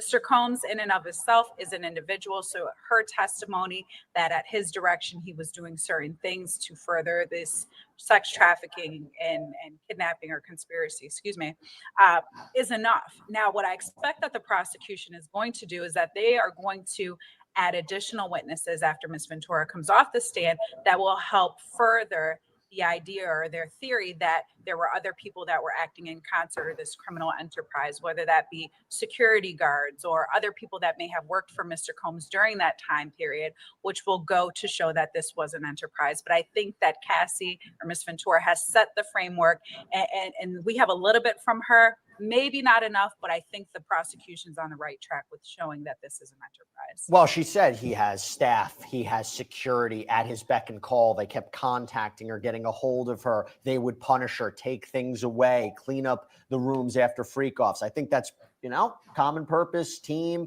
There's an argument there. And by the way, even talking about something like Scott Miscuddy, Kid Cudi, that Combs allegedly blew up his car, arson is one of the underlying predicate crimes that, may have to be proven to prove racketeering conspiracy.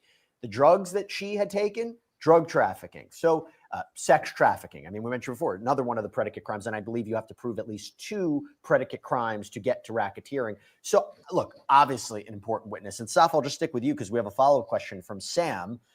By the way, how'd you get Sam as the YouTube name? Nobody, you got the first Sam. No conflict there. I don't know on YouTube if you got multiple names, but Sam, congratulations. Only Sam on YouTube.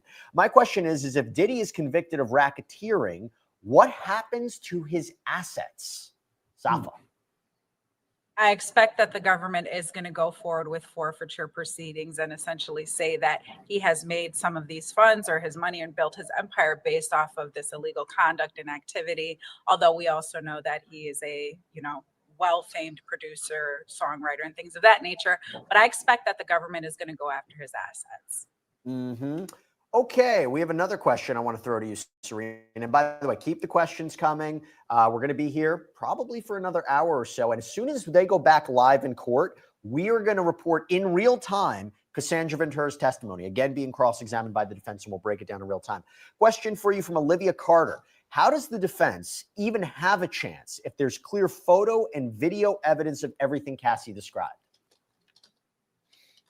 Well, you break down those photos and video and say, this is evidence of something, but it's not evidence of the crimes being charged. As Tenny Garagos mentioned in her opening statement, albeit maybe a little ineloquently, this is, you're going to hear evidence of domestic violence, but it's not going to amount to the federal charges of, RICO, kidnapping, etc. So there will be evidence of some bad behavior. And if you're the defense, you basically just have to embrace the bad behavior and tell the jury, listen, it's your job to listen to the judge's instructions and to follow exactly what the elements of the crimes that are charged are. And if it doesn't meet exact definitions of those elements, then you cannot convict him. And so even though the evidence is corroborative of what she's saying happened, the defense is going to argue it's simply not enough to move from just your general domestic violence, which is terrible, but is not what's being charged here, all the way to these federal crimes. And look, the defense has to worry, despite the jury's duty, their promise to only base this decision on the facts and the evidence. When you hear what she testified to, when you watch the video, when you see the photographs, you wonder if emotion will influence the jury's decision. It's a problem. The jury system's not perfect, but it's a problem. And again, even though he's not charged with sex abuse or rape, right? He's charged with very specific, complicated crimes. I think it's complicated even for me as an attorney to explain what racketeering and sex trafficking is. You wonder, can a jury properly match the allegations to the elements? That might all come down to closing arguments at the end of the day. Okay, we've got a question from William Phillips for you, Safa. Why didn't the hotel security call the police? He claims he turned down the money. I can't answer that. I don't think any of us are in a position to answer that other than the security guard himself. So there may have been other reasons why, and I have not been privy to what's being said in the courtroom, in real time, but I do believe that the security guard instructed them to go back to their rooms. And I think that at some point, individuals attempted to intervene, and Ms. Ventura indicated that she did not want anybody to call the police. I'm not sure if it's with respect to that specific act, but I think the security guard is the only one that's in a position to really say why he did not call the police. And I don't know how much that's going to matter because we saw it, right? We saw it. It's not as if we cover this all the time. Well, if there really was a crime committed or you really were nervous, how come the police weren't called? We saw the video. We know what happened. And now and the defense didn't shy away from it. They said it's indefensible. But is it just domestic violence? Is it sex trafficking? And remember, the allegation was she was leaving after this freak off. I think there was one allegation in particular. You want to talk about really tying it to the charges. She testified yesterday, Serena, that Sean Combs showed her a video of freak-offs on a plane, okay? So now they're traveling. They land, so she felt trapped. She felt threatened by him. He was going to release it. He wants a freak-off right after they land. He gets a freak-off. I mean, that is arguably one of the most concrete ties of sex trafficking, I feel, right? You got travel, threats, freak-off, escort, payment, no? Yes, it checks all of the boxes. You have, traveling across the state lines, you have manipulation, coercion, and then you have the act itself taking place immediately after all of those things. It does. I mean, as we were talking about earlier, a lot of the way to prove this case is to show the layers and to build on the foundation, and that's going to require several witnesses. As you just mentioned, some of the information might really just be tied up in a nice little bow to explain all of it in one incident. And so there's going to be several incidents, but this one in particular, yes, you can argue to the jury, it checks the box of so many of the elements that the prosecution needs to prove in this case. Safo, got a question from Daniela, 3984. What is happening with witness number 3? I think they mean alleged victim number 3. Anyone heard anything, right? As far as I know, they can't seem to locate this person, which, by the way, begs the question why it was so important to get Cassandra Ventura on the stand immediately. Because if you lose victim 3 or alleged victim 3 and alleged victim 1, Cassandra Ventura, gives birth and can't testify, your case dramatically hit, no?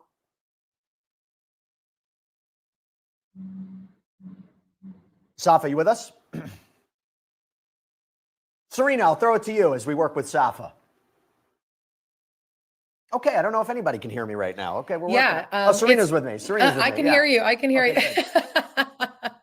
I got you. Yeah, that's part of the strategy. I got to tell you, I was a prosecutor for 10 years, and there's nothing more stressful than presenting your case, because you never know what can happen with your witnesses. They can disappear. They could feel too scared. They can get cold feet. They can give birth. They could die. I mean, the burden of proof is on the prosecution no matter what, and you need those witnesses to show up. You have a judge breathing down your neck about the schedule. You have the burden of proof to prove every element of the case. Presumably, you need every one of your witnesses to show up in order to do so. And so, yeah, they're probably like, get Cassie on the stand before she gives birth, get witness number 3 on the stand before they disappear again. It's a circus, and it requires a lot of, it takes a village basically to try a case. Absolutely. Safa, can you hear me? Thumbs up. Yeah, we're good. Okay, good. So we got I think. Okay, good. We got a question from Fabiha Faiza Abanti. To prove, will the prosecution bring in a psychologist to prove the power imbalance? Now, if I may just jump in real quick, I believe psychologist Dr. Dawn Hughes is going to testify, who testified in the Johnny Depp Amber Heard trial. She is not allowed to discuss coercive control, okay, which can be a form of domestic abuse. She can discuss coping strategies for alleged victims, why alleged victims may stay and not leave abusive partners, which I think becomes a big factor here. I guess the question is, how important is that going to be for the case? It's going to be really important for the case, because I think what a lot of people are going to be thinking as this case continues is that, again, why did she stay when she had an opportunity to leave? Or if she even had an opportunity to leave, why didn't she take that opportunity? And what this witness is going to do is essentially educate the jury on patterns of domestic violence and why individuals may stay. The honeymoon phase, as we call it, and then the violent phase, and then there's an altercation that takes place, and then there's another honeymoon phase, and it's not exactly those in that exact order. But this witness would essentially educate the jury on why, which would ultimately do away with any possibility that someone would say, or that the jury would say, essentially, she consented and stayed. This will go to show that her, under that domestically violent situation, continued on because she was being threatened, because of her fear of violence, and all of those sorts of things. So again, we're taking your questions right now as we wait for live testimony to begin. Once again, there's no cameras, there's no audio. We will do our best to report to you in real time Cassandra Ventura's continued testimony under cross-examination. But Saf, I'll just hit you with another question. This is from Purple Hippies. If you believe Cassie is innocent, besides the video, I believe they mean the 2016 videotape of her appearing to be beaten by Sean Combs, what else do they have for evidence? Well, what's happening here is there's not a determination as to whether or not Cassie is innocent in this case. Cassie has not been charged with a crime. She simply a government witness, and she is the underlying witness or victim with respect to this. So this is not a matter of her being innocent or her being a participant to some extent. It's the United States of America versus Mr. Combs, and his guilt or innocence is what's to be determined here. So it's not her innocence, but her credibility will certainly come into question as she continues to testify through direct prosecution and redirect as well. Have another question from Janae Hall. Will Diddy take the stand in his own defense, Serena? Oh man, 9 times out of 10, a defense attorney will tell their client not to take the stand. That being said, in a situation where you want to say things were consensual, it might be important for a jury to hear from the defendant, to hear the circumstances from their point of view. I personally think that this decision is not going to be made until the close of evidence on the prosecution's case. I think that they will always leave open the option of having Diddy testify, because you never know what could be countered with his testimony. But it is very dangerous to have the defendant testify, because it opens them up to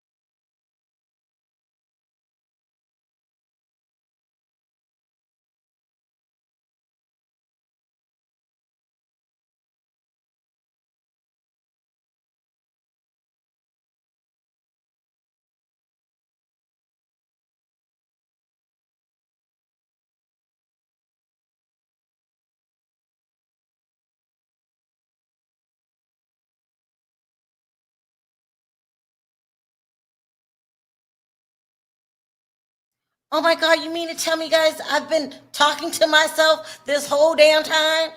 All right, so what's going on is they're basically still in there arguing for more time. The defense really wants more time, and they want this because it's a strategic move.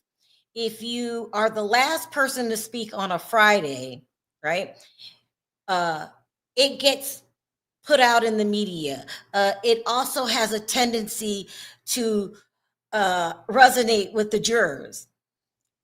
They're saying that, and the prosecution is like, don't, we're not dumb. We know what you're trying to do. You weren't allowed that amount of time. You shouldn't be allowed this amount of time. So they're arguing over strategy. That's what they're doing. It really has nothing to do with, we've really got to show you this evidence. It's, it's so purposeful for the testimony. No, they're arguing strategy. The last person on a Friday, you get pushed by the media for the weekend, because we're going to say, well, this is what happened last. And the prosecution is well aware of what they're doing. So can you guys hear me now? Okay, good. Okay. Now you back now, honey. You good. I didn't realize I was on mute. So did you hear what I said? I thought you had fell asleep. Oh, you ain't right. Did you hear what I was saying though? Yeah, I heard you. They're not really arguing over evidence. They're arguing over, can I be the last voice to speak before the weekend so I can really get my message across of what I'm trying to say. It's strategy. It's a sneak move, but that's what attorneys do. That's what they do. So let's see who wins. It's basically up to the judge. So I'm looking for what the judge final response is going to be. And then in the meantime, we will listen to what we were listening to. And are you back, Perry? Yeah. Okay. Oh, I ain't back. Hold on. I'm back. I'm back. Okay. Tons of cross-examination. If the FBI was investigating Diddy before Cassie filed her lawsuit, I will go out and say I haven't heard that. It seems to me it was Cassandra Ventura's lawsuit that launched everything. Would I be correct in assuming that? I agree as well. I think that Ms. Ventura's lawsuit was the catalyst for why we're here today. Okay, here we go. Jury enters. Let's turn to GX 411. Attorney, it's not in evidence yet. Another lawyer says, so B 414, page 3 and 4, you wrote, I love our FOs, freak offs, when we both wanted. You felt that. Ventura, loving freak offs were just words at that point. They got her in text messages saying she loves the freak offs. Mm-hmm. No, well, I'm just saying. Now they could be twisting her words or making a bigger deal out of something, but it's just not a good look. And I get that part too, right? And Hold on, Perry. Hold on, more. Esteveo says, Mr. Combs wrote to you, I want to freak out right now. And you wrote, you wanted it too. LOL, me too. Ventura said, I text more than that. Esteveo says, but you did text that to him, Mr. Combs. He wrote to you, Jules is available if you are into it. Ugh. Go ahead, Perry, really quick before. Yeah, no, I was gonna say, you said maybe they could have took it out of context. I don't know how many ways you could take that seriously. She said what she said. Let's see if they're on to doing the live coverage yet. It's not a good look. I will say that. Charge, in my opinion, as well.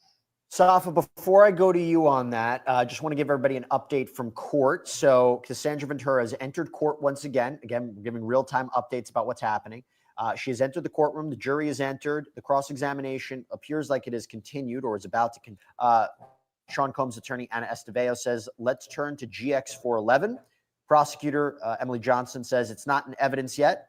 Esteveo says, so B414, page 3 and 4, you wrote, I love our FOs, meaning freak offs, when we both want it. You felt that? Ventura responds, loving FOs were just words at that point. Esteveo says, Mr. Combs wrote to you, I want to freak out right now. And you wrote that you wanted it too. LOL, me too. Ventura responds in court, I texted more than that. Esteveo says, but you did text that to him. Mr. Combs wrote to you, Jules is available if you're into it. So, Safa, let's just, I mean, if you want. Let me just, that's bad, you guys. That's bad. That's just bad. What did I do? It's just bad, no matter how you, it's not good. It's just not good. Can you hear me, Perry? Are you there? Oh yeah, I'm trying to go back and find my spot, so I can follow along with it. I'm on it, but yeah, I know. Let's hear what they're saying. Yeah, and when they're talking, you can let me stop. He's just let me go back to their. Yeah. My question. No, I did not hear your question. Can you say it again? Okay. All right. Here we go. So we had a little tech issue here too. Okay. All right. It's all good. So basically, I was reading from the transcript of court, and more of Cassandra Ventura's text messages are being read, which would. Here we go. Lawyer, you could have said yes or no. And you said, and you said, love you. Ventura, there was no yes or no. Attorney, bring up B-420 on page 2. Mr. Combs wrote, do I have your permission to set up freak fun? You wrote, ovulation? I can't read that. She says, yes, this is getting bad. Now, Diddy's asking her, does he have her permission to set up the freak offs? Yeah. Oh, And she said yes. I'm trying to listen to, yeah, she said, yeah. I go back to this video. The video is just so, if she did in fact originally want to be a part of the freakouts, at some point later on down the road, she did not. And exactly what you said is true. If you agree to have consensual sex 99 times and then the 100th time you say no, it is rape. If you Right. are, so I do agree. The text messages are damning, but then again, she could have. They're very damning. Let's just be honest. We have to be open. This is a shocker. It was bad this morning. It's really bad now. Here we go. Lawyer, here, what do you say? Ventura, I asked which hotel I must have called him in between. I don't want to assume anything. Lawyer, he said Montague. You said you could also go to Pleasure Chest. What would you get there? Ventura said sexual supplies. Yeah, this not good. It's not good. Because at this point, she's the aggressor, not even aggressor, she's the lead. He's asking her. Now she's telling him, yeah, go do that. And then, go here. We can go to Pleasure Chest and to get some supplies. And yeah, that's not good. Now I am team Cassie, but I'm not married to it. And I have to let you guys know when this is going rogue, and it's going rogue. Let's see what they think about it. She put her foot down. That's when it becomes non-consensual. Serena, we have a super chat question. Thank you so much for your support. Captain and Hard, this is a question. Do you think the defense will show abuse from Cassie to Diddy? I've seen interviews from old bodyguards that sometimes she would start fights. It's an interesting question because although a very different case, it was a civil case.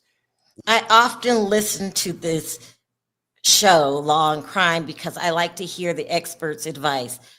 She seems to be saying, yeah, it sounds bad today, but whenever she tells him no, then he has to stop. Right. I think you're leaving out a couple things, ma'am. What they're trying to show is swinger lifestyle. Far from me. She obviously was swinger lifestyle. Go ahead, Perry. Talk really quick before I mean, because it really might mean, yeah, no means no. We get it. But they're showing a pattern, like they're showing on his character, that most of the time she was down for it. Most of the time. That's it. Go ahead. Yeah. I will keep you guys updated. Let's hear so-called expert testimony. So-called. in the inferior position here.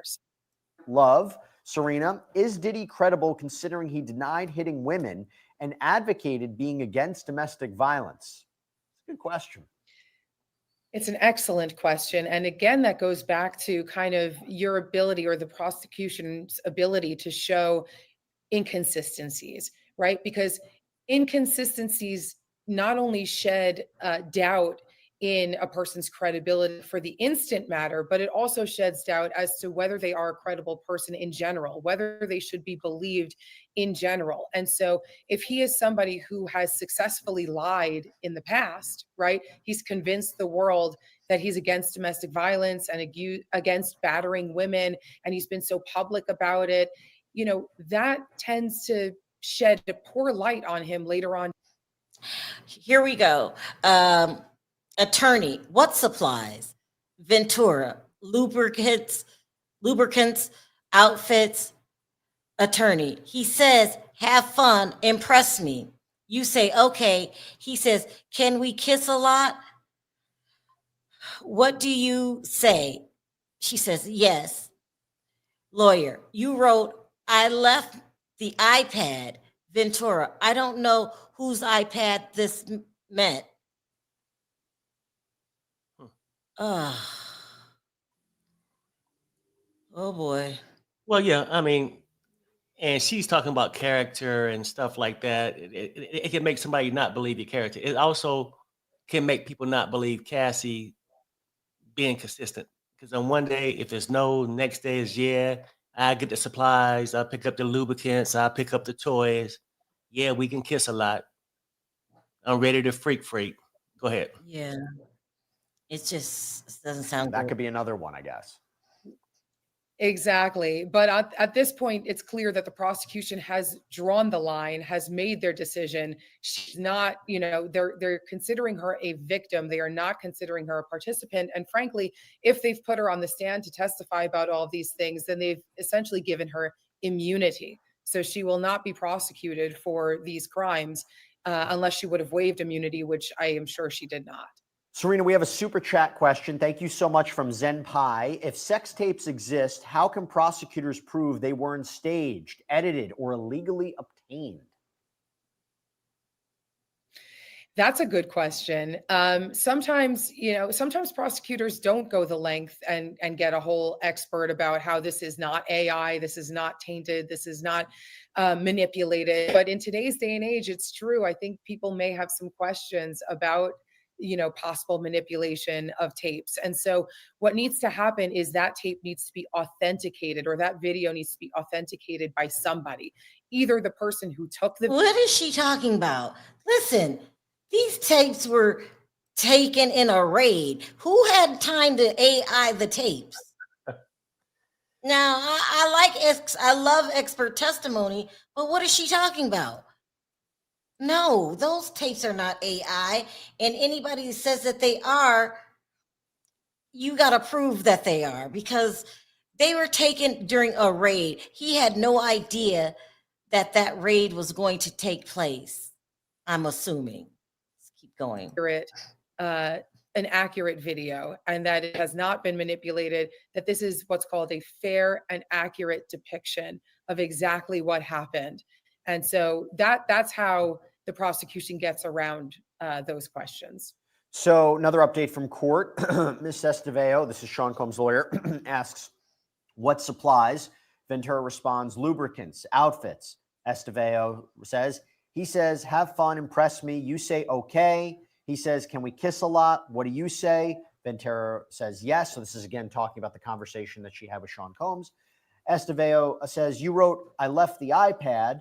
Ventura says, I don't know whose iPad this meant. Okay, back here with Safa. Safa's back with us as well. So Safa, I was going to ask this. This is a question from Jesse Weber from Long Crime.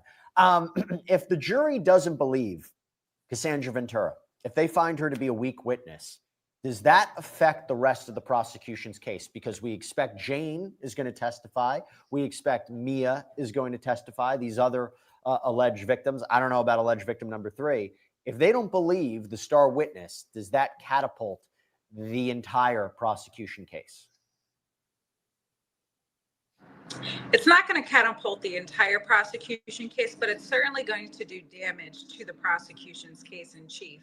You know, she is the star witness. She's the primary witness here. She is victim 1, and the prosecution is leading off with her because she is their strongest witness. So if the jurors find her uncredible, then that could present issues later. But we also have victim 2 and we also have victim 3. So victim 2 and victim 3 will also have the ability to get on the stand, testify, tell their stories, and the jury, although they may not find Ms. Ventura credible, they could find victim 2 and or victim 3 credible, which would save the prosecution's case. then again, the jury might look at the prosecution. I don't know, Perry. What do you think? If Cassie somehow flubs this and they deem her uncredible, do you think the other witnesses can save the case?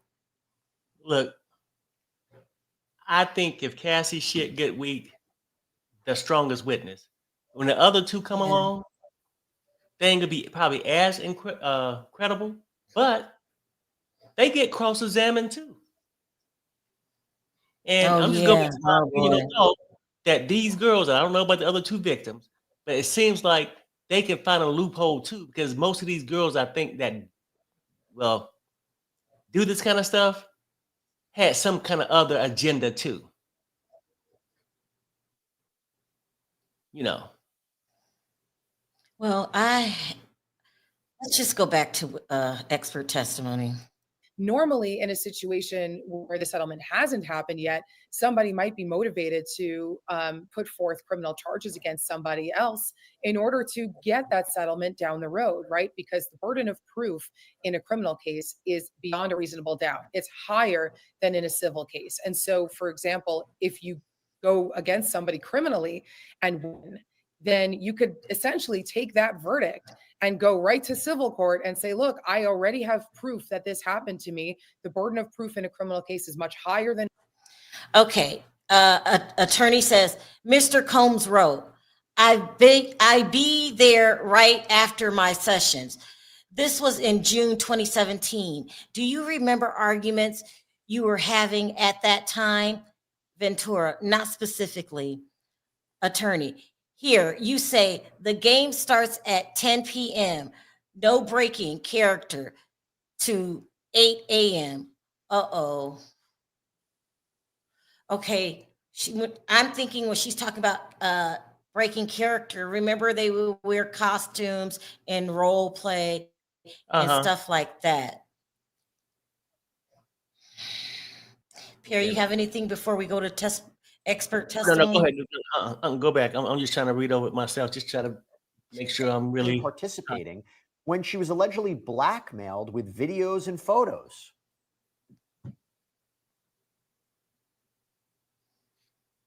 Well, that's going to be a question for the jury to decide. But the defense, what they're going to do and what they've been doing is highlighting the conversations via text message that show her initiation of certain freak offs or her initiation, maybe buying certain supplies or products. Here we go, you guys. Ventura, this was a game a friend of mine told me, a way to rekindle our romance. Attorney, by doing something different in the bedroom. Ventura, it's a whole getting into character thing. Attorney, Mr. Combs says, let's get some outfits and go to sex club.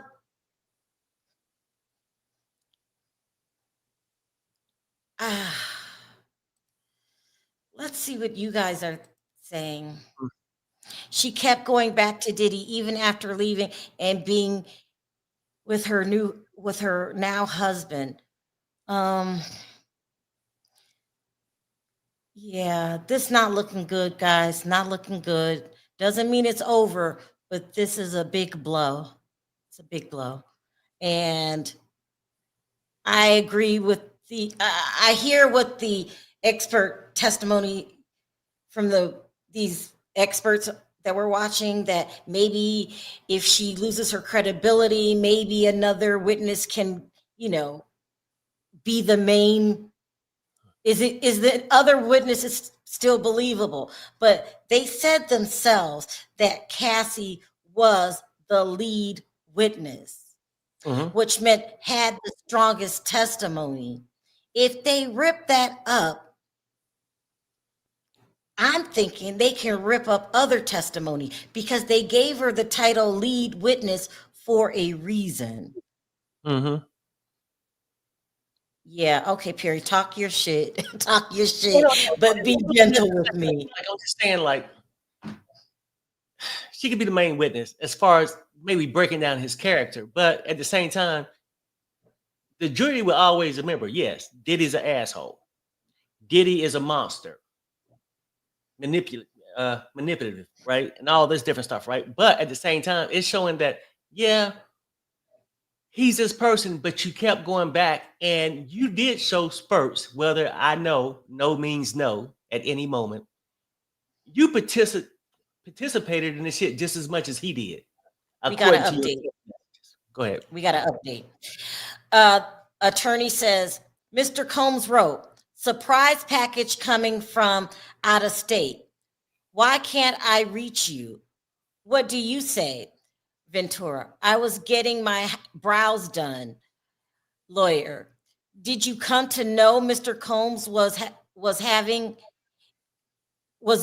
to freak off to be, I'm sorry, you guys, let me read this again. Lawyer, did you come to know Mr. Combs was leaving to freak off to go see Kim Porter? Oh, Ventura, yes. So he was allowed to leave the freak offs, but when she left the freak offs, all hell broke loose. It's a problem, yeah, because he's controlling. Let me see. Mr. Combs wrote, surprise package coming from out of state.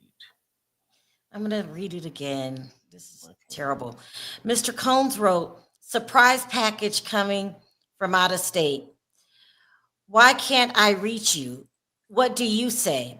Ventura, I was getting my brows done.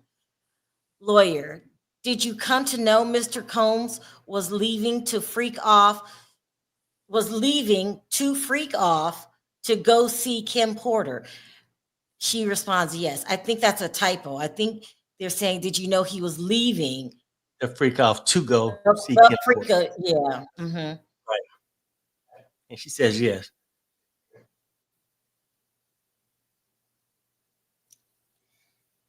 I'm thinking that they're going to show text messages that Cassie wrote about Kim Porter or maybe to Kim Porter, because it's rumored that she said some pretty awful things, throwing their relationship in Kim Porter's face. I hope this is not true. That's the rumors. And all the other rumors that I've been getting have been coming true. I just hope this one doesn't come true. So they're trying to take away your feeling bad. The average person feels bad for Cassie and what she's going through. And they're trying to say she was just as bad as Diddy as far as being mean to Kim Porter. I hope this is not true. I hope this is not. Now, people keep saying no is no. Everybody understand no means no. But we're in court now. The prosecution had their whole time yesterday. Did they show a text message when hey, you gonna be at the freak off? No, I don't want to. No, I'm not going. So no means no. Here we go. Attorney, how did you find out about Gina? How did you feel? Did it upset you? Yes. Attorney, it prompted arguments? Cassie, it did. Attorney, and he thought you were not faithful. What were his reactions? Ventura, it was scary. Let's just wait till it happens. Did you have anything to say, Perry? I guess they trying to demonstrate you knew he was with other women. Mm-hmm. He left for Kim. Now here come Gina. But you still sort of stayed around and still didn't say no. You still didn't say no to the freak offs. And I not know only that, save Cassie and stuff, but let's keep it real. No means no. But now you in court, we need evidence. Go ahead, Sharrell. You can go back to that. all right. Let me play there while I read this. With us. Thanks so much. What? They left? Okay. We got a lot going on, y'all. A lot.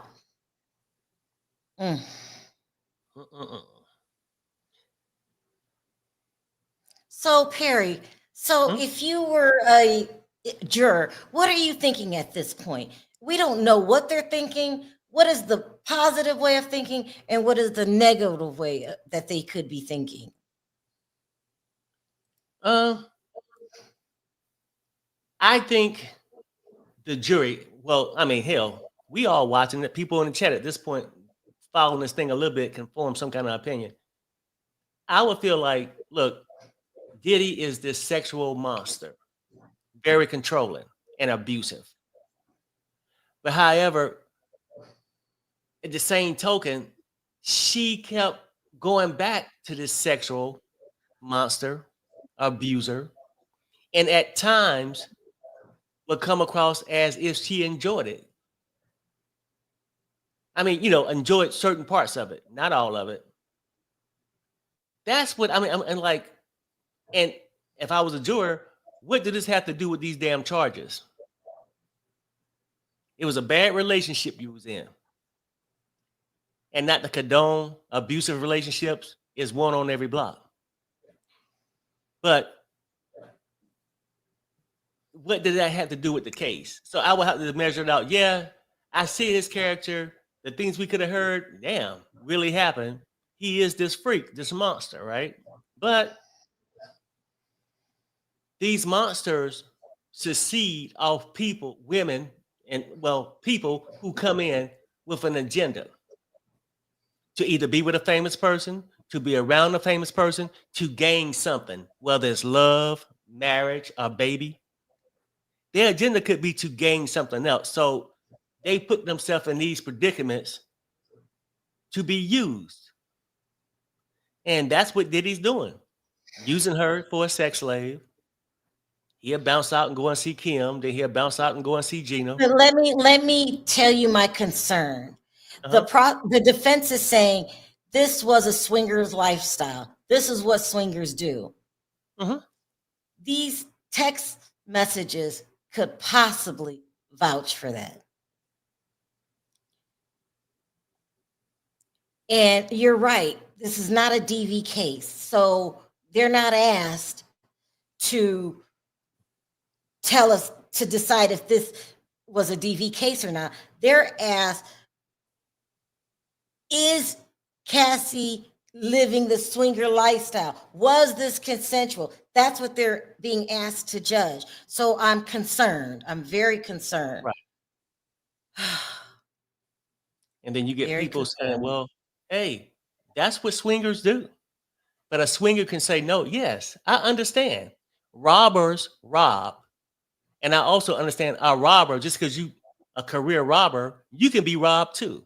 So I understand no means no. But when we sitting here in court, just trying to figure out, damn, did this man hold her hostage for all these years and make her do it? He could have treated her roughly and abused her with the DV stuff when she showed up to the freak offs. But it don't mean he drug her to the freak offs. You know what I'm saying? Like, what's the better way to say it? That she sort of participated in it too. That's as much as I can, and that's how people will say it. Because first you come in, he took this poor young innocent girl. They don't say this poor young swinger. I'm pro Cassie. I will always be pro Cassie. I think that any man who puts their hands on a woman the way that he did, the things that the freak offs are, here we got another one. Lawyer says, Mr. Combs wrote to you, let's do something different in New York City this weekend. FYI, Dave hit me. What does hit mean? Cassie says, reached out. Attorney, and Daniel contacted you. Did this mean you might have a freak off? Cassie, might.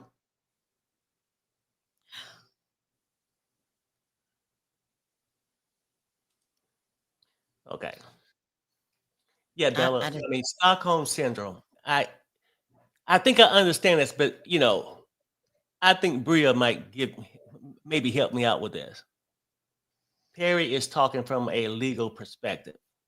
A lot of us are pro Cassie. I'm pro Cassie. but it's then the burden of proof that matters. We can say no, scream from the top of your lip. No means no. Sometime in court, you got to prove that you told this man no and he still did it. People come back and say, oh, well, Perry, she can change her mind. Yes, no means no. I get it.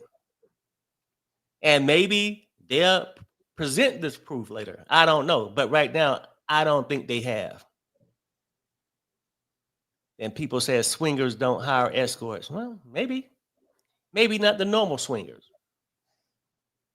Right? Maybe not the normal one. I don't know. I never was a swinger, so I I wouldn't know. still think they need to bring an expert on to talk about the cycle of abuse. But you also said something that made sense. This is a character witness. Right. But if they can get you to think she's untrustworthy or a liar, that's all they need you to do. And all they need is one person to have doubt. Just one. But I still have faith in the prosecution and their 98% conviction rate. Here we go again. Attorney says, he tells you, you better put me on VIP, vibrate alarm or something. He's frustrated. You don't answer his text fast enough. Cassie says, right. You tell him to come to New York City, understanding there would be a freak out. Ventura, maybe.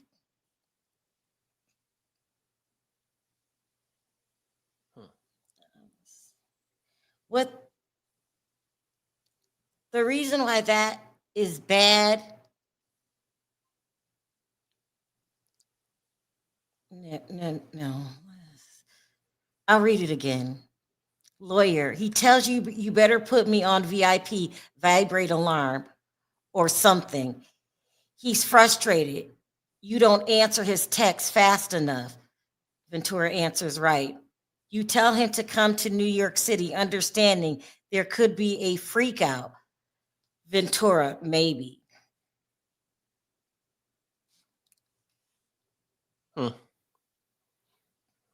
I'm just going to start reading you guys' thoughts because I need to shut up. This defense is not going to show. With her being on the stand shows me they had a destructive relationship. A lot of times abusive. With a whole bunch of sexual fetishes going on. Sometimes you're down for it, sometimes you ain't. Or you only doing it to please somebody, but to please somebody. If I brought you a bag of groceries. We got another one. I did it by choice. Go ahead.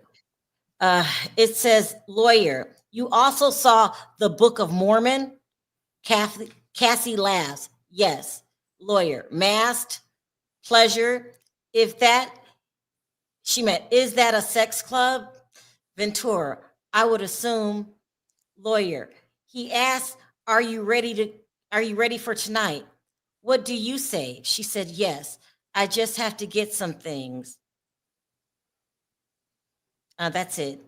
Go ahead, Perry. Do you remember what you were saying? And I get it. No means no. And then, yeah, I'm down for it. Sometimes mean yes, I'm down for the fun tonight too. People understand this. And I know Cassie's not on trial. We'll say that no means no. Diddy's on trial. And I don't see where these things are going to help. Well, besides make the jury just know what kind of freak and monster Diddy is. We ain't got the financial statements on which she know to help build this RICO case. We just talking about their dysfunctional relationship. Perry, can I go get some tea? Will you keep your eye on it? I didn't get up for a break. I need some tea. Yeah. I mean, basically, we just talking about this dysfunctional relationship. So, and I understand people, Perry, you don't understand Stockholm Syndrome. I do. And I sort of understand a crazy, controlling sex freak. I'm not one, but I'm just saying, like, understand that's the things they do. Pimps pimp. You know what I'm saying? Pimps pimp. So They say case is built. Okay, well, I really don't know. I'm just trying to tell you, like, do you guys think so far? I'm pro Cassie too. I don't think no man should treat no woman like that, whether she volunteer to be at the freak offs or not. You don't put a hand on a woman like that. You know. So what do you guys think? I mean, that just because they had this dysfunctional relationship, he should be charged with this RICO? Is that what you do guys I think? I think we're early in the case. I also think today was a bad day, and I think every day's a new day. That's what I think. Did you want me to put a poll? What were you asking? Yeah, please. What's your, but hold on. just say, look, maybe put up a poll and asking her testimonial about that dysfunctional relationship and his abusive ways. Does that create this RICO charge that everybody want to put out there? The RICO in the relationship. Hold on. Does Cassie's evidence prove RICO? Yeah.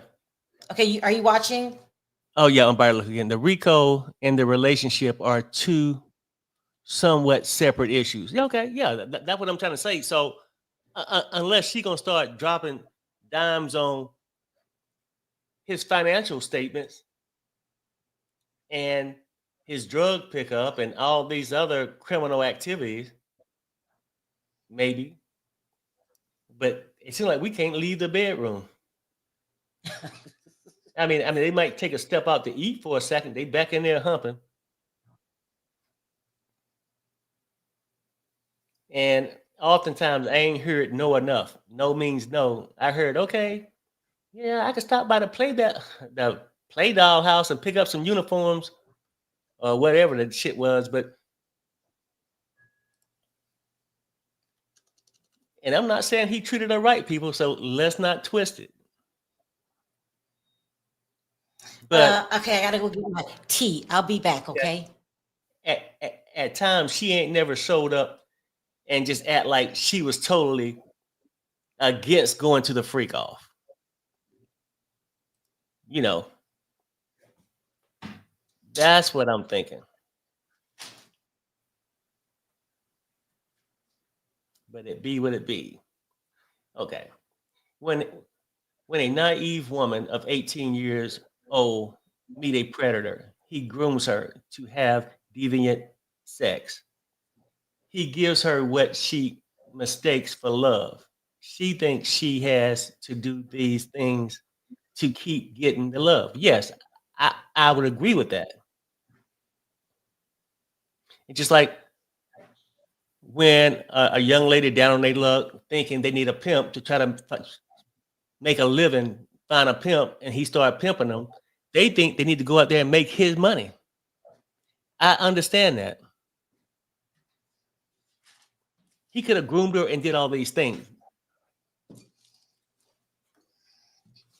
But saying that, okay, like a naive woman, and you could say a sick ass man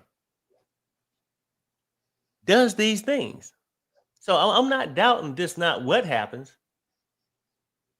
Did you read the super chat, babe? Yeah, I did. I'm sitting there talking about it. Okay, go ahead. I mean, because they pretty much explained to me this what these predators do. I understand that. They prey on people. Con artists prey on people who waiting to be used. Pimps go out there and find girls that are down on their luck. So what's your point? What are you trying to say? I missed it. Okay, look, I'm basically saying this, that I understand the process of people getting used, groomed and used. But, it happens all over, and not to justify like that, but that can't be everybody's out. Cassie went with him. She could have been young, but she wasn't always 18. And She didn't have to be 28, 10 years later to say, hey, this shit was wrong. She was sort of dumb and naive and down with the fun for a while. And I would say that it seemed like she was naive and down with the fun for a while. So we ain't gonna use the Stockholm syndrome to just say that's why she stayed with him. I mean, it could be, Perry. It could be. But they mistake his money as love. Yeah. I mean, look. Yeah. I'm saying this. She had a man 10 years older than her. Oh right? my God. Cheated. Did she have Stockholm syndrome when she was with the first young But producer? you agree that she is at least a DV victim. How can we get that out of you? No, I'm saying that's true. And I can see how she was groomed, but I'm saying Yeah, at we the end got of the day, to update. We got to update. Ventura says, this is not about what I felt, right? Because you are skipping over a lot here. Attorney says, what did you write? Ventura says, as much as you think you're Bruce Willis, you're not. Your kids were babies when we started dating.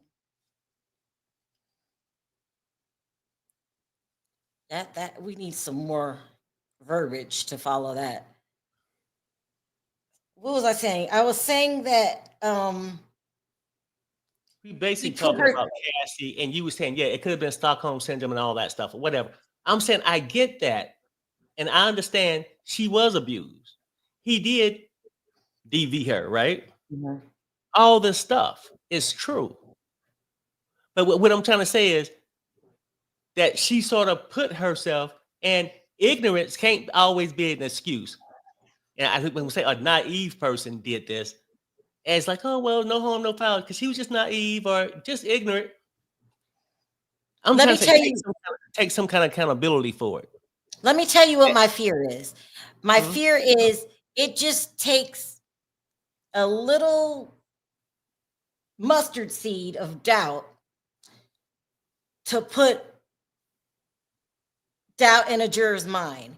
And if they do this, if they are successful in doing this, you can't reverse the damage. It's like, I don't see them bringing in a professional on explaining DV because she's a character witness. So, and that's all they need is just one person to be doubtful. And today, if they were going to be doubtful, today would be the day. So, but every day is a new day in court, and you might think you're winning today, and you might lose tomorrow. So every day is a new day, and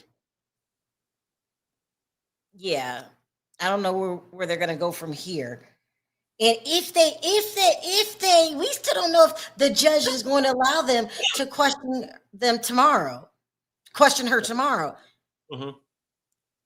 If that cannot happen, because if that happens and you leave the defense with the last word and you leave it over the weekend for all the media to chew up and spit out, it's just not good. We want the prosecution to have the last word. So they do get to redirect. So we'll see what happens. So right now we're only talking about what we see on the screen because we don't know what's going to happen as a whole. But I am willing to admit this is not a good look today. It's not.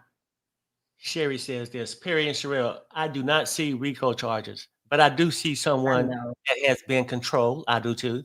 Groomed. I do too. And she later became complicit and a willing participant. That's what I see too. Yeah. But because if you got married 21, young and naive, and you stayed married for 10 years or whatnot, right? Or dating. Was you still just young and naive 10 years later at 31. Like, people, what I'm saying is, even just because you dumb or naive, you can say, I put myself in that situation because I was naive. I put myself in this bad situation because of my ignorance. Take that accountability. He just didn't climb through a back window and kidnap her and put her in that situation, is what I'm trying to say.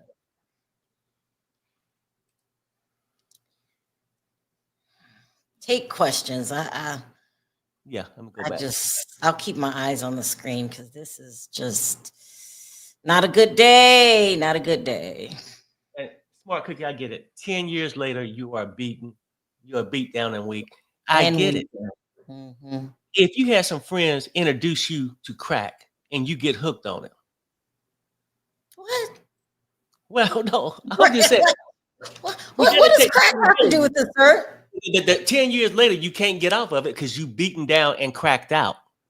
But you still got to go back to the initial beginning of your ignorance and naiveness to get yourself into it. I don't have a problem. I don't believe in DV. I don't believe that people should be getting groomed, treated like shit. I just don't. But we talking about this trial and just saying, hey, yeah, I can admit Diddy did these things, but y'all can't find an ounce of it to say she put up with that shit. You can call it Stockholm or not, for some other agenda. Whether she wanted to be a man of his stature or a mogul, she wanted to use it for a stepping stone to move up in her career. You guys won't give me that. No. I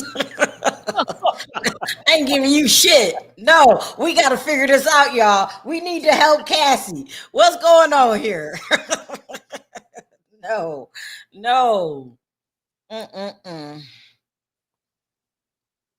All I can go back on is there's no, here we go. We got to update. Esteveo says, if you saw him on social media on vacation with, it was heartbreaking. They actually cut out with blank. It was heartbreaking. Ventura, it could be. I was 7 years in. Escovedo. And what about this? About Gina. You wrote, I don't want to be a side piece, but I'll treat you as a king.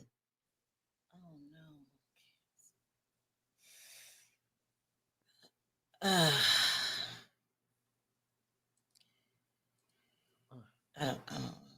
Bonji says this. Perry say, I am against DV. Otherwise, they will cry that statements of you being for DV out of context. No, I said that. I said, I'm not down for anybody being mistreated. People, you act like I'm just this male that don't have a wife, which happened to be a female. A daughter-in-law, which I love, that's a female. 5 sisters, that's females. I had a mother. And I don't play that shit. I come at my father for DV shit. And I have stated that. I'm not down for that.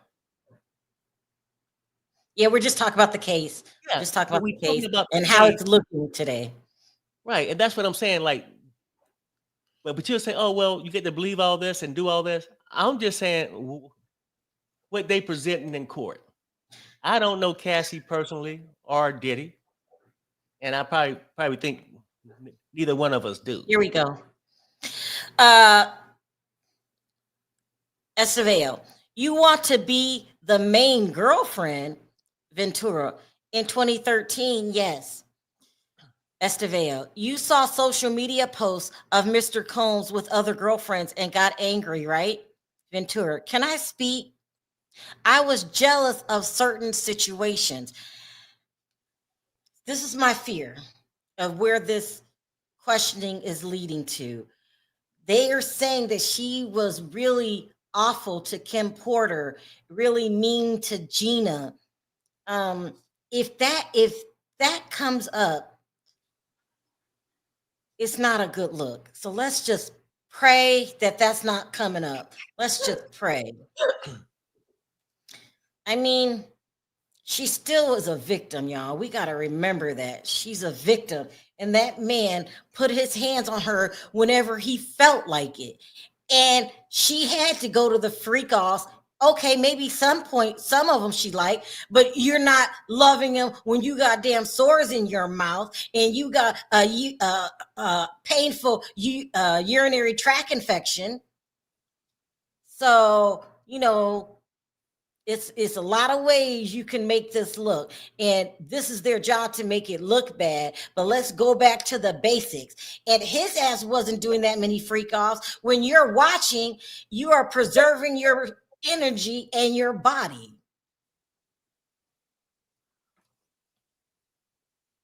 So I'm gonna need on redirect y'all to bring that out. On redirect, y'all need to bring it up back to, okay, yeah, it's just like when you're being touched and you don't want to, your body's going to have a reaction. Does that mean you like being touched? No. Right. So I'm going to need redirect to step it up, because they are really dismantling everything that she said yesterday. But nothing can take away them sores out her mouth. Nothing can take away her chronic urinary tract infections, to the point where antibiotics stop working. You build a build up a defense against antibiotics. Then you got to go to this antibiotic. And then if you go after 10, 11 years, you could just run out of damn antibiotics. Yeah. You can. So, y'all need to leave Cassie alone. They are making smart moves. They had another female ask the questions, and they're trying to get to Friday. Come on, let's be real. We know what y'all doing. We didn't know what y'all was doing yesterday, but we know what y'all doing today. And you're trying to have the last word before the weekend. And I'm gonna need Comey to step up. Come on, girls, y'all can do it. They being too damn slick. Here we go. We got another one. Estevao. Did there come a time he suspected you were in a relationship with someone in the industry? Mr. Miss Cuddy, that's Kid Cuddy. She said yes. Mr. Combs thought it would be good for your career if you collaborated with Mr. Cuddy. I mean, Mr. Muscuddy. Yes. Child, I'm going to call him Kid Cuddy because Muscuddy is a mouthful. Isn't Kid Cuddy black? Shit, I don't know either. This is like an Arab last name. Ain't into rap like that. Yeah, but let me read this super chat. It says DV is wrong, but I agree without Perry. I agree with Perry. A little accountability from Cassie would go a long way. That's all I'm trying to tell you, people. Because let's be fair here. If we can throw 1,000 items why Diddy is wrong, and I would agree with him. But you can't tell me that, yes, you could be naive and ignorant and make bad choices, but nothing changed the fact that you made the choice at first. It don't mean you should be treated non-human, abused, a number of that stuff, but let's take some kind of accountability. I mean, you ain't crying out that she left that young producer to be with Diddy. That's off base anyway. I want to take a little accountability too, is that we can't minimize what Cassie went through. No, I agree. Look, I'm telling you, I don't agree with that. Right. When you deal with a pimp, sad thing about it, you get pimp activities. When you deal with a sick sex monster like Diddy, you get those kind of activities. That's it. This is a This is a crazy day. I said I was prepared. I lied when I came on today, y'all, and I was like, okay, they're gonna twist it. You know, we just gotta sit through it. I didn't think it was this bad, and I keep getting text messages. Girl, the tape ain't shown yet. What tape? I hope there is no tape or video. I say tape. I hope there's no video. It's just Somebody said he black, honey. Kid Cudi. Mm-hmm. It's just the last name. Is the last name real or something? He, when they start Muscuddy. rapping, I just never heard a black people call a black person having the last name Muscuddy. If anything, it reminds me of like Arabic or Italian. Muscuddy. It's weird. Then somebody says black and Mexican. So I don't know. Maybe. Okay. That makes sense. Okay, here we go. Escovedo says, why did you begin your relationship with Mr. Muscuddy? Ventura says, we enjoyed each other's company. Lawyer says, you were in a relationship with Mr. Combs. Ventura said, we were on a break. Lawyer says, but you were still doing freak offs with him. Ventura said, yes. Okay, we missed a super chat. This is not looking good. Hey, Ranu. What's up, Ranu? Ranu says, he is also being charged for kidnapping. The video proves that. Oh, no.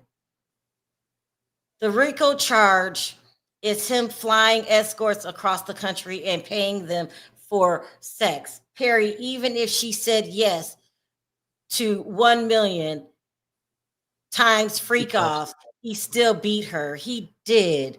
Right. Okay. I don't doubt that. I mean, if there was a case on him beating him, I would say go ahead and lock him up. Is he charged for that? Now, these other allegations, you saying the RICO, the kidnapping thing, still haven't been proven. I mean, because sometimes, technically, by the book, you can say, yeah, they can technically get him for that if you held somebody, without their will. But you get to prove it. It still got to prove it. Because a lot of times she went back. You know what I'm saying? So, and the RICO charges of him flying escorts, hell, if they ain't underage, you get to prove that he flew them out, or did they fly out by choice? You have to prove that he forced them. If it's forced, then it's trafficking. If it's not forced, then it's not trafficking. And that's why I was saying yesterday, they weren't saying they were forced. And their motivation was handsomely paid. $15,000 a day to me, is a lot of money. And I'm openly willing to change my mind if they prove something in court to show me something different. That's all I'm saying. But right now, I'm just keeping it real. This is how I feel. We still have redirect. We still have, hopefully, the last word. That's why they're fighting over this last word thing. On redirect, they can explain again how the cycle of DV works. The things that he put her through. Today seems all lovey-dovey and she wanted to do it in the beginning. But you can change your damn mind. And I'm sure when you have sores in your mouth and painful urinary tract infections, you're not enjoying shit. So I'm going to need the girls to come through tomorrow. Yeah, it's a lot of possible things. Yeah, I mean, they could try to get it. If they prove it, they prove it. But I'm saying it's still a thing that you have to prove that he trafficked them according to the law. Because last time I checked, if you're a grown person and you want to fly to Utah, and when you got there, do your thing, that was on you. And I'm sure, and since that's the case, since they was paid, they probably can get the people who did it for tax evasion, because I doubt if they paid tax on their income. So we can go down the road with all these things. Huh? Go ahead. Attorney says, after Mr. Combs found out by going through your phone, you want to see him, You knew he was upset. He previously attacked you. Ventura says, yes. I thought I'd be safer with other people there. That's it. That's all they said. Mm. So Callie says this. I don't think you can groom an adult, but I do believe that she made a very bad decision to stay there because she felt she was in love. Yeah. Exactly, Callie. She thought she was in love. That's the cycle of abuse. That's why they don't leave that man. That man could beat them in the tiny pieces, and until they realize this ain't good for you, that's why she kept coming back. So that's why she's texting these things, because she's thinking, she's in love and her man want to do it. So I'm gonna, and some of them might have been fun, and those are the text messages they're talking about. But it wasn't always fun. I hope this works. Yeah, no, I mean the trial is I'm a there. little nervous. Like I said, I'm always open to change my opinion when you show me something that's factual. But I'm saying so far I haven't seen the RICO cards yet. Well, It could be. you're not supposed to see it on the fourth damn day. Ranu ain't playing with you. He said sex trafficking is the recruitment, harboring, transportation, provision, obtaining, patronizing, and soliciting of a person for the purpose of commercial sex act, in which a commercial sex act is induced by force. Yes, force. That word is so important.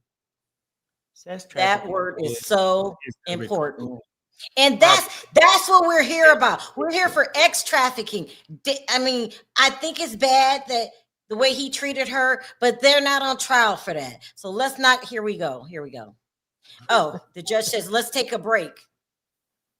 Yeah. We are on another break, people. I'm gonna need a break. I knew right now. Look, so sex trafficking is the recruitment, harboring, transportation, provision, attaining, patronizing, soliciting of a person for the purpose of commercial sex act. Okay. What if all these things that I just read off applies to Cassie? If Cassie called them, if Cassie set them things up, if Cassie paid them, no, remember how when the escorts came in? I know. That she ordered it, right?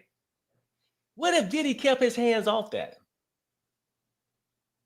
These things, Ranu. Now you got to prove that Diddy, she was definitely working for Diddy. All this stuff, things you're saying has to be proved. I agree with BJ. Cassie was both a victim and a participant, and two things can be true at the same time. Right. So thank you, BJ. At the end of the day, a pimp can truly be pimped himself. I can't. I can't, and I won't. I will not. But they're jamming her up. But we have redirect, and we're gonna kill it on redirect. And it's just, this is crazy. And this is day 4. Let's slow down, everybody. This is day 4. And everybody, them lawyers are duking it out in the back behind the scenes because they want Friday. They want to be the last word on Friday. That's all they're doing. And the defense is doing this shit on purpose. This was all a plan. All of their, I've got new evidence to get Friday. We ain't stupid. We know what y'all was doing. They think we stupid. Beatrice says, Sharrell, get a grip, sweetie. She's not up there for abuse. I know. And I love Beatrice. I got to agree. And if I was getting my ass whooped for the first time, I wouldn't come back. I know. I know. It's not a good day. It's not a good day. It's just that's all I can say. And that's all I'm gonna say, Beatrice. And only because you said it. If anybody else know, it's just not a good day. But I have faith, and because Diddy has affected so many people's lives in a negative way. I got something new? No, oh no, I had stopped He has checking. I thought affected, you had. no, I'm checking. He has affected so many people's lives in a bad way. When you whoop a woman's ass, that left Cassie with PTSD. I believe she has it, and I believe is there getting rid of it, Perry? Can you get rid of PTSD, or most No, likely not? Right? I don't think so. I mean, You can handle it and control it, hmm and he You get to affected. avoid the triggers. You get to avoid the triggers to get rid of it. He put his hands on Kim Porter, broke her nose, put his hands on Misa. Let's not forget Misa Hilton. He put his hands on about every woman he came into contact with. So I just don't like him as a person, and I want him to get his ass. But it's starting to seem difficult. Sharrell, I'm crying. I'm just listening to you, child. I know I'm a ride with Cassie until I can't ride no more. But it's not looking good. I'll say that it's not looking good. But he's not on trial for Kim Porter. He's not on trial for DV, and he's not. I hate the perimeters, and maybe they were right. He should have had other charges added, but they couldn't do that for Cassie. She had to be a character witness. He's just an awful human being. He messed up his children's lives. Come on. That put them in a bad situation, especially Quincy. Your dad acting like a fucking dog in heat. He's acting like a dog in heat. Right. And I just don't like this man. No, I mean, he's most definitely a monster, a freak. You know what I mean? And I'm not gonna lie, we gotta figure a way out to get his ass. But this might not be the way out. And so we gotta get him though. King T says, stop trying to stop the truth on Cassie. See, look, two things can be true at the same time. Y'all can say she was young and naive. She could have been young and calculated. Right? So, I mean, we don't know these things yet. Just because things didn't work out her way and she was successfully married to Diddy and had the baby, the things that she wanted, or the hit album. You know what I'm saying? I mean, we really don't know. But, and I think Kelly Nola said it earlier. She don't truly think that she was a gold digger. When I said that, it could be the tendencies. But she really probably thought that this guy loved her. That's where a lot of relationships go wrong, whether you was groomed or not. You just misinterpret the treatment somebody's giving you, and you just assume it's love. And sometimes you can build it up in your mind that you're looking for love so much that you miscommunicated. But anyway. Yeah, I'm glad I'm not the jury. I'll say that.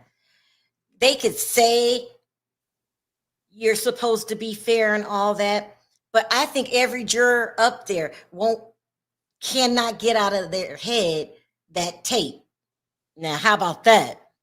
When he was dragging her across the floor, and even that was just crazy. The security guard filming it. What the hell?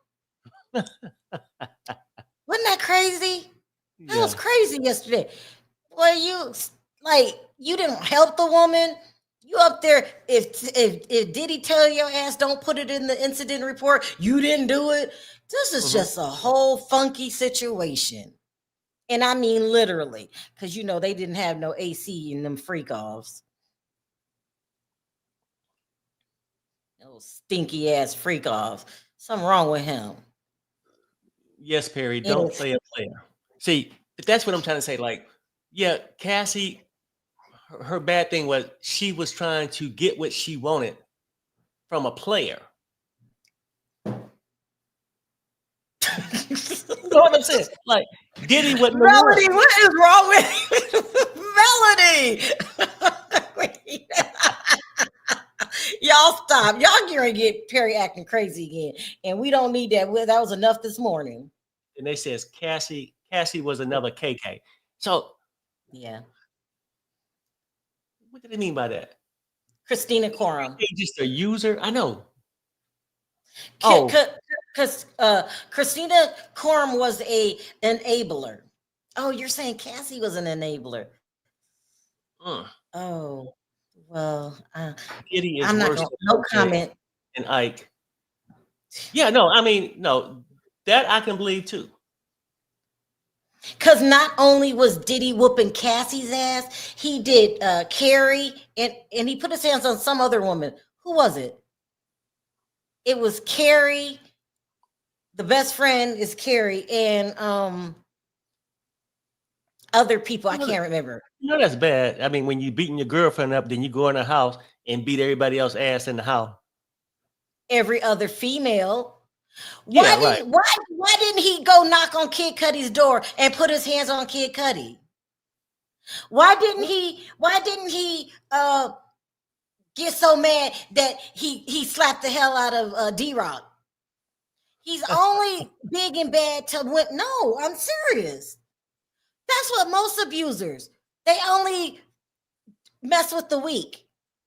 And because we are physically not as strong as a man, because Diddy's a good 200 pounds. Not since he lost the weight, but before he went in. Cassie looks, I would be shocked if Cassie was over 120. She's probably like 115. He shouldn't be putting his hands on her. No, he shouldn't. Putting bruises on her, that's so bad. You gotta hide her ass to go into the hotel for her to recover in private. See, look, I'm gonna tell you this too. Secretly calling plastic surgeons. Go ahead, Perry. It's certain places you look for certain things. You look for groceries, try the grocery store. Right? You look for love, maybe try a church. Maybe try just meet somebody in public and just hanging out with them. Don't go at the strip club looking for love. I'm just saying, like, no, Perry, no, don't. Okay, you please stop. You on a 10-minute break? No, something wrong with him. No, because my coffee ran out.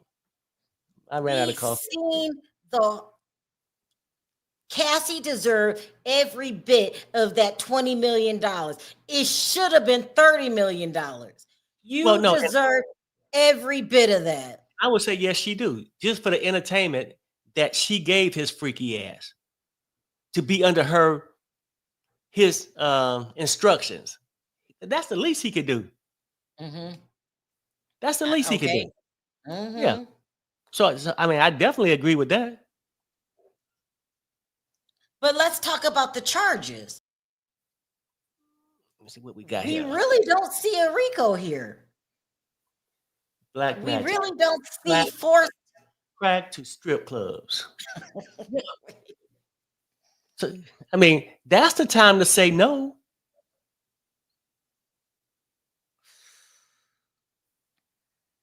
Damn. Okay, people coming hard. Well, because Diddy not guilty. Cassie is guilty. Are you gonna agree with that? I hope not. He needs to pay. If Diddy was, listen, y'all, if Diddy was returned back to the streets, he gonna have a revenge list. He gonna think I got away with that. I can do it again. If Diddy was returned to the streets, he going after Diageo, the alcohol company. He's going to be hell on wheels. His reputation will never be the way that it was. I will never, ever have any respect for Diddy. He gonna be begging for it. I'm in therapy. We don't give a damn. I don't care if he goes to therapy after this. I don't care. You did what you did. And Stevie J know it. And that's why his ass is hiding. Shame on you, Stevie J. You coked out. Wow. Stevie J is protecting this man. I believe Stevie J was at the damn freak offs. Him and no, I can't say that, but I think he was at the freak off. He tried his hardest to protect Diddy till he couldn't anymore. And he probably hiding because maybe his ass can get in trouble for some stuff. You know, Stevie J has a bad reputation. He could have been the runner. That's who they should have put on the stand, the prosecution. Let's see, 16 minutes ago. Because can't you easily see Stevie J being the damn plug? Okay. Like, that's why he hiding out. I can. And the one that's running, you know, he drove the whole bus. Who? Stevie J. I mean, shit. Somebody asked me earlier, did I think Roger Bond would be a witness? I do now that person said that. I think it was I can't remember who said it. But oh, okay. If we got a little downtime, I mean, cause they took a break, I think, Sharrell. Yeah, they did. He said it. The judge said it. Okay. Let me see something. Video. What do you want to talk about? Oh no. You know, I just want to show you his family this morning showing up at court. Oh, okay. Let's look. Yeah. It's not long. Did the girls go? Good morning. How are you doing? How do you feel this morning? How you guys doing today? Oh, there they go, that drunk ass mother. Look at her. She high. Look at her wig. Just crooked, falling to the side. Be nice, Sharrell. Be nice. Oh, okay. I'm sorry. I know. I don't mean to talk about anybody's mother. I got caught up. I'm sorry. I mean, because shit. I mean, when you get 80 and you can't make it out to the store. I know. I apologize. I apologize. That was a terrible thing to say, and I should not have done that. And I'm ashamed. I was caught up. And I'm ashamed. Can you play the next exhibit, please? I kind of went off on the mom. I did not mean to do that. That's all I got. Okay. No, but I mean, I got a recap of just what happened at noon, but I think everybody pretty much been rolling with us, sort of know it already. Why did I just snap on the mother? I mean, I think she's on some kind of medication to help her through this time. I would just say it was uncalled for. That's wait. But with all due respect, Perry, play it back. The wig was crooked. Now, come on now. I mean, I understand it because I mean, respectfully, it was crooked. I've been getting her treatment all day. Now, pause it when she get off this damn bus. I mean, a Sprinter van. How do you feel this morning? How you guys doing today? Now look, Harry. Leave it alone. I'm going to hell. Sorry, Mrs. Combs. Sorry. Go ahead. It's sort of shaped like that emblem at Ronald McDonald. But I mean, I don't even know why you going there. I am just totally. We'll take her off the screen. You're triggering. No, here we go. We're back. Okay. They say it's 2:38 p.m. back there. Okay. Okay, let's get Miss Ventura back and the jury. Attorney, your affair with Mr.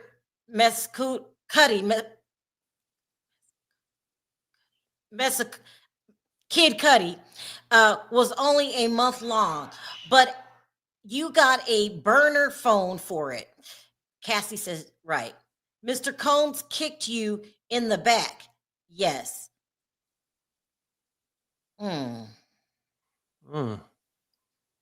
lot of drug dealers, cheaters get burner phone. And remember, he never called Kid Cudi out of his name. He didn't say anything. He did not confront Kid Cudi. And then all of a sudden, with his boys, he wanted to brag about it.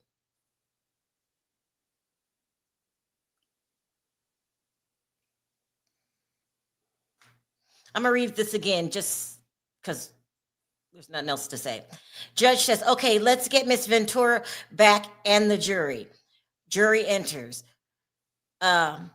Attorney says, your affair with Kid Cudi was only a month long, but you got a burner phone for it. Ventura says, right.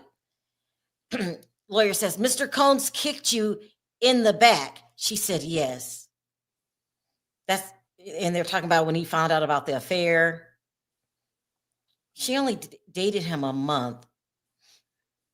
And then rightfully so. Now I'm gonna go back for some transparency because I thought, well, damn, she cheated on Diddy, then she get mad.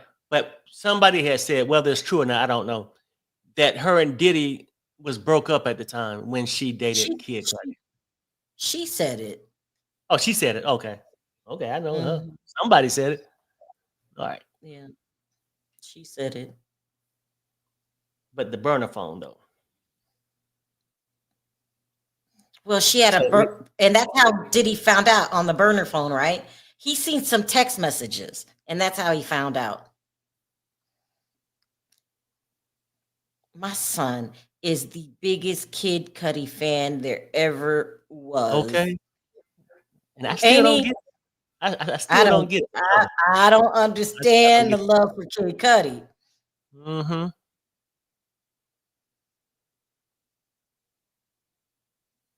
Just don't understand. I mean, he act like he Chubb Rock or something. Who's that? I ain't gonna date myself.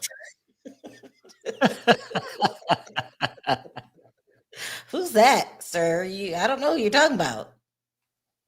Yeah, it's sad.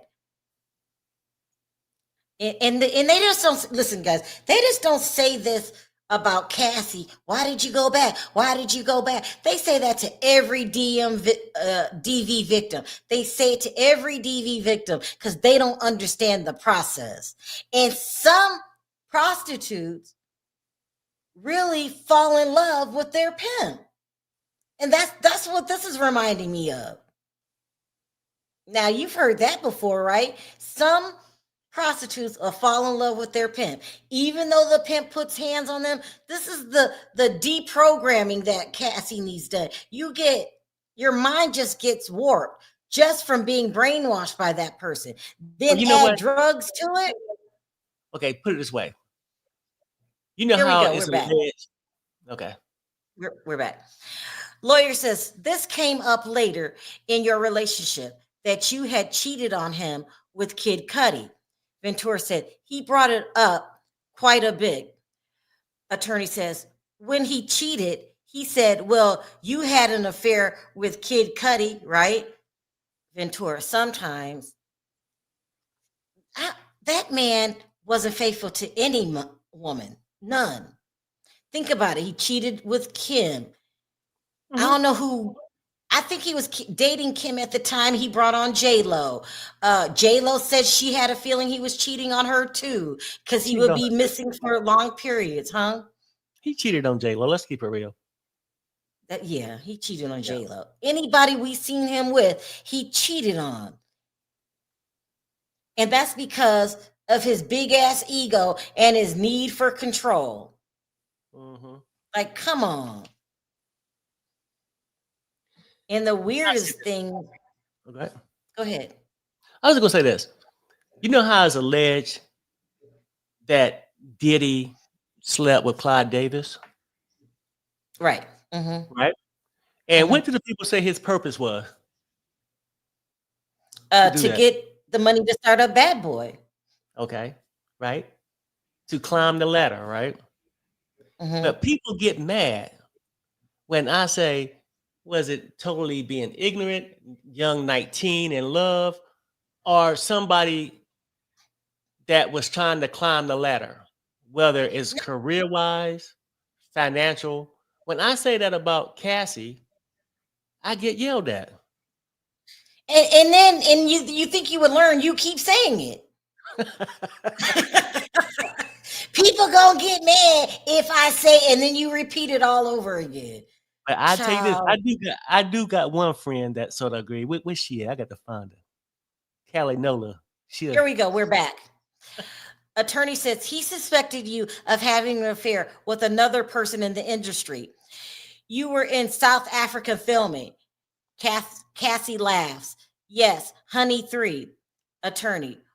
While you were there, you saw a photo of Mr. Combs with Gina and were irate, right? Angry, Ventura said. So the whole Gina thing, she kept doing the same thing too. He put his hands on her, and I think one time he kicked her in the stomach.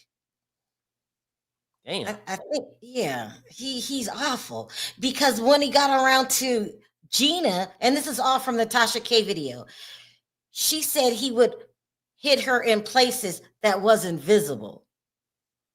He was a mess. He was a mess. You know, Perry, I agree with you. And what you're saying is correct. Unfortunately, some folks do not want to hear the truth because the truth hurts. And it was one good movie. It was one movie, old movie. I don't want to date myself. It was really good. I can't remember the guy's name. And when he looked up and said, "Some people can't handle the truth." That was was it Jack Nicholson? Jack Nicholson, yeah. Jack Nicholson. And I'm telling you, I can't handle the truth. Y'all not gonna sit up here and right here we go. Attorney, you blocked him and focused on the movie, right? Ventura, I tried my best. Attorney, Mr. Combs suspected you of a relationship with whom? Oh, Cassie says Michael B. Jordan. This is how he comes into the picture. Because remember, they said that he was going to testify, Michael B. Jordan and Kanye West and some other people. And I thought, Michael B. Jordan is cute. She had to cheat with him. Although he dated Steve Harvey's adopted daughter. I can't think of her name. He dated her, Michael B. Jordan. And he knew that supposedly she dated Diddy and Justin. Remember that? Yeah, that's a mess. Mm-hmm. So maybe Michael B. Jordan didn't take her serious. And they did her wrong too. Because Lori Harvey. She was young and naive. See, you know what? That's a good example. Do people look at Lori Harvey as being young and naive like Cassie was? No. She's just well, okay. What would they think of her? Gold digger. Okay. Well, see, you women pick and choose when it's Stockholm syndrome and gold diggerness. I'm gonna change the subject a little bit. Do you think Diddy put his hands on Lori Harvey knowing that Steve Harvey was her father? No, I don't think so. I don't think he did that. That is some sick shit. You dated your son's ex-girlfriend. He needs to be locked up. That is some sick shit. Oh my God. And then why can't Steve Harvey? Here we go.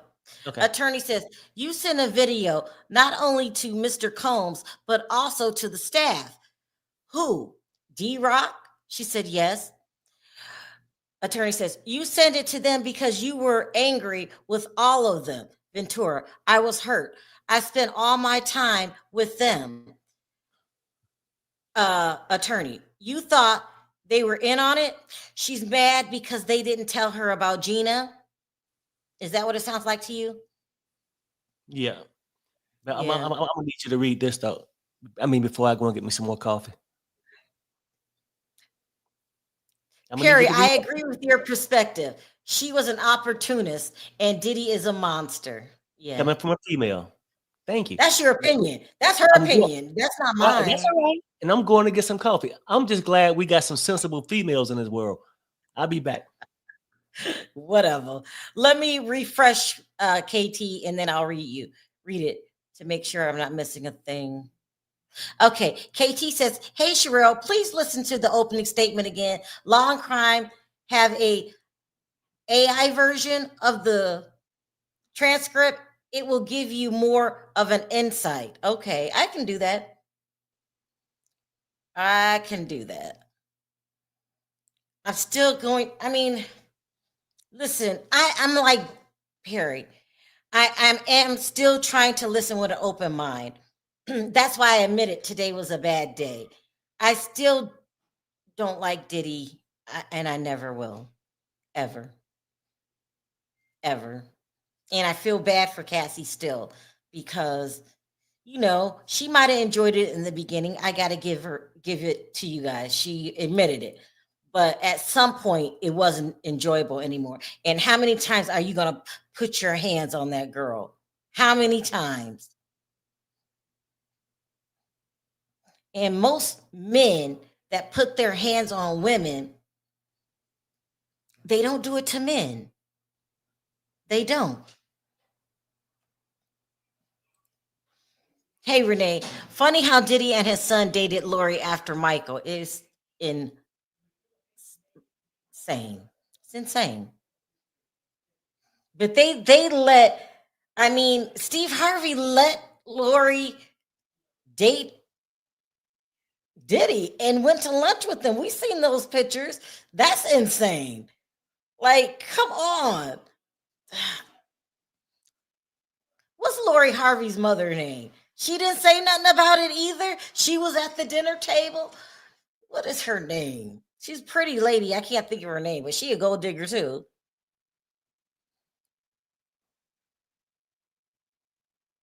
I can't believe it. I'm getting old. I really cannot remember Lori Harvey's mother's name. Marjorie. Thank you, Kathy. Marjorie.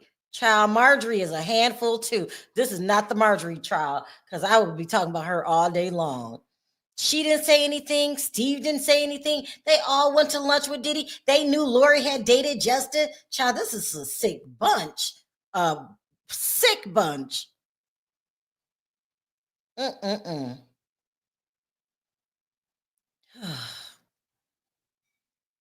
mean, we're just on day 4. This is going to be a battle within a battle about Friday and who can testify last. And both sides is giving it their all. Because let me tell you guys, Maureen Comey is not having it. She's just not having it. Y'all read the transcripts that, here we go. Attorney, the physical abuse, when did your father learn about it? Ventura says, same time as my mother. Attorney says, did Mr. Combs come to Connecticut to speak to your parents? Cassie says, I don't know. If it was then, lawyer said, Carrie Morgan knew about the abuse.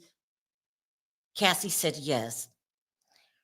What I want to know when the parents knew and what happened. I think a part of his manipulation is he knew she didn't tell the parents about the freak offs because who wants their parents to know that, you know?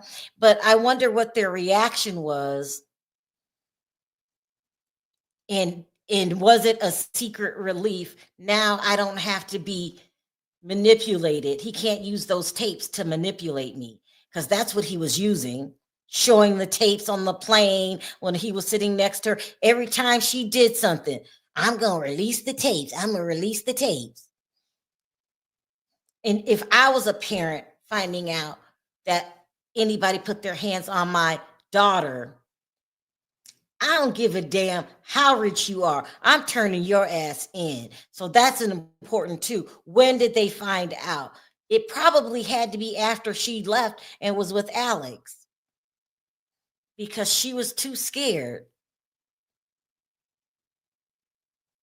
And did he show them the tapes? This is good testimony coming in. So I'm not taking my eye off the screen. I would lose it. You know, I'm a boy mother, so I've only had boys, and it was all three of them, and just I'm the only female in the house. But now that I have a granddaughter, I feel like I would be extra protective over my daughter. I couldn't imagine some man putting their hands on my granddaughter. They could call it a rap because I'm taking your ass to court. I'm calling the cops. I'm doing over damage because you don't treat my grandmother like my granddaughter, like she's a nobody. And that's what he was doing, treating Cassie like she was a damn nobody, like her life didn't matter. I forgot yesterday's testimony and I'll never forget it. But I get what Perry's talking about. I'm not looking at this as from a legal stance. I know I'm not, but here we go.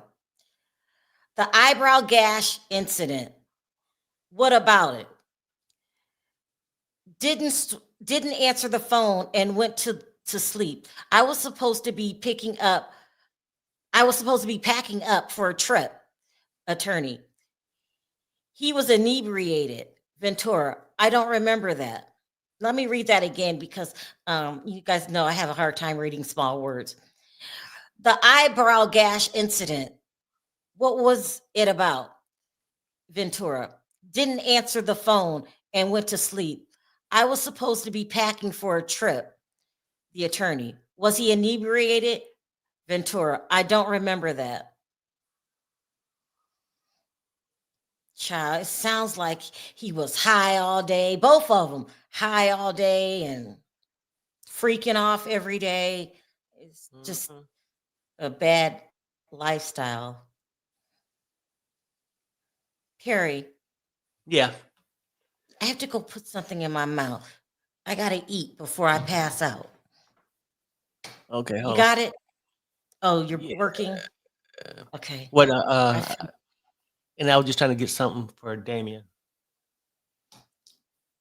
Can I go? I feel dizzy. I gotta Yeah. go. You got it? Yeah. Yeah. I'm back. I know I was missed. Thank you. No. Hey, what's up, everybody? Hey, look, we back. We back. It's been one of those mornings. Funny how Diddy and his son dated Lori after Michael. Mm-hmm.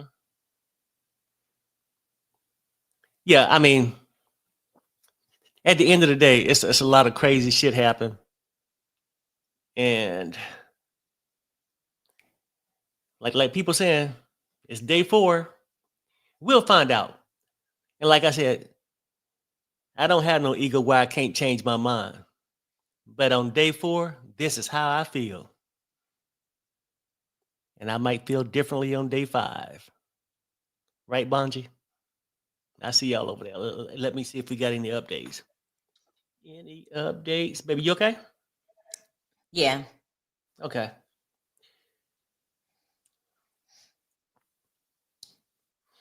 And I get it. I mean, for all these people, that support Cassie, you almost hate for somebody to be taken advantage of. You know what I'm saying? Like, dogged out. I get it. If that was my daughter, shit, the hell with the trial. So it's 12 o'clock. What time is it there? 3 o'clock. You probably got about 2 more hours, maybe. Yeah, but they've been wrapping up at 3 o'clock. Have you noticed that? At 3 o'clock our time? Their time. Oh, yeah, their time. Yeah, I mean, because they arguing and doing whatnot. Yeah, or at least about 4:30 their time. They'll be wrapping up. Somebody said no sympathy here. Damn. None. I think they was talking about for Cassie. I just realized that. And see, and you just Here we going go. to this. Here we go. Attorney, why were you asleep? Ventura, I drank at the Abbey, had something in it, I think. Oh. Attorney, did Mr. Combs ever abuse you while he was inebriated? then say he didn't remember it? Cassie, yes. Attorney, did you feel he was not taking responsibility? That's true. Even though I can't stand Diddy, I'm sure he didn't remember a lot of shit. The stuff he was putting in his body, all these Well, substances and drinking on top of it. yeah, I mean, but he remembered when he watched the playback. You ain't right. No, Perry I'm is telling you. annoying. Oh my God. Because they act Mm-mm-mm. like shit. I'm a Diddy supporter. No, I'm here to just say it like it is. Like Diddy is this person, ruthless. But then you get people who want to advance, and he's the person to go to. That's the shit that give him all the opportunity to do these girls like that. They infatuated. Then the chat would call it Stockholm syndrome or love. Nobody called it love, Perry. Oh no, Nobody called it. you don't understand what it's like to be 19-year-old girl in love, or a 19-year-old And thought you were in love.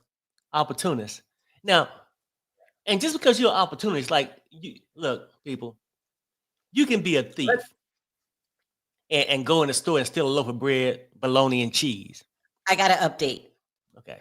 So from the last one, did you feel that he was not taking responsibility? Ventura, yes.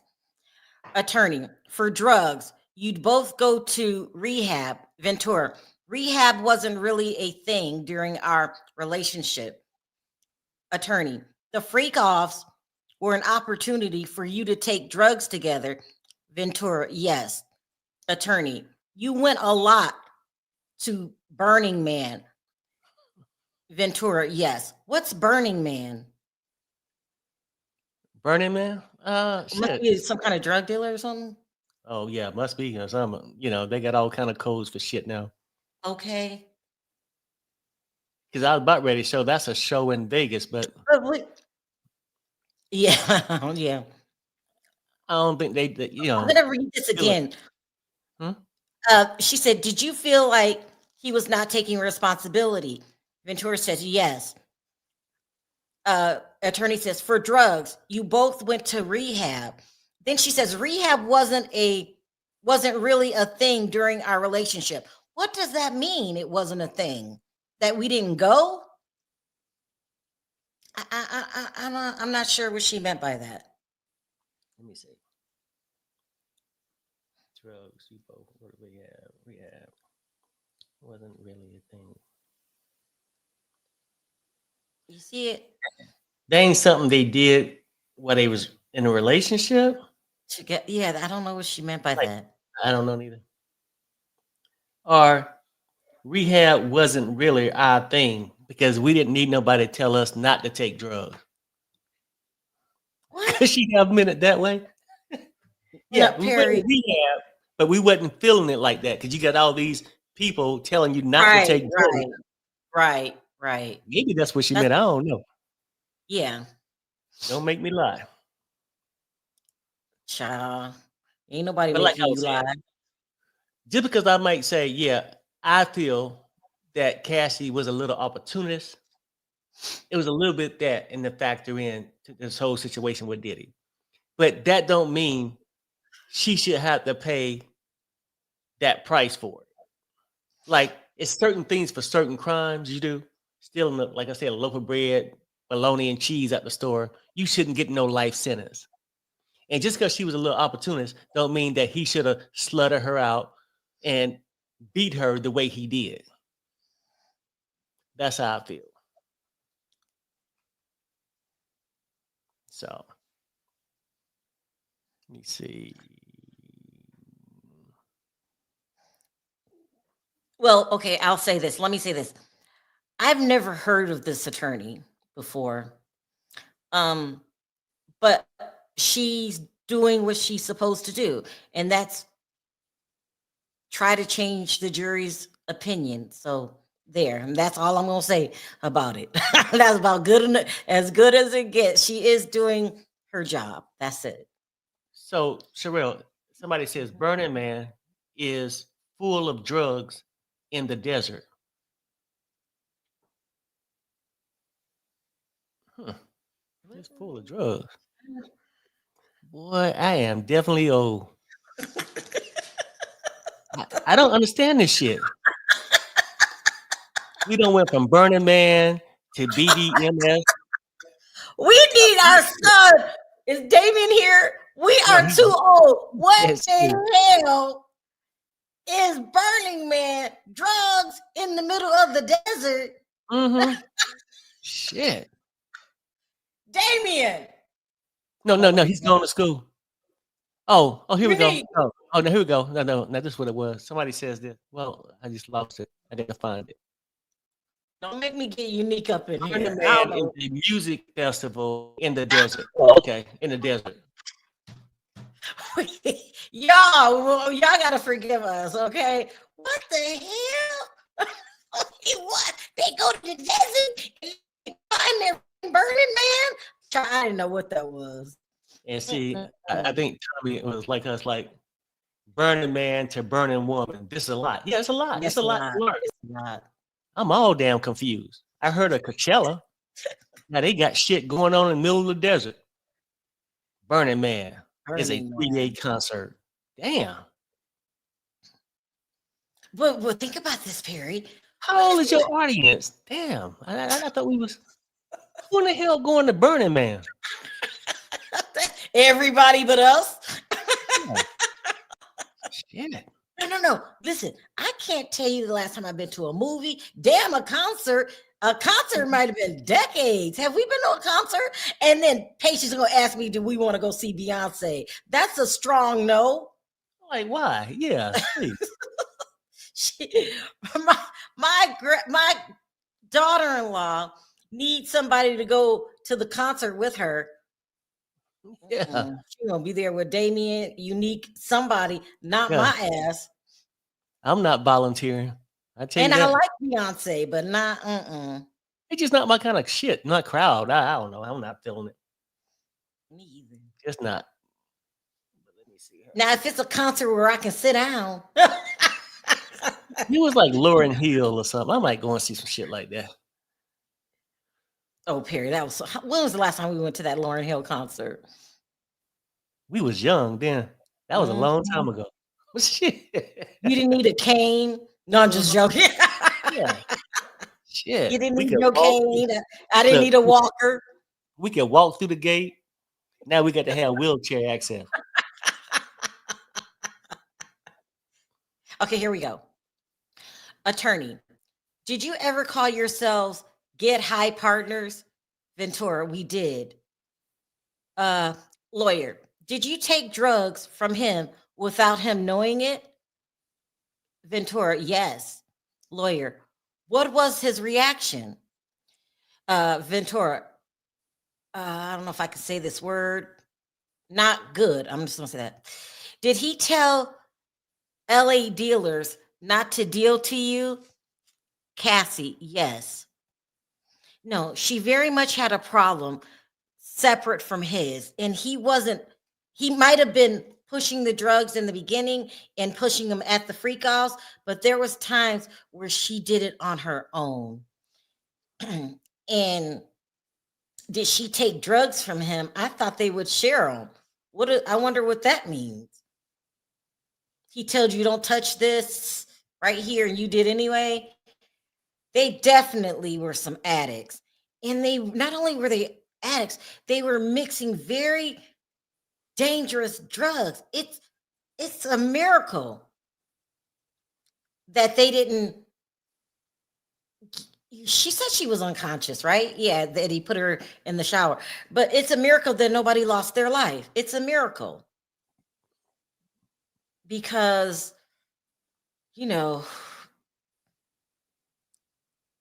but I'll say this. I don't think the drugs had anything to do with Diddy initially having the freak offs. I think they just came hand in hand. He was going to do it no matter what. If he wasn't an addict, he was still going to have the freak offs. But the consistency of the freak offs led to him being an addict. What do you think, Perry? Do you think if it was no drugs, he wouldn't do freak offs? I don't think so, right? Yeah, I think he would. I mean, He like, would. I think all that stuff come together. When you start the party, you go because you want to hang out and party, but then you start in making the party better. What would be the word? Like increasing the fun. That's where the drinks, the Molly, all this other shit come in. And I think maybe during his upbringing or whatever, he already had this thing for sex. And For then sure. it started to get into his head when he do the drugs that he wanted to be good at it. He wanted to be a satisfier. And I think with his penis problem, then I think so he had to bring in people to help him accomplish the mission. Now you got this beautiful girl that you want her to do all these things to, but you really can't make her say your name. So things just got out of control. No, Perry. He was his penis problem. It's why he started the freak offs. No, the freak offs were started in his childhood with his mother. Child, something wrong with you, Perry. I don't know. You think he designed a whole freak off because he had a penis problem? No, I'm just saying and that could have been part of the reason why she agreed to it at first. Yeah, I'm dating this man with money, but that's all I'm getting. Ain't no midnight satisfaction. Something's wrong with him. I need to distance Look, myself from him. do I got somebody to agree with me? What? Oh my God! That's what I'm saying. It just is what it is. Oh man, I didn't hear. They actually said in court that he had a micro penis. Somebody said it somewhere. I don't know what the hell it was. Okay. I read it yesterday. Child, that is too. And Nobody then he said mad. that in court, And y'all. he mad. They wouldn't have said that in court. Y'all need to prove to me that they said this in court. They didn't say that in court. Child, that is too funny. Somebody being funny. Oh my God. Y'all are too much. And then Perry, all he needs is a little lie. He'll take it and run with it. This is why he created the freak off. He was embarrassed of the size. I was minding my own business yesterday when shit like this came across my time feed.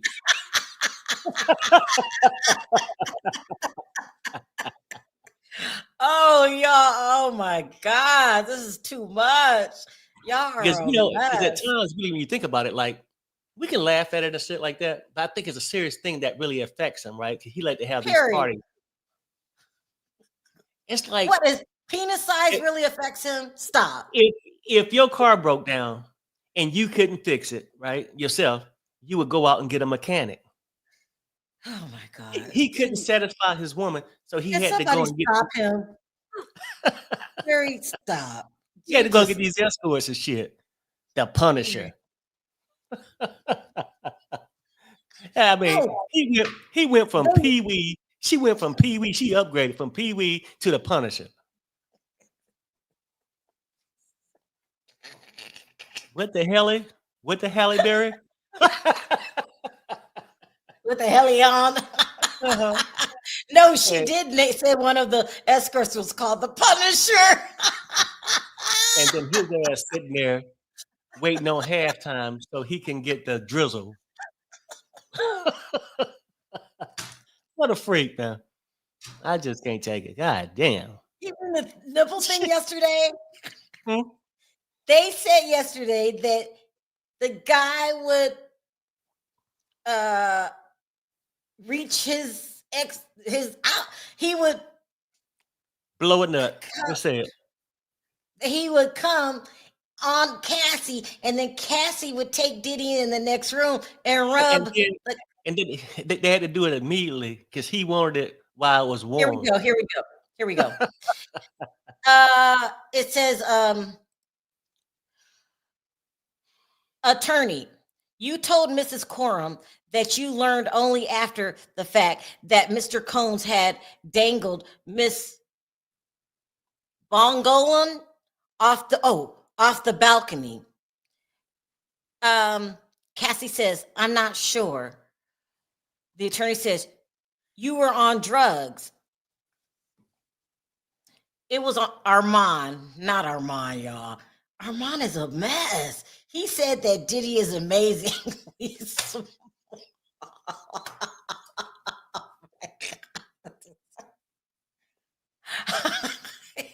was in the testimony. Child, this is too much. Child, I can't handle the truth. I cannot. I mean, that shit, I mean, for real, that shit had to be frustrating. And Callie, right? He said, I believe the Tootsie Roll problem is the root of his behavior and the drug enhanced it. Right? Because, you know, like when you're looking around and you see everybody in the room walking and you can't, you want to walk too. And his shit's over there just dangling in the air. If it was micro small, how come we didn't hear this earlier? How come J-Lo didn't say nothing? She was there for the money J-Lo too. would have told us. No, J-Lo was with Diddy for the opportunity and the money. If that's true, he got a micro. She definitely. Everybody's with him for the money, even Gina. Like he didn't leave him totally empty because I'm telling you, he couldn't satisfy him. But Diddy had somebody, just in my opinion, it's alleged, had somebody satisfy J-Lo when she was with him. Okay, Perry, stop. Just stop right now. This is getting out of hand. That is so ridiculous. She had some baby oil. I can't. I'm just keeping it real. Like, I mean, you don't want to hear the shit. Like, you can't enter this trial if you don't want to hear the real. Perry, you know, freak offs were not invented because of his micro problem. They took place back in the damn 60s when his mom was the damn prostitute. Well, his mini-me is the problem to him being abusive. Because he's angered all the time. Because look, think about it. This guy wakes up from 7 a.m.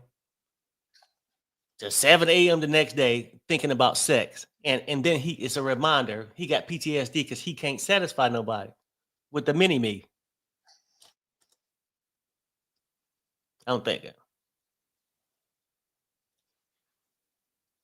Hold on, I'm gonna double check. Here we go.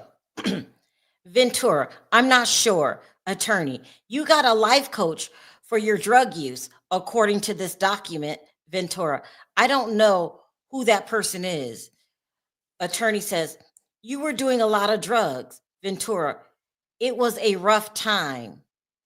You don't remember if you had a life coach, Cassie? That's odd. Huh. Yeah. She don't remember the life coach. Unless she's trying to say, even in rehab, she kept taking stuff.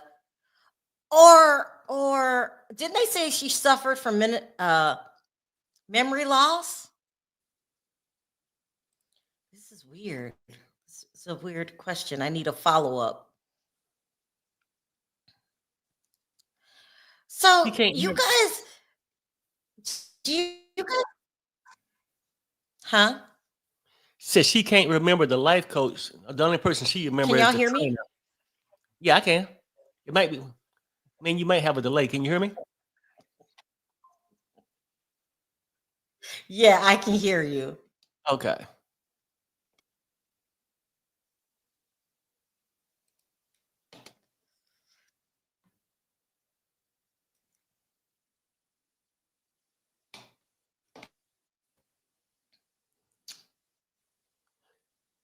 I wanted to show you guys something. Hold on, let me see. People talking about in the chat. I be getting confused. He can't. He topping. I don't know what that means. I'm on a whole nother page. I can't see. And I'm checking at the same time I'm checking. Oh, yeah, keep checking.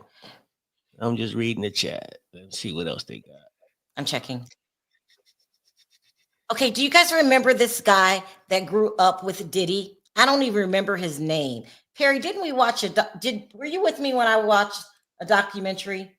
Is that the one that moved And out in the this booth? guy, right, that's him. So we were watching Mhm. it together. Let me double check. Hold on one second. Don't want to miss anything. So this guy right here, he grew up with Diddy. He is not blood related to Diddy, but his mother rented a room from Diddy's mother. But now that I'm thinking back, he might have been told that she was renting a room, but his mom could have been another prostitute. But he's the one who talked about how every Saturday Diddy's mother was having these freak offs, only they didn't call them freak offs, they called it parties. And he said he in different rooms there would be all kind of different things going on. He saw guy on guy action, guy and girl action, girl on girl action, and they've seen this at a very young age. So I believe that he didn't create the freak offs because he had a problem with size. I believe that he was just emulating what he saw in his childhood. And I'm going to add to this. And somebody said, you don't have the right to add to that. I do. I really believe that Diddy was touched at a young age. And I believe that because of the way he acts, he's literally obsessed.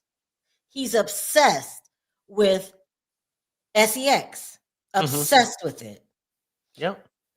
And he had this behavior, his thoughts on sex were warped since he hung with Aaron Hall, and he was just out of Howard University then. So I think that he experienced trauma in his childhood, and then at some point he became the predator. That's this. I could be wrong. That's just my opinion. And that's who they should bring to the stand. I don't remember his name, but and now thinking back, Perry, he said that they were just renting a room. No, what if the wife was what if his mom was one of the prostitutes? Because if I rent a room from you and you have sex parties every week, I'm out of there. That's what I'm thinking. Girl, you ain't got to keep driving across town over here to work. You can stay right down in the basement and you'll be on call 24 hours. Oh, yeah, that's what I'm thinking. Yeah, that's what I'm thinking too. Yeah, that's crazy. I almost think they was ho-hoing. Okay, here we go. Attorney, you tried to get into rehab, the Golden Door. Cassie said, it was a spa. There was a time I lost all sense of smell and taste and woke up in a hospital with an IV in my arm. I tried to get help. Damn. You know, it's no secret. Drugs, depending on the type, can have a permanent scarring effect, especially if you are mixing them. Especially if you're mixing them.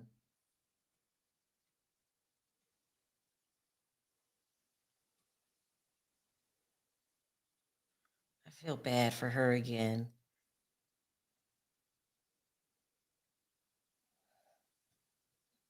But why is all of a sudden the attorney being so nice? This is not a prosecutor. This is Estevao. She's being very gentle all of a sudden. Oh, because she'll set you up and then hit you with a whammy. That's what she does. She sets you up and then throws in the whammy when you get good and comfortable.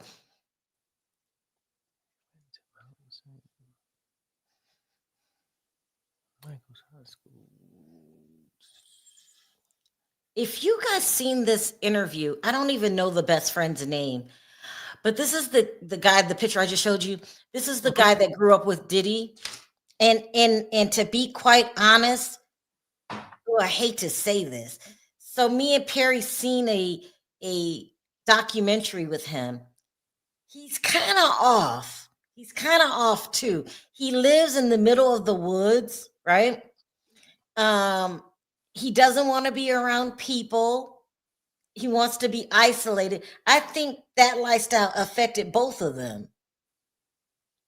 But he has he can tell you where all the bodies are as far as Diddy's life and the mom's life, all the way up until he left for Howard University.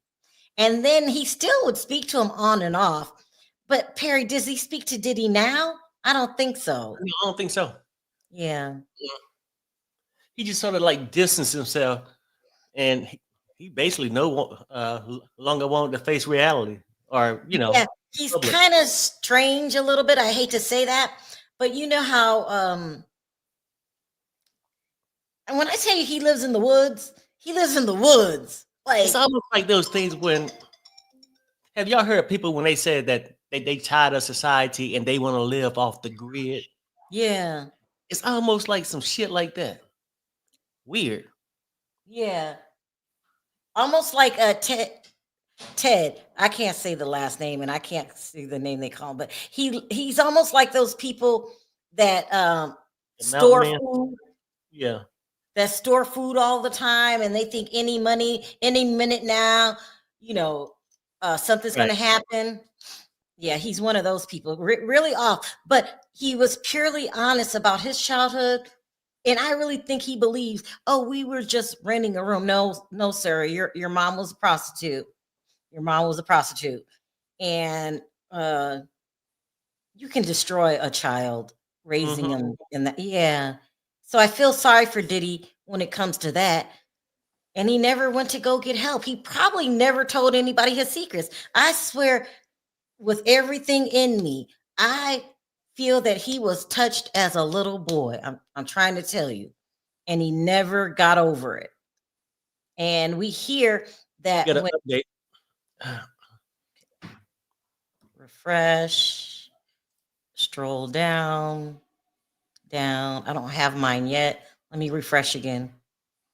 Refresh. Oh, here we go. Attorney. The time after San Bernardino, you learn that he had overdose. Ventura says, very strong opiate. Yes. The lawyer says, you were not addicted to painkillers. Ventura, we took ibogaine. Attorney says, where did you get it? Ventura says, Mexico, separately. Okay, so you got dealers bringing them drugs, right? Because KK said that. You've got Cassie getting her own away from Diddy. And now you got somebody going down to Mexico to get some more. What they're trying to show, in my opinion, is that these people's drug habits was raging. They were raging addicts. And what does anybody know what this word is? Let me put it in the chat. What type of drug this is? Where did I see that at? The ibogaine. Yeah. IBOGAINE. Does anybody know what this is? Oh, I better look it up. Let me look it up too. It's not Rogaine. It's something serious. Keep your eye on the chat. I'm gonna go look this up. Okay.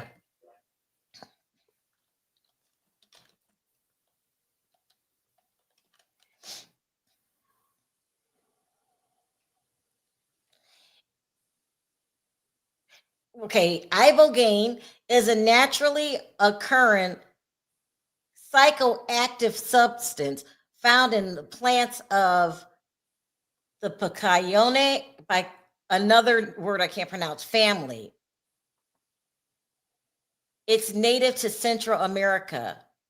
It's chemically classified as a psychedelic. Oh my gosh. Damn. Y'all, what are y'all doing? Oh my goodness.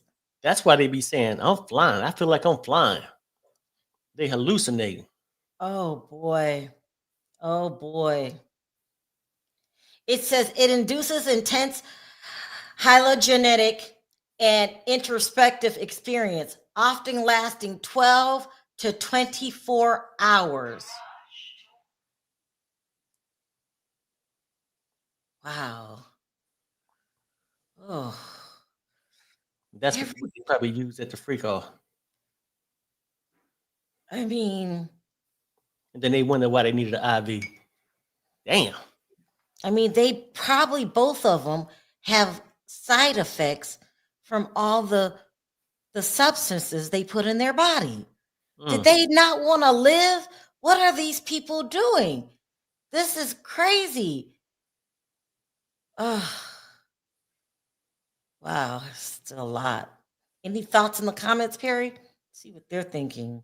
Oh, no, I was refreshing. Yeah. I think the hatred for women comes from the female that abused him. Okay, thank you. Thank you. Plus, he was insecure about his size down there as well. Yeah. You know, that make a lot of sense though. Mhm. If the women did that, that's why he treated them non-human. Yeah. And he disrespected them. It's almost like payback. Yeah. Yeah. Damn. Yeah. They're taking hallucinogens on top of all kinds of stuff. She said Valium, she said HGB, she said ecstasy and Molly, and of course the white powder. I'm shocked that he overdosed. I'm not shocked that he overdosed. I'm shocked that they kept it from the public. Yeah.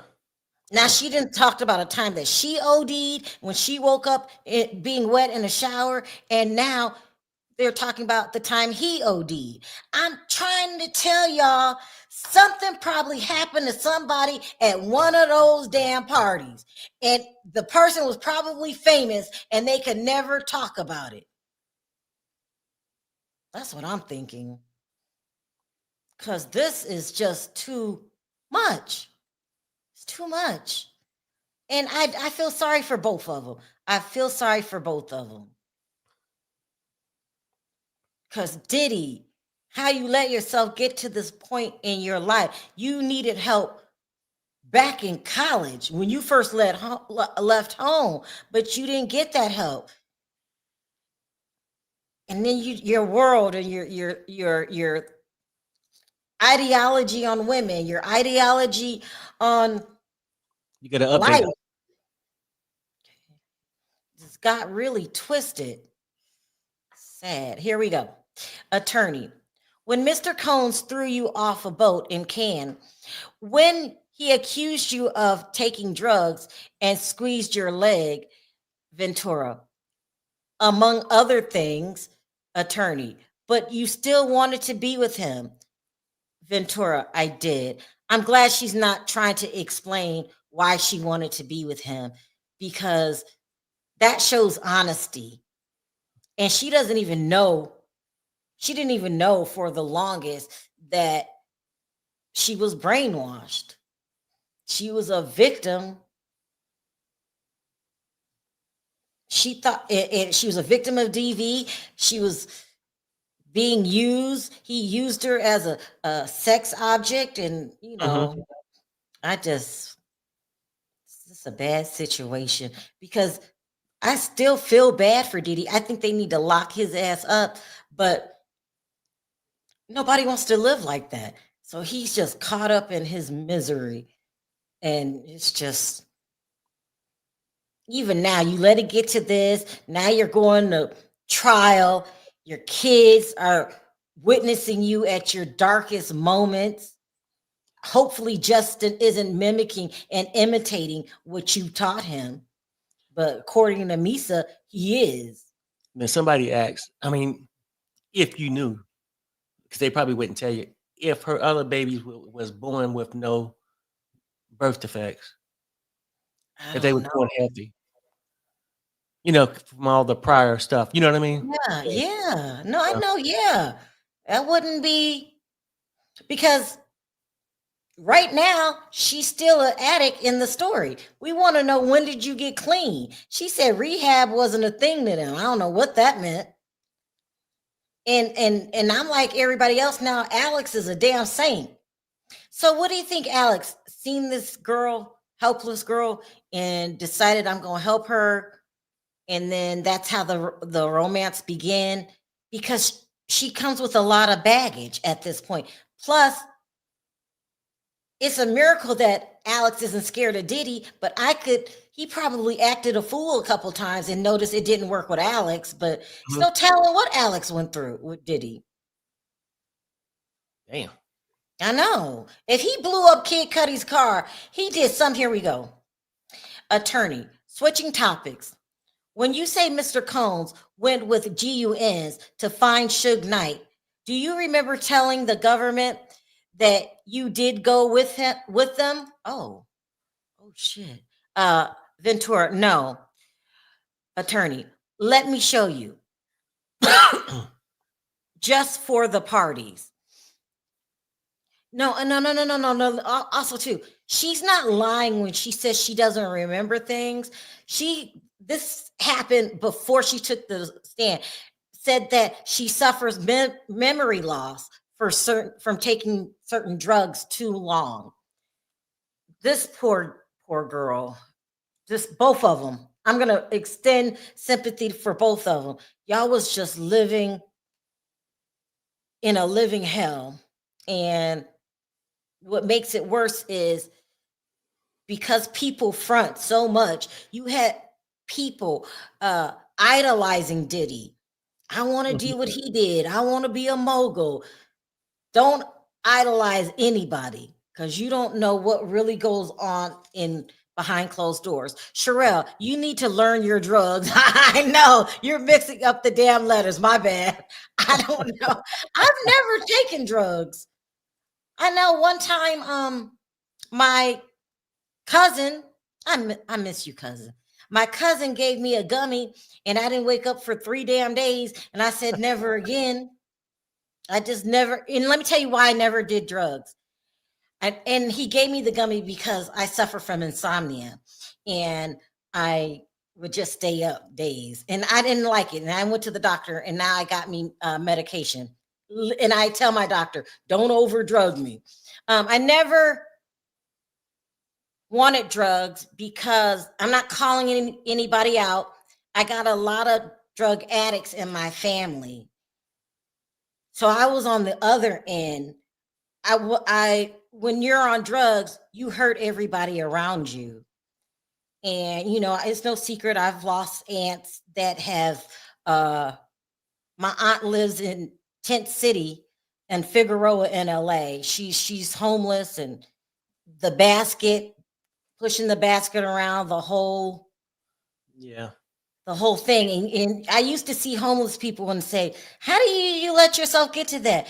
Where's your family? Well, we tried everything to save her. She didn't want saving.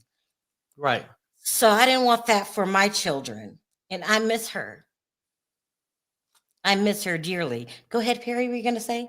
Oh, no. I'm with you. No, I'm just refreshing. Because I'm trying to keep getting the updates. You've seen the struggles with my family and addiction. I'll never want that for myself, ever. Hi, Lisa. Not possible. I believe some people had to die, but where are the bodies? Lisa? They probably took him out to Burning Man out in the middle of the desert. Oh my gosh. I mean, it's just a sad story all the way around. Here we go. Ventura, I did not go with them, so I don't think I said that. Attorney, you also did drugs with Miss Morgan, right? Ventura, yes. Attorney, do you recall telling the government that you did not set what he did? Hitting her in the head with a wooden hanger. Ooh, what? Let me reread this, guys. Ventura, I did not go with them, so I don't think I said that. Attorney, you also did drugs with Miss Morgan, right? She says, yes. Do you recall telling the government that you did not set what he did? Say, Hitting her.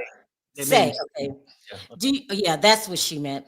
Mhm. Do you recall telling the government that you did not say what he did, hitting her in the head with a wooden hanger? Damn. Yeah, they said yesterday that he would put his hands on Carrie Morgan, who's the best friend also. Mm-hmm. Like they just going through some kind of psycho withdrawals and just grabbing shit out the closet, hitting people across the damn head with it. They're living the life of drug addicts. Mm-hmm. Only they're rich and they can hide theirs better. But if you know anybody on drugs, their life gets chaotic. It is a mess. Instead of being on Figueroa, they just in a mansion. Yeah. Fighting, cracking, sexing, drugging. Drugging, beating, Yeah. anything else we can add in there. Mm-hmm. Sad. And Perry, we have to admit this.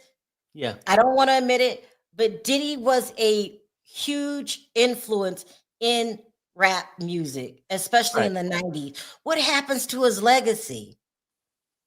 Oh, Is he the new R. Kelly? Yeah, pretty much.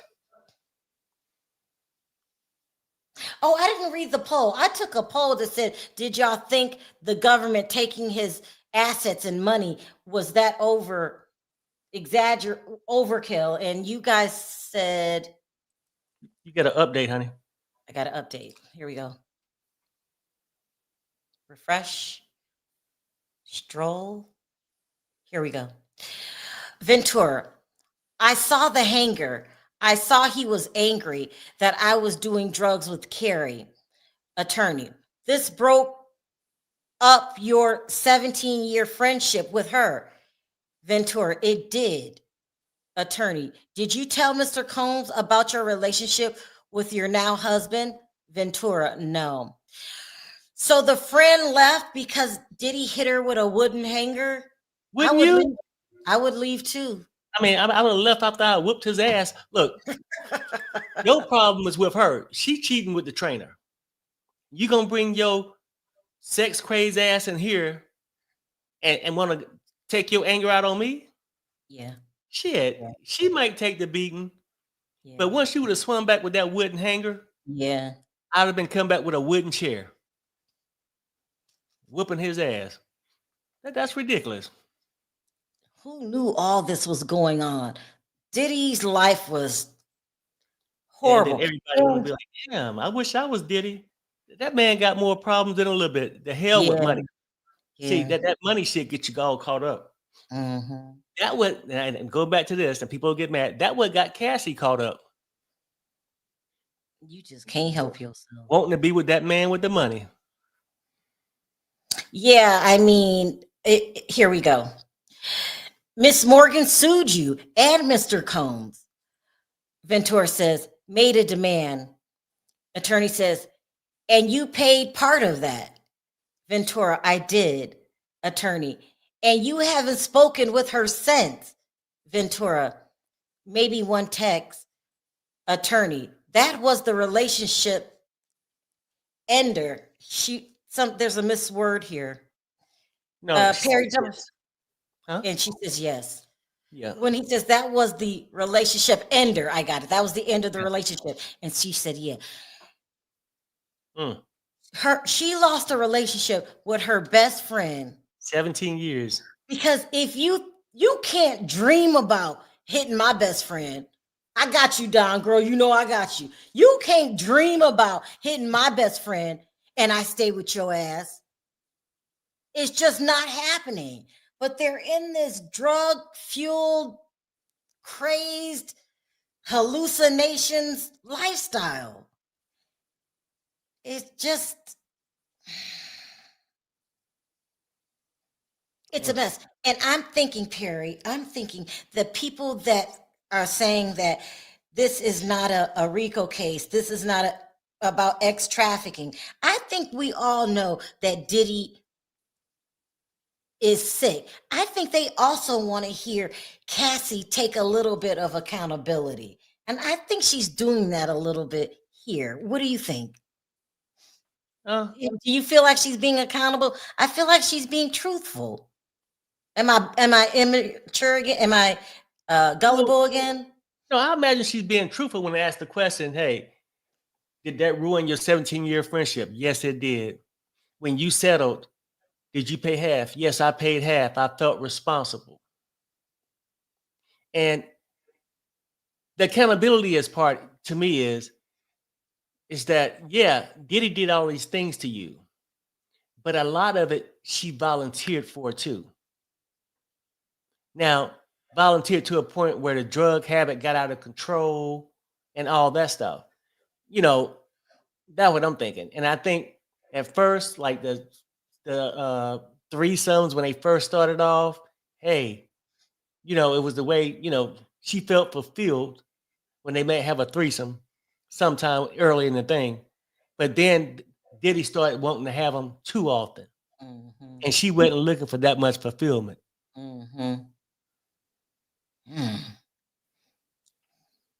I just feel bad for both of them. They did so many drugs. I think that Diddy has side effects too. We just ain't talked about it. They just was living like two fools. Oh, yeah, just crazy. His side effects is that he go through these withdrawals and he got the habit. That's why KK will always make sure his supply was on hand. Oh, this is current? Huh? What did you just say? Are you reading? Oh no. No, I Oh. was just saying no. Oh, okay. With the KK stuff, she Well- always have it on hand and had some pouch, or somebody said she would have a pouch. I don't know. Yeah, that she made sure that he stayed nice and high. Do we convict KK too? That's why I think she turned state's evidence. Girl, you're just as responsible. There's a Yeah. such thing as wanting to do a good job for your famous a boss, but you went overboard. KK needs to be held responsible, and I think they told her that, and then I think she started talking. A vlogger who attends the trial said one of the escorts and a woman beat Diddy's ass one time when they saw him beating Cassie, said during yesterday's trial. That's good. Really? Somebody need to whip his ass. Well, who was it? And was it a part of the trial? Didn't they say some escorts did it? This person is basically saying somebody had mentioned it about the trial yesterday, that some escorts did jump in and beat Diddy up. Let me double check that. I'm just curious. Yeah, Thank you. I don't know if it's true, but yeah. I just want to see because he needed his ass whooped. Perry, are you checking for me? Yeah, I am. I got you.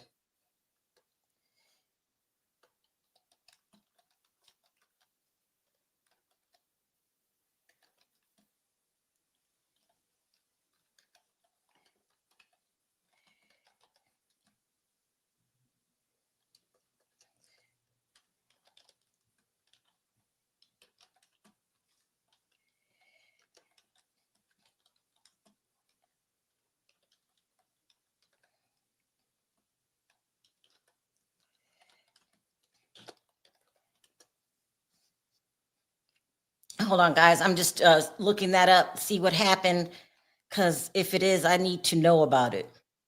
Yes, during yesterday's testimony in Diddy's federal ex-trafficking trial, male escort Daniel Phillips testified that he witnessed Combs physically abusing his girlfriend, Cassie Ventura. Phillip recounted an incident where Combs threw a bottle at Ventura and dragged her by her hair into the room, where Phillip heard sounds of suggesting that Combs hit her. Phillip also stated that he was paid to engage in sexual acts with Ventura. Yeah, that's not, let me see.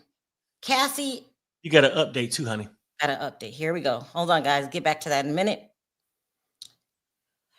Refresh. And here we go. Attorney. You would heat up the baby oil. Ventura. Yes. Attorney. Now, this is from the day before the Intercontinental Hotel incident. This is a long document. We need time to read it. I guess someone interjected. Okay, so I want to read about this. Cassie, in her own testimony, described being coerced into participating in freak-offs. Okay, I heard that part. Hold on.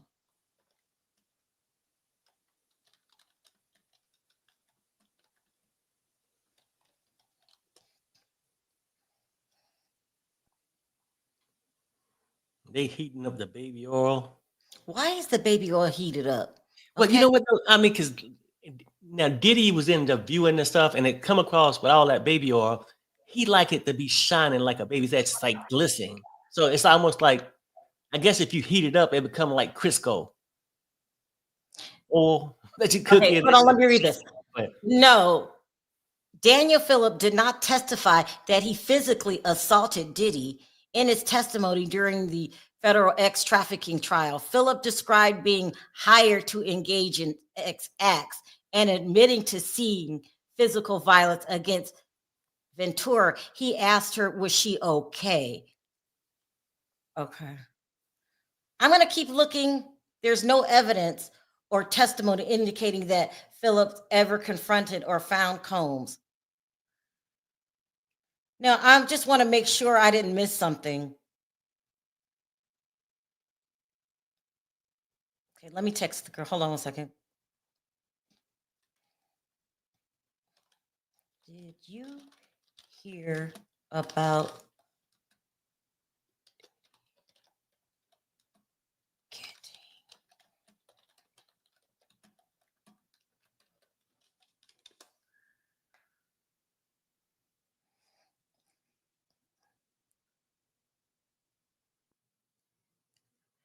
So I'm asking somebody in the court, did you hear about Diddy getting jumped by escorts? She said, no. Where did you hear that? you got to update. You got to update. Refresh. Stroll. Here we go. The judge. We'll take a break then. Okay, another break. Because she got to read that document or whatnot. Yeah. Okay. There are no credible reports saying this. Where did you hear that? I got this info from my chat. What's going on with this break?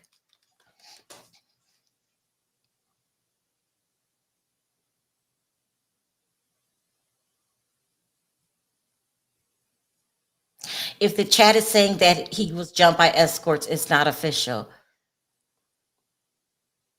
Defense keep putting out evidence that the prosecution knows nothing about. Well, I told you they were doing that. They keep doing that shit. Why are they doing that, Perry? What's that, babe? I was asking the insider about him getting jumped. She said there's no credible information to support those claims. I said, why do they keep going on breaks? Because the defense keeps putting evidence out there that they've never seen. Oh, I got you. Yeah. And they're going to get in trouble for that. They keep doing it. Now, the judge is not being upset yet, but how many times can they push him? Or they just going to keep trying? And why ain't the judge getting mad? Well, I mean, I guess both sides gonna play dirty. Now, I mean, at certain points, he just ain't no reason to get mad. Either you're gonna allow it in or you're not gonna allow it in. So he can't lose his cool. Well, I'm losing my cool. But both Now, sides got a lot to they did stake. this 3 or 4 times now. They keep doing this about Right. 3 or 4 times now. You think they're stalling for time so they can get that Friday slot that they asked for? No, I think like if you present a document and somebody has to read it, it takes time to read it. That's one. Stalling. They're stalling for time. They keep doing this. I get it. That's their job. But as a Cassie supporter, this is pissing me off. They keep doing this. And I know Maureen Comey has to be pissed. That's crazy. You keep doing that. And didn't she say they keep doing this? And she asked for some type of punishment, and the judge has not punished them yet.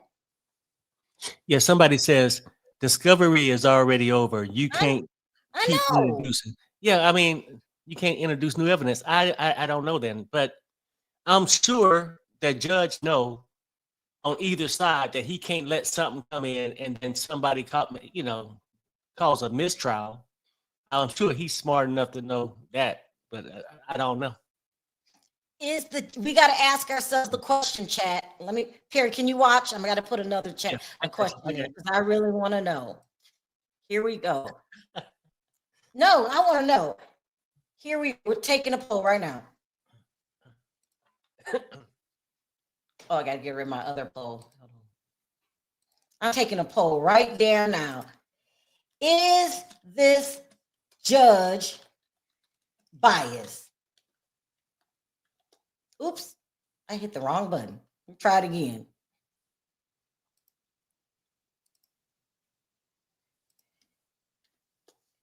Is this judge biased? How many times is he gonna let this shit slide? What they're doing? Come on, come on. And he doesn't even seem mad about it. He doesn't seem fazed about it. My poll didn't show up. Oh, yeah, it did. Y'all said no, he's not. Okay, let me give it time. Y'all don't think he biased? Okay, 72% said no. I got my eye on this judge because they keep doing this. The defense keeps doing this. Now I'm getting in my feelings. I mean, you just sound like because that's only a help for them to keep stalling. Jesse's back. It's different ways to attack in the courtroom. Now, Diddy attorneys get to do what they got to do. Then the prosecution got to do what they got to do. What does that mean, Terry? What does that mean? I'm saying basically, Sharrell, that is tactics they use. And I know they might borderline almost break a rule, but not enough to get it kicked out or whatnot. And to see it the other side smart enough to stop it. You know how you make it slide something in if the other attorneys ain't too smart and they allow it. So yesterday, it wasn't much problems. I mean, they had all day to talk to Cassie, did all what they did. Now the defense got to make sure they can come up with some shit to make her look as bad as possible. That's their job. Let me answer this question. A blogger who attended the trial said one of the escorts and a woman beat Diddy's ass one time when they saw him beating Cassie. Said yesterday during the trial, I don't see any evidence of that. Also, too, somebody said that Jonathan Odie was there in the courtroom yesterday. That's not true either. Jonathan Odie is in jail. Miami-Dade County. You can look it up. Okay. Diddy gonna be giving up the Bussy song. Bussy.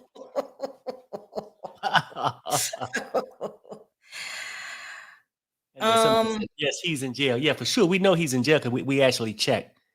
Yeah, he's in jail. I checked that yesterday. And I also have a person who said that the reason he's not going to take the stand is because they found that Jonathan Odie wasn't credible.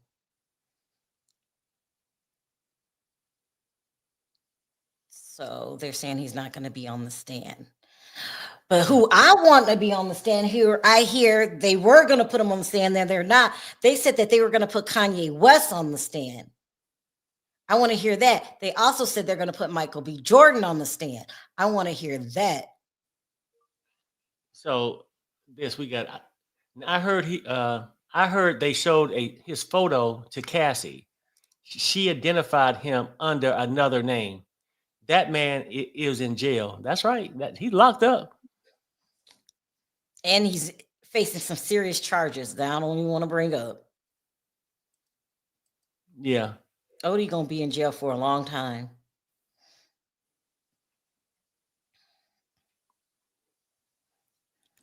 Somebody said Kanye is such a wild card. He really is.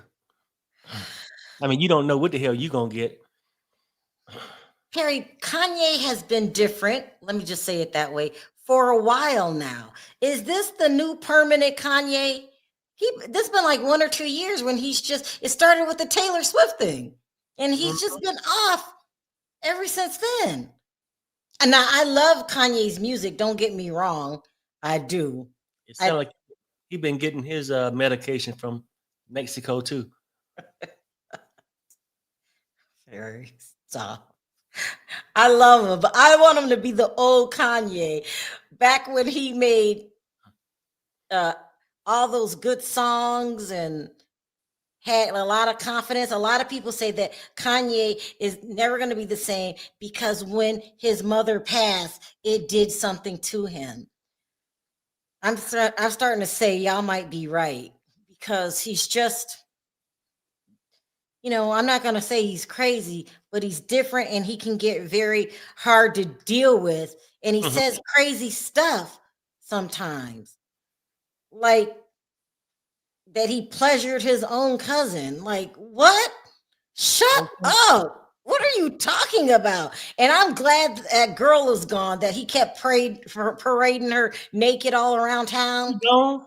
I mean, is she really gone? Well, we haven't seen them together for like a month, maybe 2 months. Bianca, they said Bianca went home.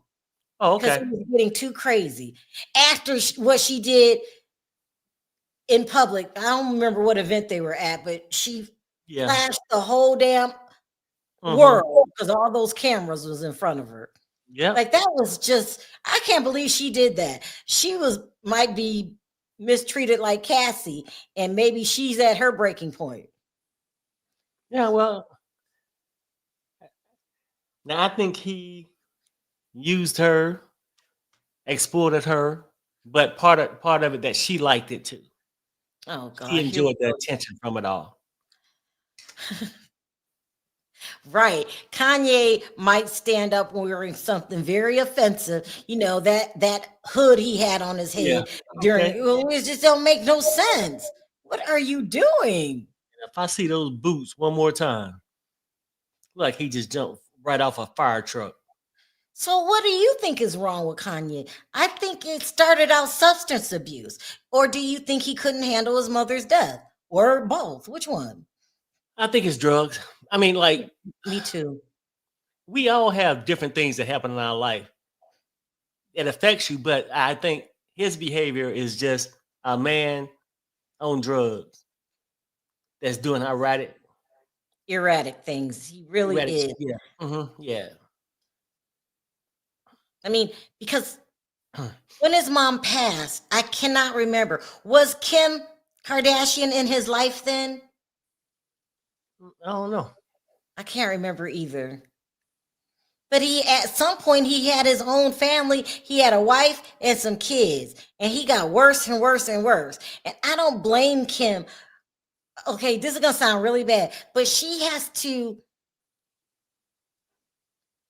make sure that when he's around his children, that he acts right. No craziness, Right. I know North is old enough to make her own decisions. I'm thinking, what is she, 12, 13, something like that? But I wouldn't be putting my young kids around Kanye like that until they could talk and... Yeah, he's out there. He's out there. I mean, half time I'm thinking he's looking for attention. But shit, I don't know. He want to have a threesome with him, Ray J, and Kim, and he be saying crazy shit. Really, really crazy. Oh, someone said North is a mini Kanye. I missed the thing. Here we go.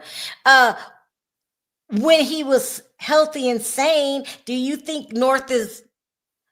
Why do they keep trying to compare North seen this the other day to Beyonce has a daughter that dance. I can't think of her name. Blue Ivy. Why are they doing that to them kids? Y'all need to stop. These are children. Let's not start the competition this early in life. Let's not. When people say, who do you think is more talented, Blue Ivy or Nora? I say they're both children being children. Now stop. They've been dogging Beyonce out lately. Have you heard that, Perry? Yeah. Talking about her children. Child, y'all need to stop. If something wrong with her kid, that's her damn right to keep him out the public eye. Now stop. Here we go again, another break. But it's a break, and I can guarantee you, Comey is cussing them out. She's pissed. And You've how done big it. is That's 3 times just today. That's 3 times just today. They're trying to sneak in evidence. And that's what I'm going to call it. They're sneaking in evidence. This is crazy. What time is it? Oh my gosh. I mean, shit. I'm thinking by the time they read this article, I don't know how long it is. They ain't just talking about no damn article. She's going off, and she has every right to go off because you're saying that's their job to be sneaky and try to one up you. But this is ridiculous. And we know why they're doing this. They want that slot, Friday slot. Period. That's what I think. You ain't forgot.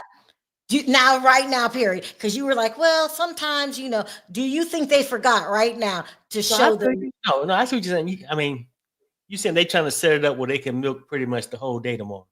That's what they're doing. Yeah. It's a tactic. It's a shitty tactic. It's a tactic. The prosecutor could have did theirs and said, well, hey, we can do this. They could have been planning on the timing. Let's go ahead and drop her now. Give them about the same much time we got. That'll give us a half a day for the last word. Maybe. I don't know. Y'all, they bullshitting the defense. They're being sneaky. They're trying sneaky tactics, and it just might work. And the prosecution is on to them, and she's pissed. I think all of them women are pissed. It's crazy. Let's see what y'all saying now. And that's exactly what made Brian Steele angry. Oh, in the YSL trial. Now I didn't follow that. But maybe that's who they took their tactics from. This is ridiculous. Kanye is the one that brought that up. They better not put that man on the stage. Defense is going to close out on Friday. It is what it is. You think they're going to give it to him? I think so too.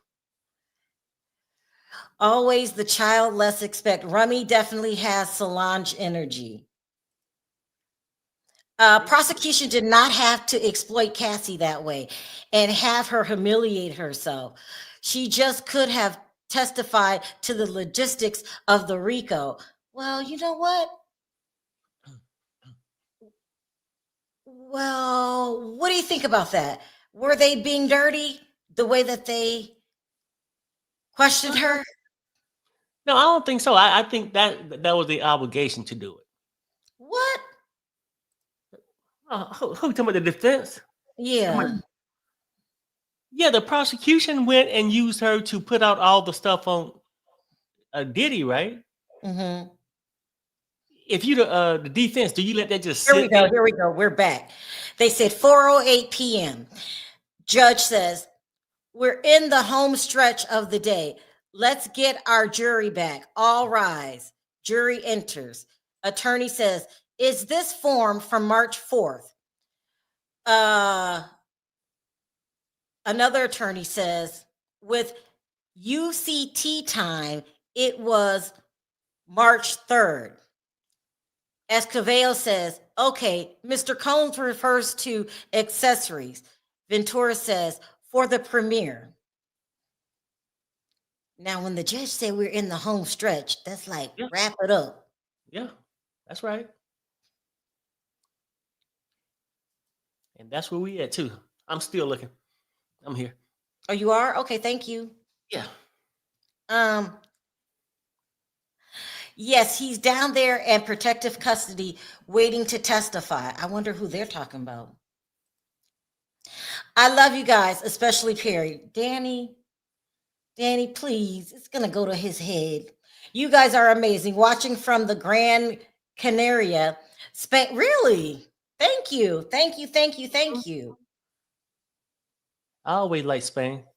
Someone keeps saying that Odie's waiting to testify. Do me a favor, you guys.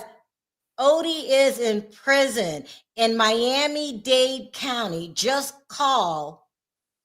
They'll tell you. Yeah, I mean, can he like testify from jail? Maybe. Yeah. Maybe not. Yay, home stretch of the day. They will be questioning again tomorrow. They are not done. Y'all think that they're going to get that slot? Perry, do you think that the defense is going to get it? It sounds like it. Hell, I mean, they don't milked it out so far for the whole day, and then they're gonna really milk it out tomorrow. EB says inmates in prison can still testify. Yeah. So you guys are saying that he's down there waiting to testify tomorrow? Someone says, yes, he can, but I doubt that he is. They will not finish today.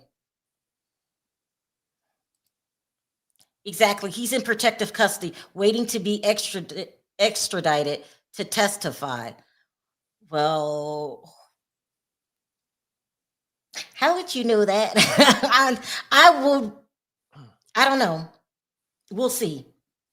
I'm not going to say, no, that's not true. We'll see. Because they also said that he was in court yesterday. Was the defense only supposed to cross-examine her for a day? Right. They've swindled their way into another day. It is what it is. If you think Odie is in jail, you're lost. He's staying left and right. He was scared. He's in jail. Please look it up. Miami-Dade County. He's in jail for some previous things that he did that's going to no charges. Yeah. Mm-hmm.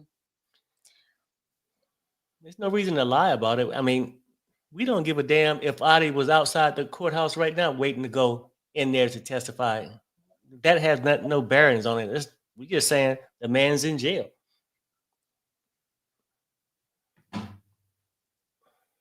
Yeah, he's in jail. And I'm really thinking, you guys, that they're gonna get an extra day. I got my eye on this judge.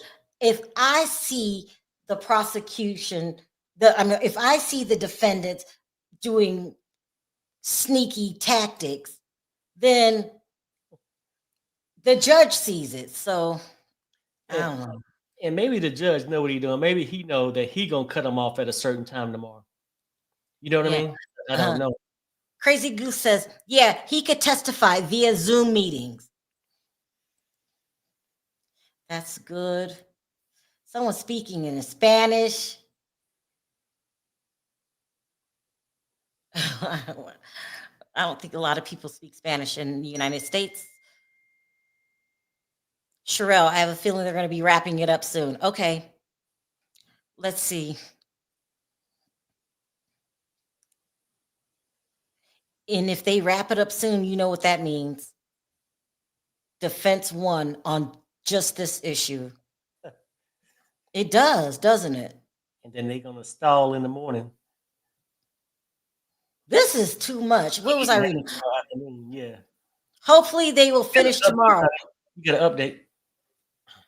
Refresh. And let's go. Here we go. Attorney says, you sent him an explicit message. Ventura says, yes. Attorney says, he responded with, M's, with a number of M's. He wrote, too bad you have to work, LOL. Ventura said he did. Attorney says, you asked him, are you feeling better? Then he's discussing bodily functions. She says yes. Bodily functions?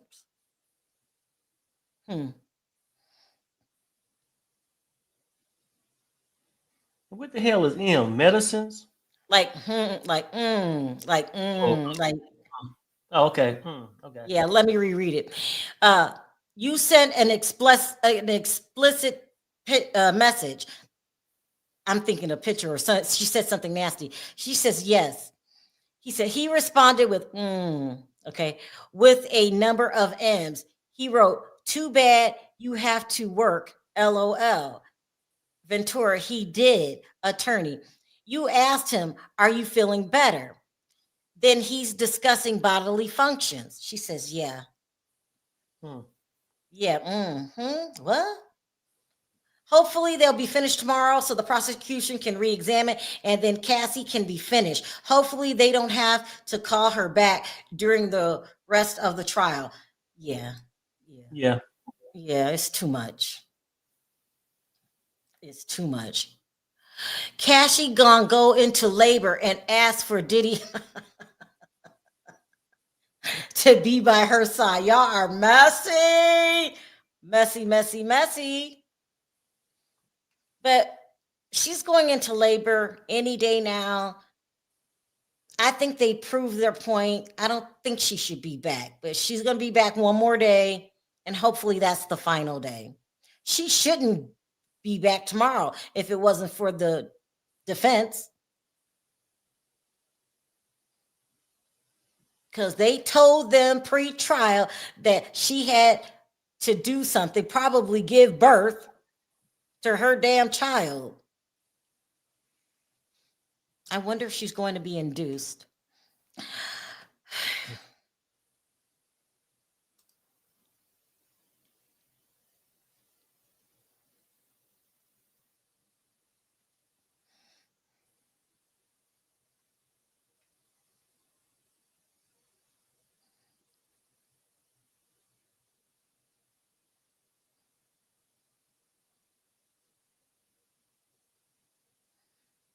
Well, just waiting.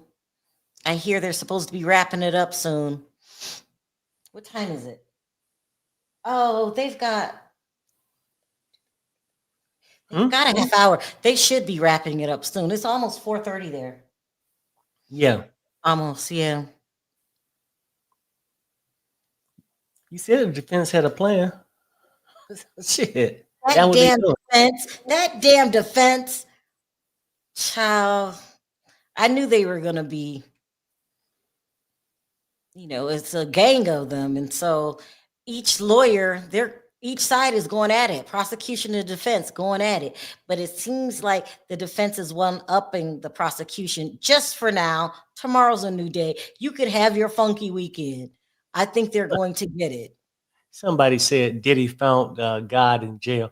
Look, that's the crazy part too. They've been talking about how he been dressed in court. Here we go. Hold on. Ventura, can we just clarify what time these messages were really from? With the UCT, there's a stipulation on there. Okay, we got another objection. And then they actually put the document in there. Do you see that? I'm not going to read the whole document. Right. Here is an agreement by among the United States of America by J. Clayton. What is this? Okay. I've lost my place. And defendant Sean Combs, aka P.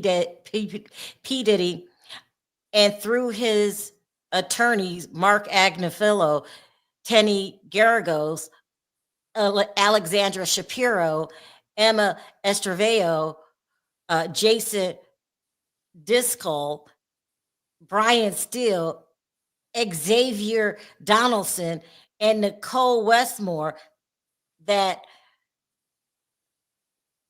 coordinated universal time is 5 hours ahead of Eastern Standard Time during daylight savings, which is physically between early March and early November. UTC is 4 hours ahead. Why did they put this in there? I don't know. I'm trying to figure this out. Like, is Saying that is you it some had a kind of a specific time. signal? Huh? Yeah, Yeah. yeah. Well, we already realized that. That's why I'm saying, Perry, you don't think the defense is sneaky? Right. No, no, I'm agreeing with you there. Yeah. I'm saying, but they gonna do everything to get their client off. The prosecution gonna do anything they can do, whether delayed, anything smart they can do to benefit them. It's like playing cards. Mhm. It's like, well, Mhm. that's a good analogy, but yeah. Because look, how many damn objections? I started complaining about that before I realized what the defense was doing. This is too many damn objections, too many sidebars, too many recess. It was too much. Mm-hmm. So we saw right through them. The prosecution sees right through them. So the judge isn't agitated enough yet. So he's going to give them what they want. And then the judge is the mediator. I get what you're saying. That's why sometimes if you get a great lawyer and then one that's just okay, sometimes the great one gonna beat the less talented one in court with these kind of tactics. You know what I mean? Mhm. So I can't be mad at them for doing what they got to do for their client, and you I could be can't. mad at the Judge. prosecutors for not knowing how to stop their tactic. You could be mad at the judge for not stopping the tactics. Yeah. Okay. Yeah. I'm just saying, this judge, like you're giving them too many, benefits here. That's how I feel. Come on, y'all. This man know what's going on. Hold on for a second. This is ridiculous. And I bet you. So it's 5 minutes before 4:30. They're going to wrap this shit up early, and the damn defense is going to get another benefit. Damn. And how many attorneys did they have? They said he got, look, listen to this, you guys. This is Diddy's team. Let me go back. Okay. These are Diddy's attorney. Lead attorney is Mark Agnafilo, Tenny Garagos, Alexandria Shapiro, Anna Esteveyo, Jason Discol, Brian Steele, Xavier Donaldson, and Nicole Westmore. That's too many damn attorneys. 1, 2, 3, 4, 5, 6, 7, 8. This man has 8 attorneys. My goodness. 8 attorneys? Mm-hmm.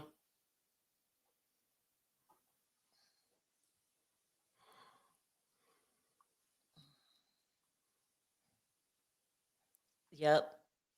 If you was on trial and facing life, would you want to lose the No, case and you realize didn't you hear only me. had You didn't hear me say nothing about it. I said, if I had money, I would put as many as I thought could save my life from a life Right. sentence. But Mhm.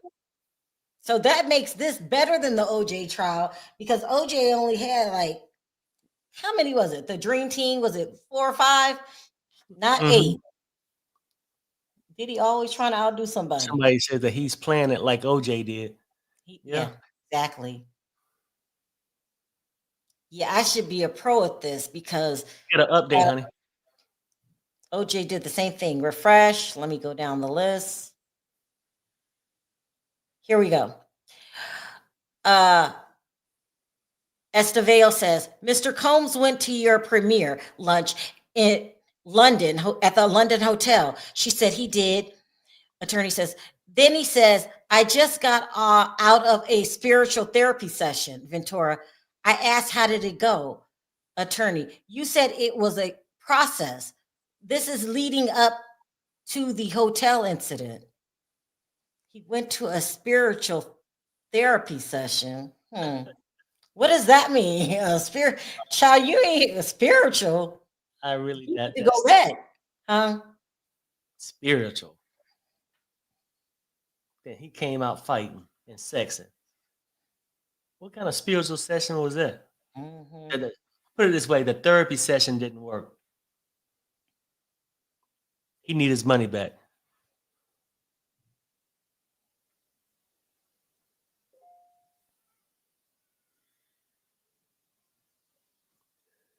Perry. Perry, do I hear a child crying? Yeah, somebody was dropping off something. Oh, okay. I thought it was my grandkids. No, it's not the babies. Oh, she got company? No, I think it was a mother. It's her mom? Yeah. Or sister or something like that. I hear a baby. Yeah, because I just looked out the window, so. Okay.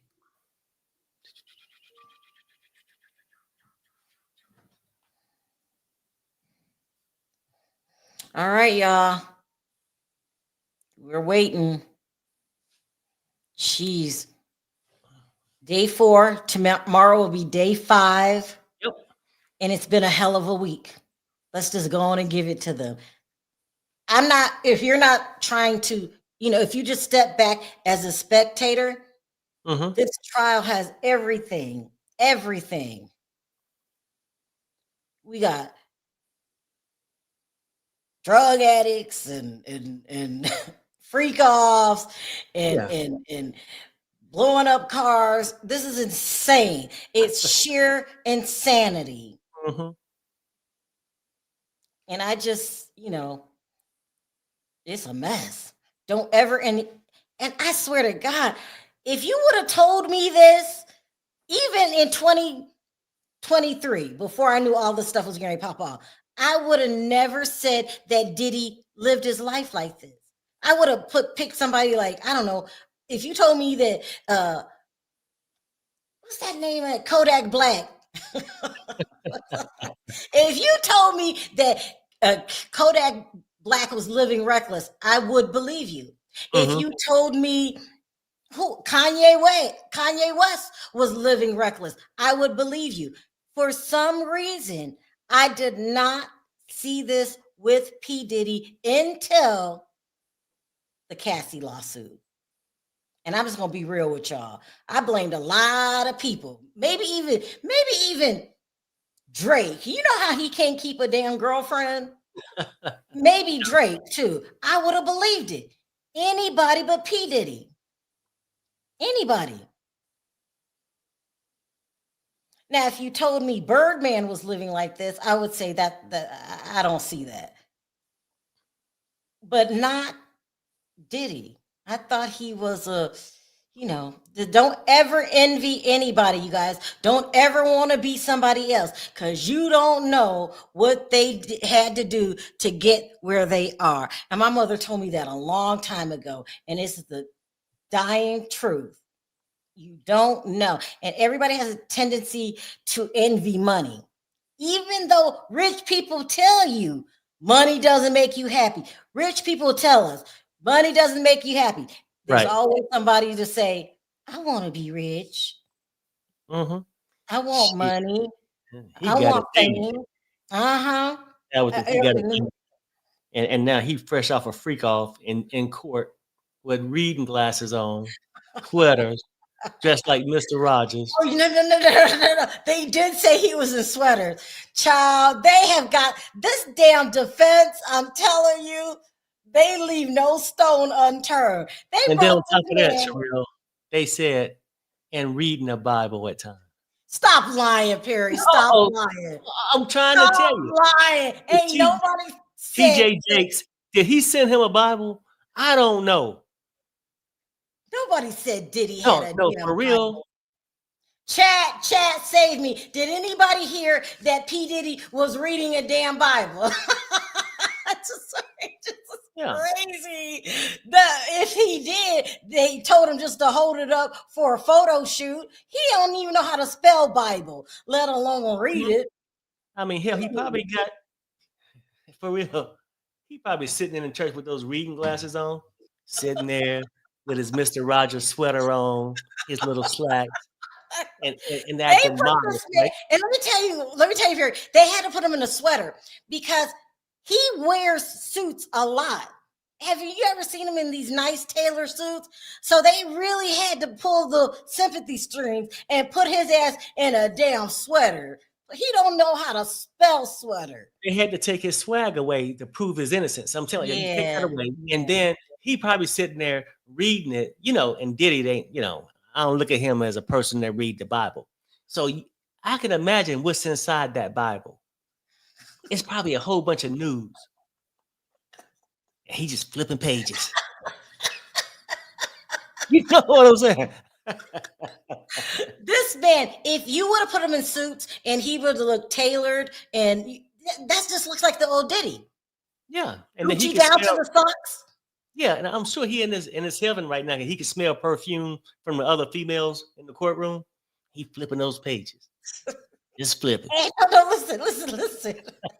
They couldn't even put him in designer sweaters. If you see him dressed up in any kind of way, it goes with the stories that we're hearing. So they had to make him look like a damn librarian, and that still ain't working. Mm-hmm. I'm not falling for his shit. I mean, because that's just as bad as they said that was accused of R. Who was Smokey Robinson. I think he about 80 years old. He's 85. Shit. This judge is brought and paid for. I'm starting to feel that way, Lauren, but the majority said no, so I'm pulling back. I believe it was 80 or 70% of the people said that the judge isn't being biased. We took the poll, but I don't know. I'm looking at him sideways. You let them beat up on Cassie, huh? If he was so biased, I would think I do get a prosecution. The prosecution. Here we go. Finally, update. Esteveo says, "You say, baby, I want to freak off so bad. You were asked in your direct and said you didn't want him to ruin your premiere." Ventura says, "Sure." Attorney says, Mr. Combs says, "If we start at 7 p.m. and go until 4 a.m., you can get enough rest after that." He wanted the freak off to be from 4 p.m. in the No. He wanted the freak off to be from 7 p.m. when the sun is still up till 4 a.m. in the morning. Then you can go to sleep. Yeah. He said, "Baby, can we just do this? I'm not gonna mess up your premiere or nothing, but if we can just get 9 hours of this sex in there, and that'll give you enough time to rest up and head to your premiere." Insane. I'm tired of. I need a break. We need to wrap this up. The insanity is getting worse for me. This is insane. And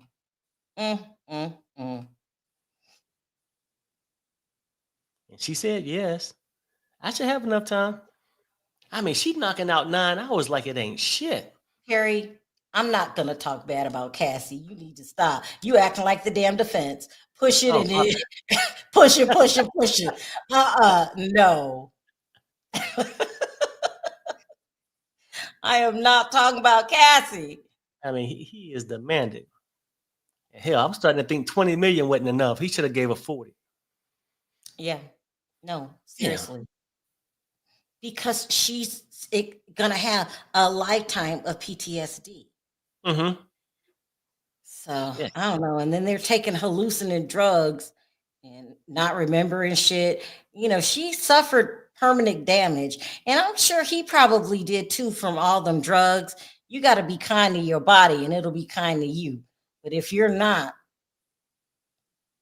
I mean, and as much as we say going back and forth with it, with all these conversations and the questions being thrown at Cassie, and then knowing what kind of sex monster Diddy is, Mm-hmm. he really got to be going through it. What do you Lack mean? of drugs. Okay, for one. Oh. And then he get to hear all this stuff that he want to do, but can't. So they froze his bank accounts. Who do you think they get a stipend for the kids who are in their 30s, or did they cut these kids off cold turkey? Because when I last checked, the only person that made any money was Quincy for working on little parts on television. But Now I that don't I'm not think sure. I'm not yeah. sure about how they can cut his money off. I mean, because I imagine just because he's in jail and still innocent until proven guilty, how they can make him lose shit by freezing up his money if he got bills. I mean, that's just my, I ain't no attorney. I don't know. Bonji says, "Do swingers use drugs too?" Question mark. I imagine they do. This man said, we can cut it short. We'll just go from 7 p.m. to 4 a.m. So Pacific. Let me refresh, go down my list. Well, no, I don't see one yet. Wow.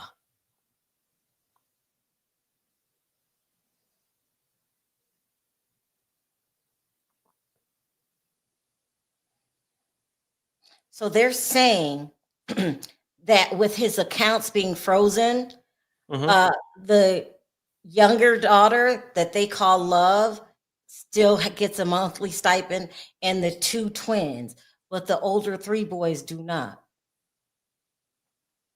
Well, that's wow, shocking to them. They're saying that. Do they freeze everybody's shit like that? Yeah, they said since Diddy's frozen account, because his accounts are frozen, there is concern about the financial well-being of the boys. Well, yeah, right? Right.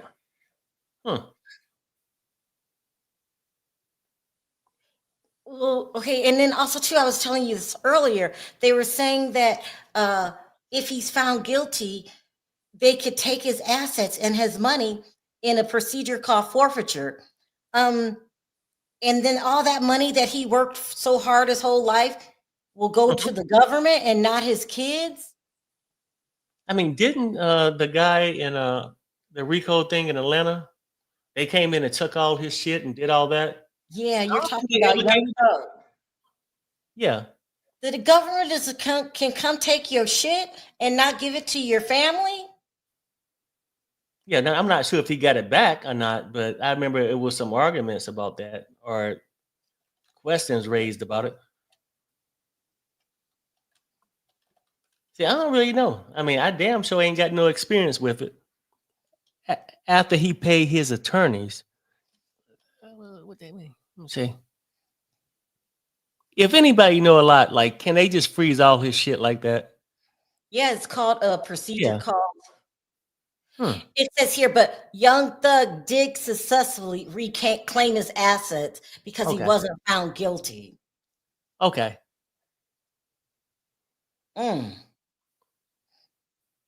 I mean, all this crazy stuff that can happen to you when you become a damn criminal and you get new people signing up to be a criminal every day. Diddy should have been the cleanest person on the planet. No, really. Just look what's happening. So, do you think they did Bill Cosby that way too, when he was going through all his trials and stuff like that? I can find out. Are you gonna watch the screen? Yeah, I'm watching.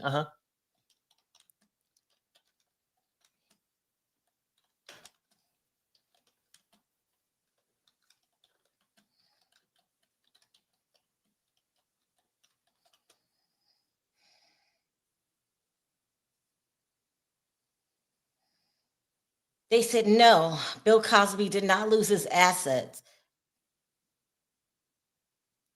Even though Unless he faced significant legal expenses and some financial challenges, his wealth remained largely intact. What about Harvey Weinstein? Let me see that.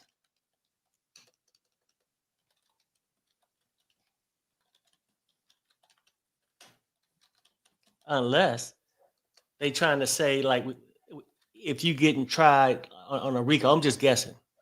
If you're getting tried on a RICO, that perhaps that the money you have came from the racketeering, and they could put a freeze on it. They said they froze Maybe. Harvey Weinstein's assets in 2020. His two ex-wives, Eve Chilton and Georgina Chapman, successfully petitioned the courts to unfreeze the money, nearly $6 million in assets. That's all. His legal actions severely limited his financial flexibility, reportedly hindering his ability to pay for his defense. They had to challenge the court for the money. Somebody said, I remember Camille not having enough money. And he lost a significant amount of his assets. Huh. That's wow. No one talked about that.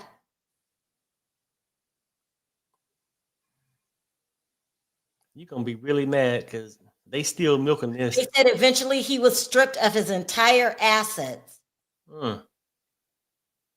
Wow. Yeah, nobody told me that. Damn, Diddy should have been the nicest person on the planet. He didn't even protect his own assets. You're doing all this crazy drugged out shit. Didn't you think about your children's future? Even your mother's future? It's crazy. Who knew that? It's crazy. But I remember they were saying that Diddy put a lot of his assets, a lot of his money in his mother's name. So I don't think they're completely broke. Do you remember hearing that, Perry? T-Love, somebody said they talking again, but I don't see it.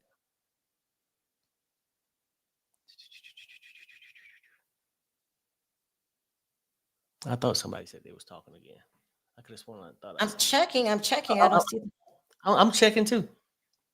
I just see something 10 minutes ago, and that's what you had got. Let me see. Make sure I read it right because I just glanced down at the chat. Maybe they didn't say that.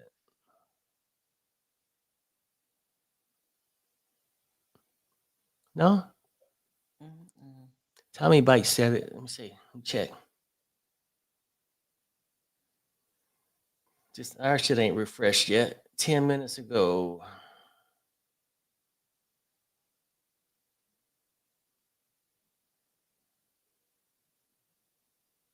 Yeah, he got out the spiritual stuff. This was leading up to the hotel incident 10 minutes ago.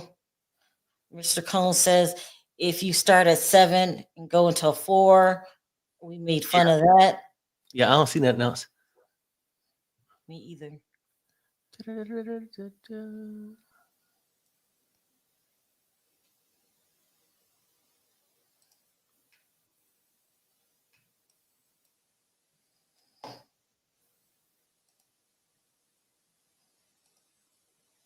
Check. Oh, okay. You got it? No. It was nothing. Okay, good. Tiny Bite said that was earlier. She said that. I just didn't stroll my thing down. Okay, good. Yeah.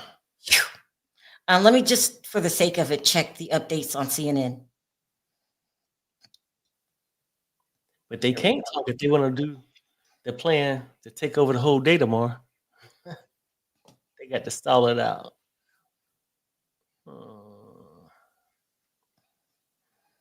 So CNN's last update was defense attorney Ana Estevallo is going through more messages between Cassie and Diddy talking about the incident. So we're up to date.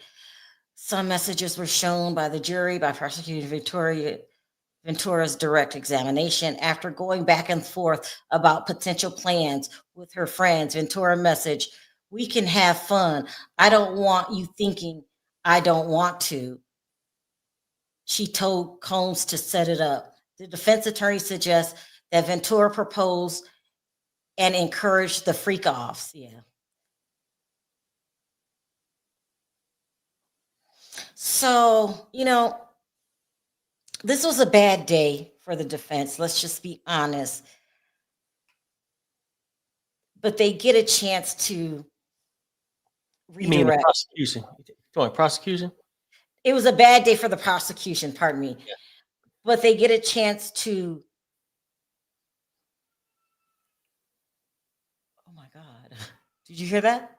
Mm-hmm. They get a chance to redirect tomorrow. But if they redirect,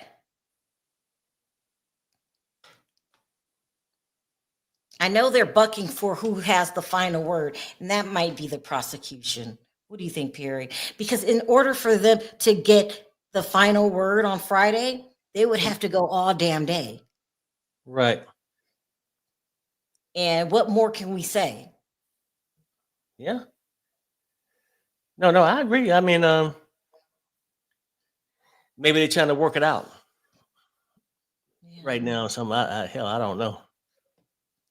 All right, I'm gonna start taking some comments. I'm still watching. How they've taken more breaks than anything. I'm telling you, Yvette, this is a strategy. The defense is playing dirty. This is all for them to get the last word on Friday. We've taken more breaks and we've gone longer. Yesterday, they would stop around maybe an hour early. Now we're just sitting here while they're going back and forth, and they keep bringing up new evidence. Oh, read this letter. The prosecution, we didn't see the letter. Now we got to read the letter. This is ridiculous. It's ridiculous. And I say it's dirty, but okay, Perry might have a point. That's what they pay them to do. Cassie's almost due. She asked for some of those breaks. She did ask for some of the breaks. You're right. This is why I'm on the fence about Cassie being a victim or not. You're on the fence? So maybe today's testimony did move the goalpost for some people. They should give the defense until 12 noon, then go to the state so they can have the last word. That's what they're supposed to do. If they don't do that, I'm going to be screaming to the top of my lungs that the judge is biased. They can trace and seize money and assets. The burden of proofs will then be on the family to prove it's theirs. I did hear that Diddy put a lot of stuff in his mother's name. Gene Deal was one of the people that said that. You think they're taking breaks because she's pregnant. She is pregnant. She's very pregnant. You are very uncomfortable. Maybe I'm jumping the gun. Daily Mail says PD turned to reporters and asked, how are you doing? He is still cocky and confident, I guess. Cassie is a victim. I think he's pretending to be cocky, Bonji, because his life is in the hands of a jury, unless they know something we don't know, and that's very possible too. How are they going to fit everything in one day? I don't know. They're not. They don't plan to. They're going to drag it out. This is the plan. They're going to drag it out so they can have the last word on Friday. Hey, Sharrell, can you watch it? I got to send you a PS someone. Yeah. Okay, let me check again.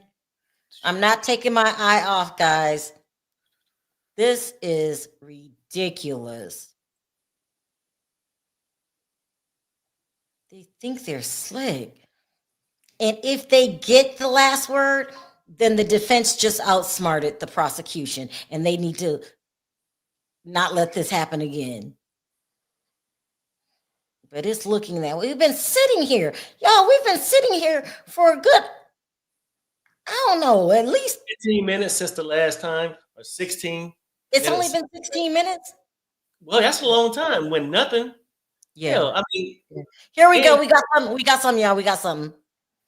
Estevallo. He's saying it'll be a shorter than usual freak off. Ventura, that's how I would understand it. Estevallo, what do you say? Ventura, Carrie is here. We can't do it at my house. Estevallo, you say that guy is sick. I'm not going to ask you what you meant. Where are they going with this? Let me read it again in case we're here another 10 minutes.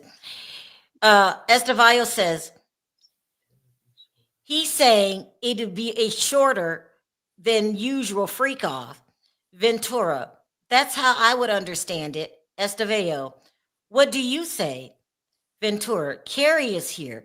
We can't do it at my house. Estevallo, you say that guy is sick. I'm not going to ask you what you meant. Oh, talking about the guy she probably had to sleep with. Oh, That's what she's talking about? I don't know. We'll need further. Because if you said that guy is sick, she was speaking to Combs. Yeah. Uh-huh. And she's like, hey, we can't do it here because Carrie's here. And Diddy Yeah. probably wanted Carrie to be there.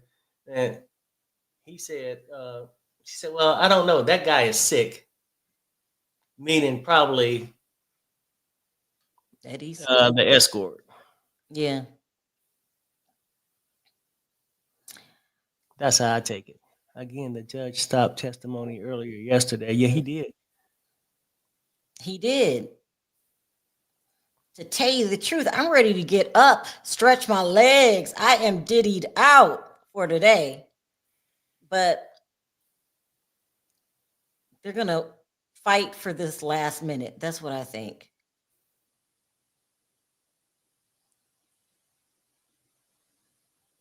Oh, Perry, we have a meeting in an hour. I know. I think we'll make it. You do? Yeah.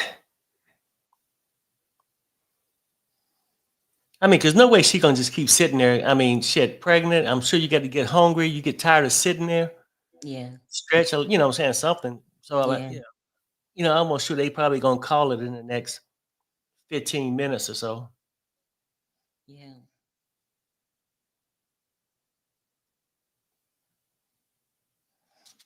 That's my thought. Why court has to be so long? I would rather go for a longer period for shorter days than these long days. But this is how it goes for everybody.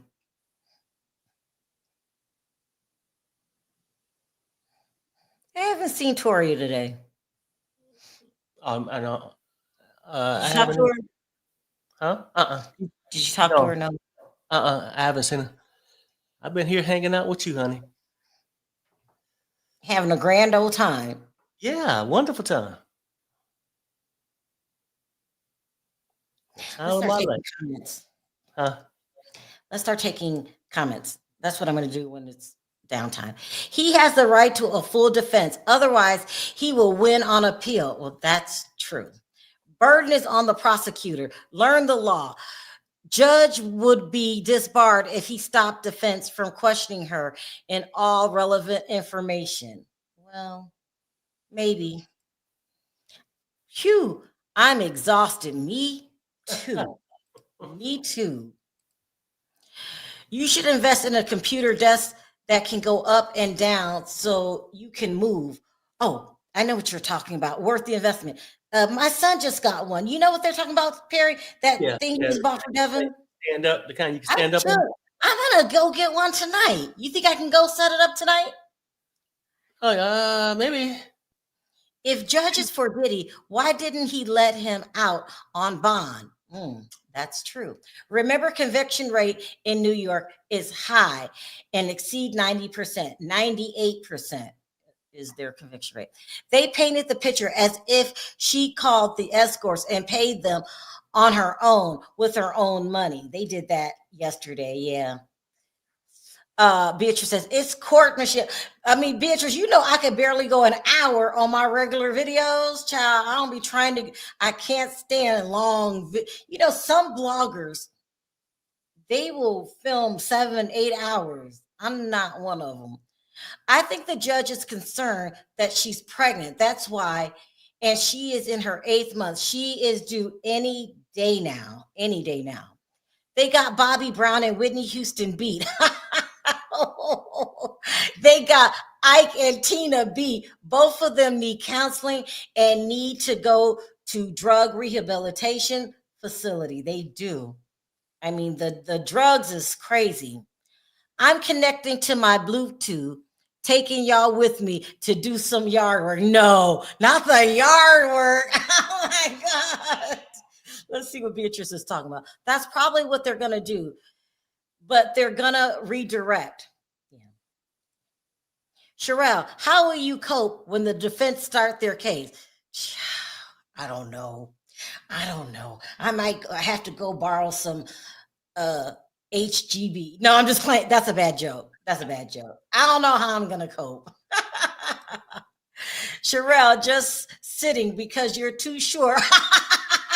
For those who had to get steps. I'm 5 feet. Y'all should see me and Perry standing up. This is Perry, 6'1". This is me. And both my boys are tall, huh? You might need some of that Itro Glide. There's a picture that Perry has on his opening, and he's dressed in his military gear, and I'm standing next to him. I'm standing on a box from a photographer. The state messed up trying to focus on the freak offs instead of establishing the financial gains for Diddy and flying out the escorts and paying for drugs and supply of the drugs. I think, Yoli, that they eventually are going to get. We are having trouble streaming on Facebook. This may be an issue on Facebook's end. It is possible that your stream has ended. Yeah. Yeah. Yeah. You know how that shit go. Yeah. Please check your Facebook to ensure the stream looks okay. All right. Hold on one second, guys. And I'm still looking. Okay.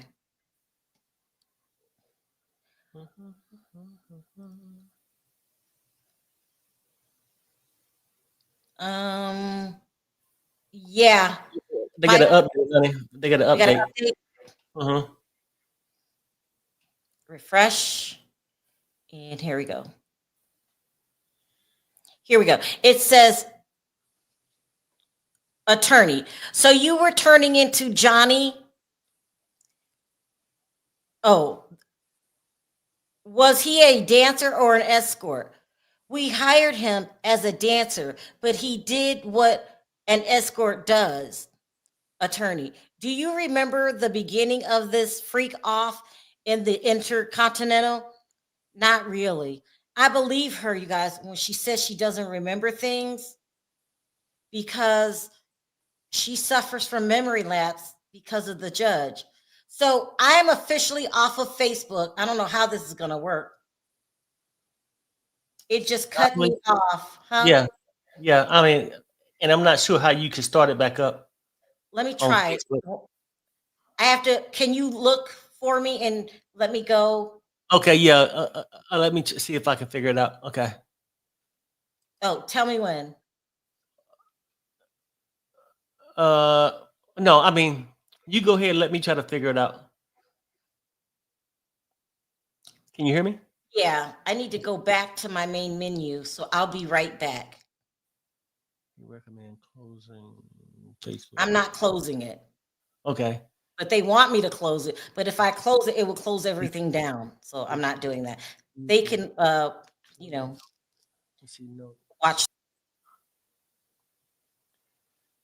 I'm just going to continue to Facebook and see if I can figure it out. Honey? No. Because you need to, okay. Well, no, just restart. Just stay right here, okay? Okay. And let me do it. All right.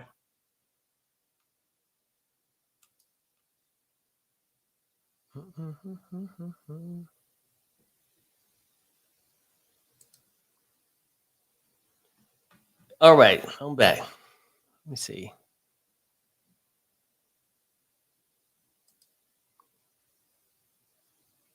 Shanika, I'm 5 feet, and my husband is 6'2". Yeah, that's about the same. So there's no way we can redo it. So I'm sorry, Facebook. They'll hear it tomorrow or whenever they go back because they gone. Yeah. Yeah, sorry guys, that wasn't my fault. Something happened. We're very rare. Okay, let me see.